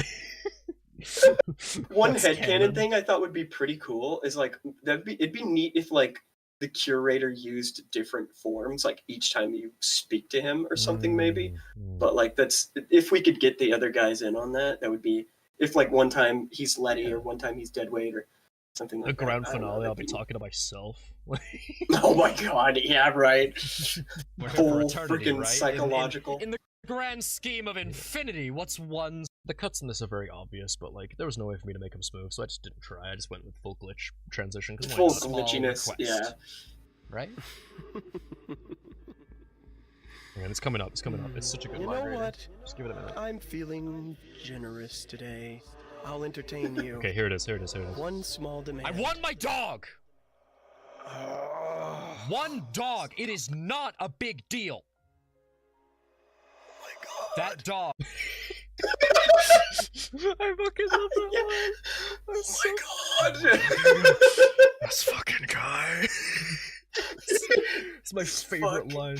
It's my favorite line. That is my favorite line. That is such a good, like, it's so, just the complete break of character. Like, this guy is trying to act all like, high and mighty, be not afraid, my child. And you can, like, hear the hands on your face as you're, like, clawing at your eyes. Just like, oh my fucking god, this guy. It is not a big deal. That dog. I fucking love it so much. It's so good. Just like completely breaks character. You see the man behind the curtain. You're just like, so fucking done with this guy. Get him out of my 2x4 for fuck's sake. Yeah, get him out of my tiny fucking cubicle house. I'm so done with this guy. Yeah. So no, I wanted there to be like brevity in this scenario because, like, you know, it kind of needed it. I didn't want it to be too edgy. No, yeah. So like, and I really like the idea of this elder being who acts all high and mighty, but when push comes to shove, he's just a regular ass dude. Just a dude, yeah. Just a dude having a bit of a power trip, but he's just like, oh my God. Like, reminds me of like a Echidna or something from ReZero, just like she completely breaks character. Like, she's super cool and slick and like intelligent and like just acts really chill and all knowing, and then as soon as like anything out of character or anything bizarre happens, he's just like she's like you're welcome, I guess. Yes, okay. I've no one's flirted for me in 300 years. What are you doing? Yeah, I love that. Just like really humanizes and brings that character down to earth. It's so good. I love how you've and I will not go through whatever happens past that door. Man. If my memory is gone. So yeah, that's basically the scene. There's not much more to say. That's basically it. Yeah. And if you want the meat, because this scene is really good. I think I really like how this scene's put together. And that's just not because it's us doing it, but I just feel like no bias as a experimentation for what we'll be trying to do going forwards. I really like this. Yeah, man. Honestly, this hypes me up for what is to come next, because like, you know, if this went this well, like I can only imagine how the whole series could turn out. Like, oh dude. Not spoiling too much, but we got big things planned with this style of improvised kind of roleplay sort of thing. It's a lot of fun. Big things coming, baby. That's for sure. Yeah, that feels right. And naturally, we have Indeed. Thank you, curator of the final resolution of Lux being bestowed a name. Yeah. Cool. And then I like the idea going out the door. I like the idea of bringing back Lux, like as a fragment, as a character. Honestly, I might bring him back. I think so too. Yeah, like in the next series, even, or like a mini series, maybe. Maybe not in the next series, but as like, I don't know, if we ever pursue this meta narrative part of things, the idea that the curator could call upon previous iterations, because the idea is that every time we're in a new story. Oh, right, the idea of that. I should explain that, right? Where my inspiration for that came from. Have you ever seen Blackadder?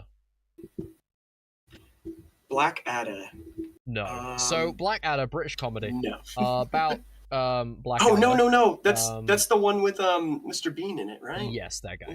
Yeah. Rowan Atkinson, I believe. Rowan Atkinson, yes. And the idea of that series is that it's a period comedy where every single season is a different period of time. And it's supposed to be like his ancestors every single season. I was going to make a period blood joke, and I just could not make it work. And I'm so sorry that I've even brought this to fruition. And you said it out loud anyway. You could have just not, you know. I could have just not. I could have just couldn't.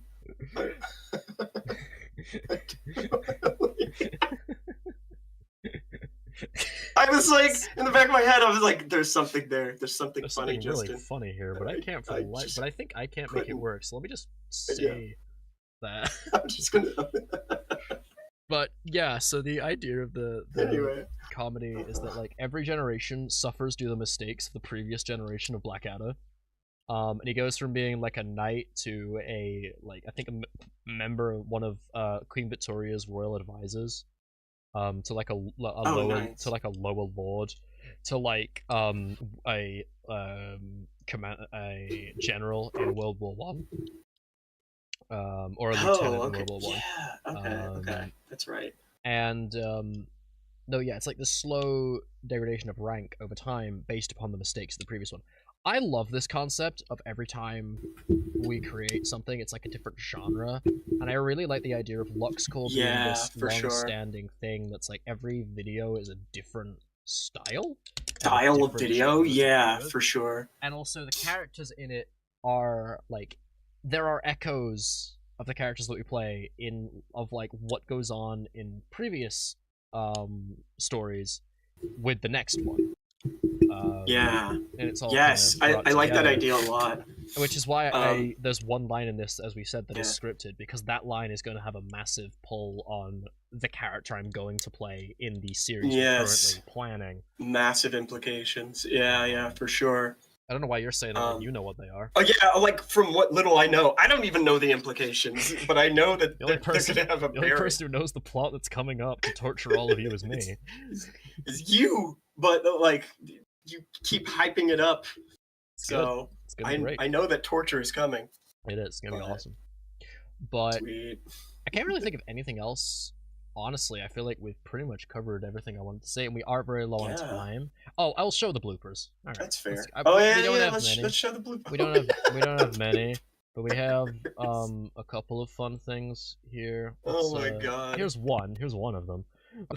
So is it the flies? Yeah. Is it so oh wait, I'm gonna have to export this, and then I'm gonna have to you know what, never mind. Alright, you know what I'll do is I will export these as a smaller video, and I'll put them in the Discord server later. Just make a short out of it or something. Yeah, and I'll put it in the Discord server. I think that's a great idea. I will be sharing the bloopers within the next few days, assuming I remember, which I totally will, because I've never forgotten anything in my life. Yeah. No, you remember everything with for sure. all of the with the Discord server. So if you're not a part of that, you should join. But yeah, fix that.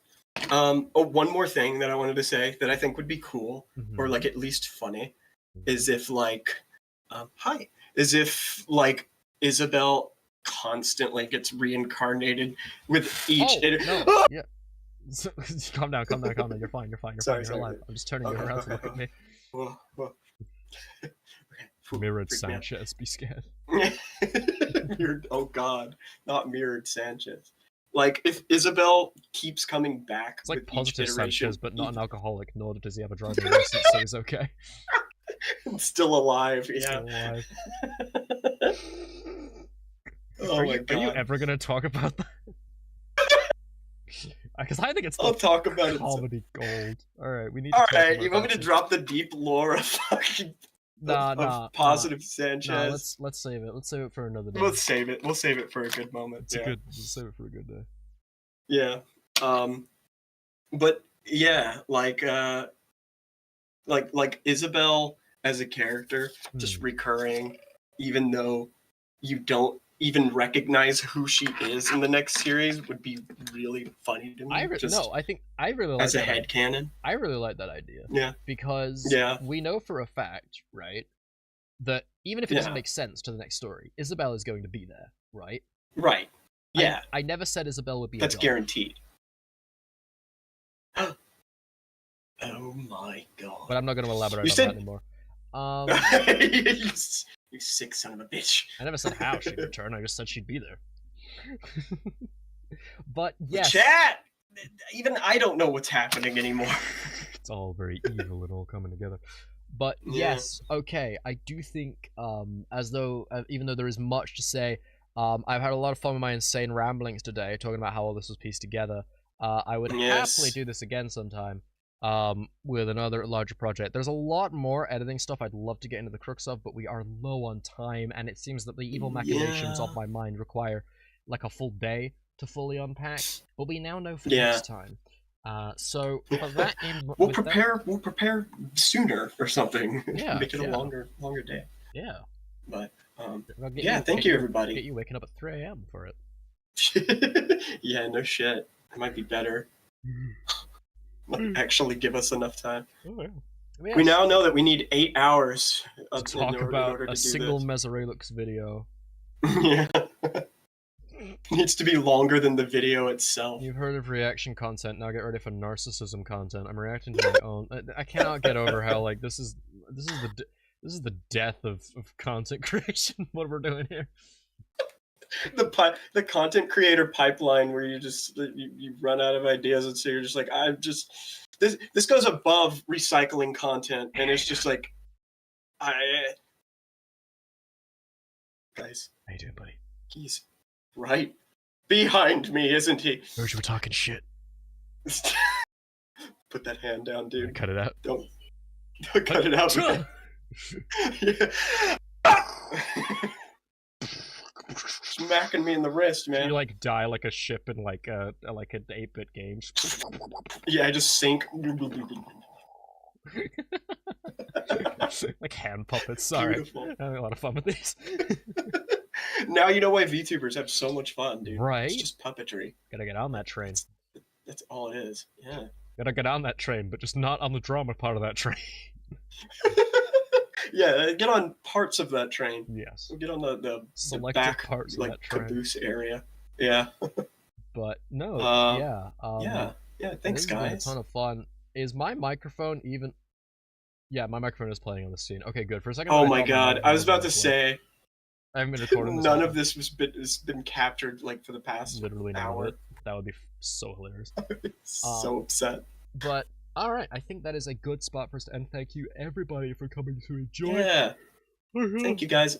Love you all. Wish Maze a good night's sleep. I don't please, need for the love of sleep. I need answers. Where were you the night of the 5th? I was at your place. Hey yo. Don't ask any more. No further questions. End of stream. Bye, everybody. Run. No, you're not getting hit. No, you're explaining right now. What were you doing? No, you're telling me right now. What the hell were you doing in my house? No, I was